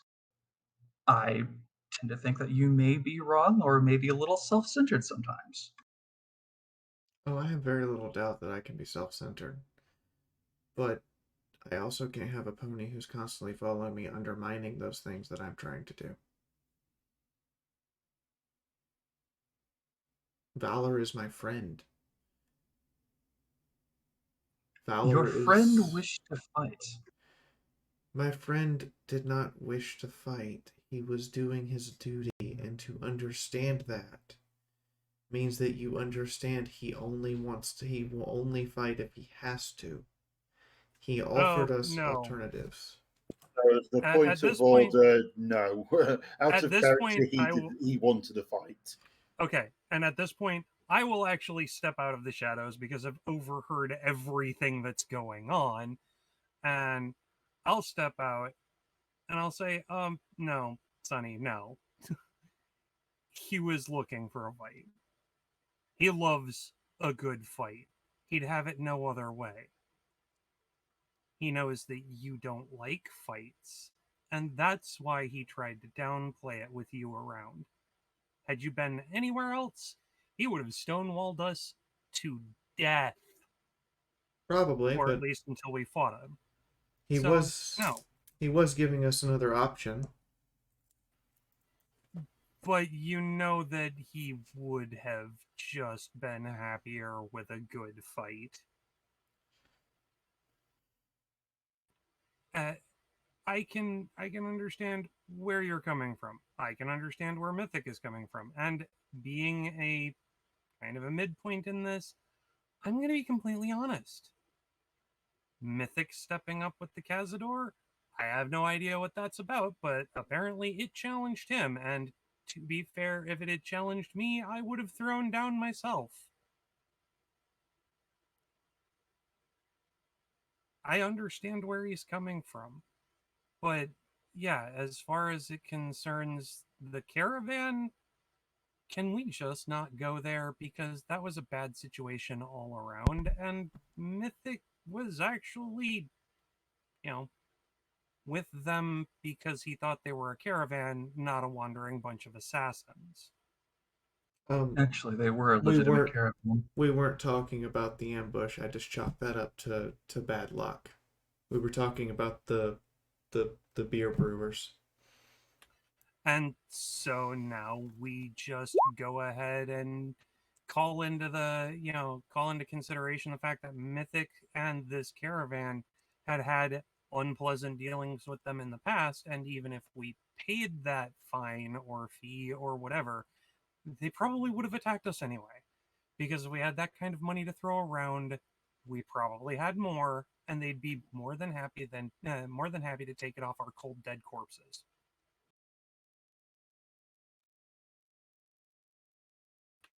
Mythic's behavior can be brash, impulsive, and kind of smacks an awful lot like how I started off before, calming down a bit.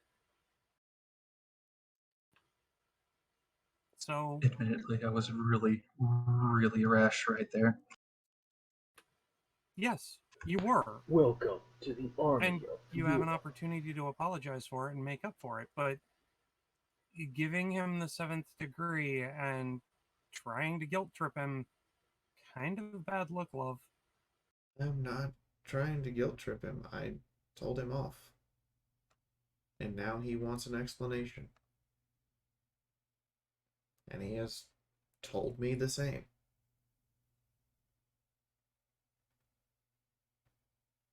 Well, just for my sanity, think you could keep it down a little bit? I'm still trying to get the forge working. Can try.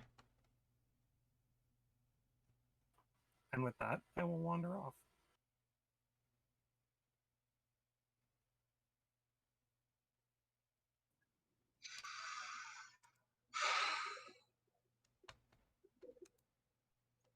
Both he and you are right, and I apologize for the caravan incident. The the bridge incident, at least. That was on me.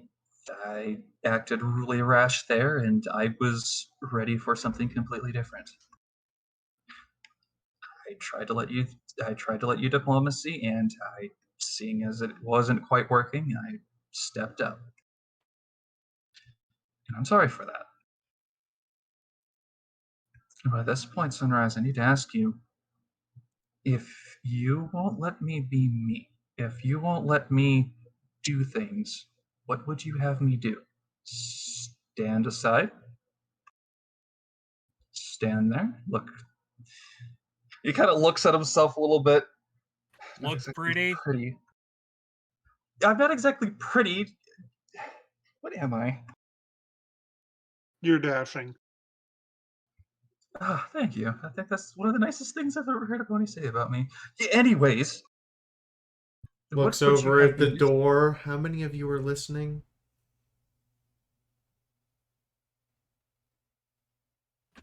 Oh, that sure was Pink not a can- character comment. Okay. I mean, Pineapple is like almost certainly. Actually, let me roll. Let me double check and see how obvious he's being. I mean, I think he's still attached to Chifundo in Spiritland. Oh, you haven't. Oh, yeah, no, never mind. Okay, he's still like Velcro clung to the walking peak. I'm almost certain that Pink has passed Nyota popcorn. I don't Your mouth does taste like kettle. know. In combat, you act independently of the rest of us without coordinating with any of us most of the time. That's a lie. That is a lie.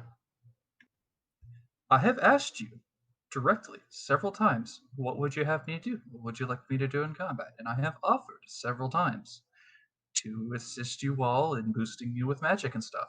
You have all pointedly refused.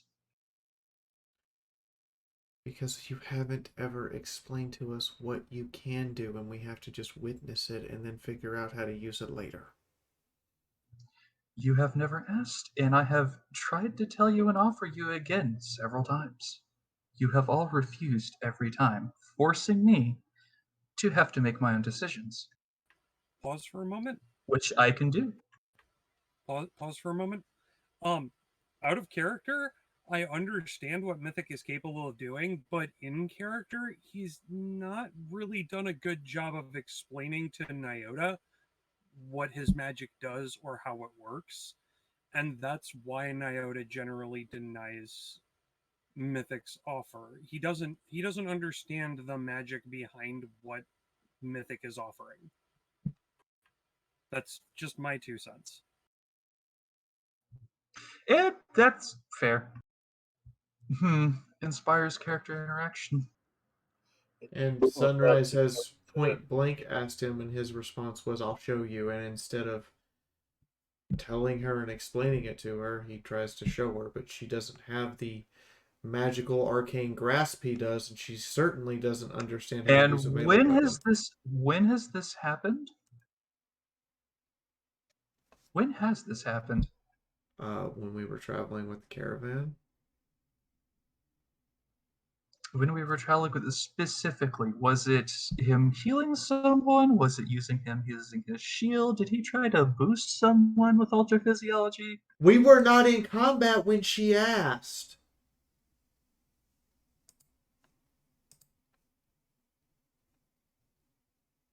Anyway, if kind of a point of reference, I don't think Mythic has in character ever explained his magic or what he can do with it. without it being kind of a do or die situation. Yeah, and Yeah, we don't really. There needs to really be a lot more character interaction. what are you And that's talking on about? me. Part on me. We literally have like huge amounts of time where we can just talk, and you sometimes you stay silent, sometimes you talk about other stuff, and sometimes you ask questions, but you never talk about yourself. No one ever asked about myself. And I mean, what am I going to do both Hold in and the out of character? phone. I can. I have notes. I can go through all the notes and just start listing episodes for you. Okay, before we have to start going down that road, uh, point of order. Get Mythic to open up about himself, what he can do, and where he was trained, and just like get Mythic's backstory. We got that. He gave vague answers about coming from a village that he never No, gave a name to. About now, Fee, is now we've come to this point Yeah. where, Oh, Sealy. where the problem is. Let's give him a chance to explain again You are an awesome with that person. understanding, rather than just keep beating him over the head about it. Let's avoid a martini. Hey, we've got a raid.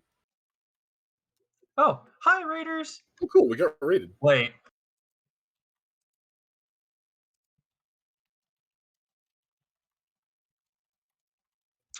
Part of that is also the fact that I haven't actually gotten to raid of 13 people. Hello. Holy shit! How many people we got watching the stream now? 46. Cool. Yeah, we had 2 raids yesterday, and we're up to 50 at one point while I was just painting. So finally getting raided back, kind of nice. Hi, chef. Come on in, enjoy, grab a beer. Actually, what we were doing. In the meantime, she looks at him and goes, I've tried on these 2 occasions to get something out of you, and most of it was vague answers, so I assumed you didn't want to talk about it. You are after some sword that you literally ask everyone in a town about when you go into town, and you've gotten one vague answer that kinda made some sense but didn't really give you a direction. I don't, and this is no offense to you, I don't see that sword being important to you, even if you found it.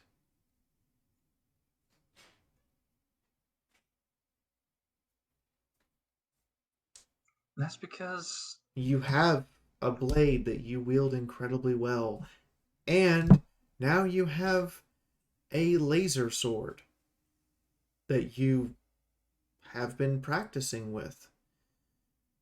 I don't mean to be rude, but wouldn't a magical energy blade be better than anything you could find? Or that you could pick up, or even this old sword from somewhere? That, and I also don't mean to be further rude, have you ever even seen this sword? I've had to guard it for about 5 years of my life. Yeah, you've definitely seen it. Have you picked it up and used it? One does not simply pick up and use the obsidian blade. Then that answers your question. Sunrise, I feel like all of the times that we've ever brought it up, I feel like every time that I've told you about it, it's just gone straight over your head. No, you've told me about it. Oh, he has explained in character that it's of a cultural significance to the place he grew up. It's of significance to where, yeah, that's the thing though. You've explained why it's of significance to where you grew up. Why do you, Mythic Blade, personally care?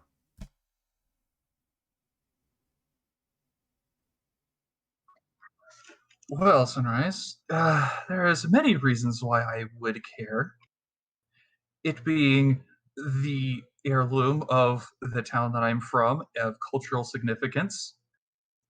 The fact that I am supposed to be one of the ones guarding it.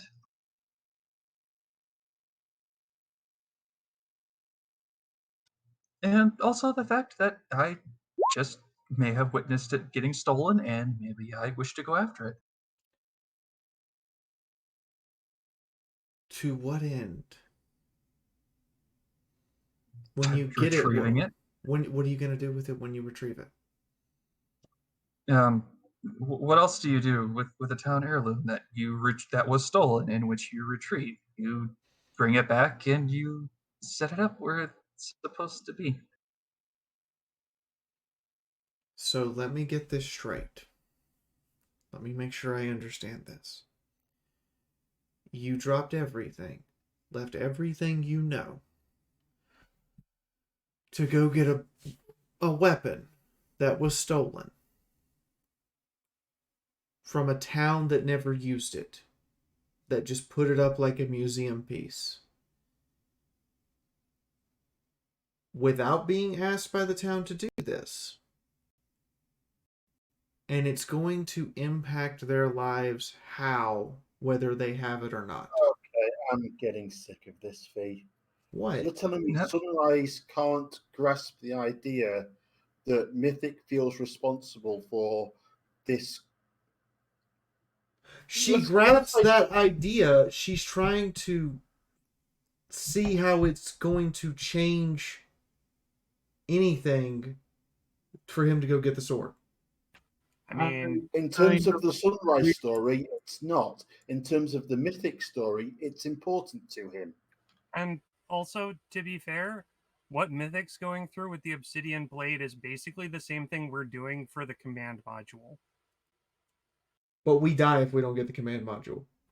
And he's okay, well, I die if I don't ever find the sword. So, so why don't you say that? Guys. This is getting to a point where this is the Badger Mythic Hour. Can we either wrap this up or move on? Yeah, I was gonna say it's going on like 1:30. I think we've kind of ground this to a halt at the moment. I'm not trying to like no. I know, and I didn't want to interject before, but this has been back and forth for a bit. I want to cut in and say he was going to get to a good part here because there's other reasons why he's going after this thing, and he was going to tell her. Unfortunately, Sunrise has gotten to a point where she's made it very clear she doesn't care. She doesn't think about any other side of the story other than why are you eating No. She wants to understand why he cares. That's why she's asking this. Literally, and this is the part where it starts going into a loop because he told you why he cares, why he should care. All of the reasons why anyone else in the entirety of life in general would care about this. And she insists that he must have some reason that he cares for it personally. Despite the fact that those are the reasons why he would care personally. Yeah, it's important to him. Let's move on. Yeah, it's I've not been able to understand why this has dragged out so long. Then she doesn't understand why he cares. Like Fiora, Rena, understand why he cares. She came from old Equestria. She came from a cult. No, guys, hang on. More artifacts going. Mythic is trying to speak. I want to break this down into its core problem here. Is she incapable of understanding any driving force anyone else might have? No. Is she completely... She doesn't understand why you don't just get a new sword. If her shotgun was broken and completely incapable of being repaired, she would not like the fact it was broken. She would give it up. When her mom took her pistol, she did not make an exorbitant effort to go recover it because it's not high on the priority list. I'm not going to risk my life for it. To her, a weapon or a piece of armor is replaceable. And yet she fawned and fussed over finding her dad's pistol. Because she thought it was getting closer to her dad. The And pistol for- wasn't the goal. Let me put it in a different perspective, because again, on all of those regards, she's only thinking about herself. Those are all very selfish, very narrow-minded thoughts of, this is a weapon that somebody gave to me that I don't particularly care about. I didn't say she didn't care about it. I said she views it as an object that can be replaced. She doesn't care about it. It's an object that can be replaced. You're talking in circles. Okay. So from where I understand things, Sunrise doesn't understand why the obsidian sword is important to Mythic because she just sees it as a weapon. Where for Mythic, the obsidian sword is not only an icon and artifact of the town that he grew up in, but it also holds cultural significance for the town, and he wants to return it to that town because it's basically like it's like a statue in a town. It's like shooting the dinosaur in Novak with a fat man and it actually fucking exploding. Or, how should I phrase this? To her, let me give you a real world example. She's from Stalingrad, which is based on Russia, and Russia has this idea where it is not the object but the thing it does or the people who used it that are important. So if I went to a Russian tank museum and stole a T-34 that was piloted by a famous crew, they would not be upset that I stole the T-34. They would be upset that the museum didn't have a T-34 to display. They would just take another T-34, fix it up to look like the one I'd stolen, and replace it. Yeah, this is like someone stealing the corpse of Lenin. I was about to say. They would just make a new corpse that looked like Lenin using plastic surgery and wax and pretend like it was never stolen. On this point of Okay, fair. I'm out. Good night, Eddie. Eddie. But just the limit of my patience, because all I hear is bickering. You gotta All right, so Amanda I'll Barnum. call it here. I think we should probably just take a break from this, step back. Weird. Yeah, let's just take a bit and revisit this entire thing after we've had a chance to process thoughts. It is, for most of us, kind of late. This has been an elliptical thing for like 45 minutes at this point. And Teddy At just this dropped. point, at this point, I feel like Sunrise is pointedly trying not to get along with Mythic. I don't think it's so much pointedly trying to get along, but it's more like someone going, "Oh no, my phone broke. Oh well, I'll just get another one." Well, not only that, but with the fact and the things that she's accused him with, and despite the explanations and the going into it, she's still convinced that he's there to undermine everything that she does.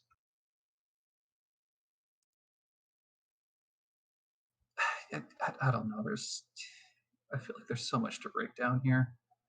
I want to pat you on the back because I've been in the same place that you were. No. We're not going there. So you can see the parallels. Anyway.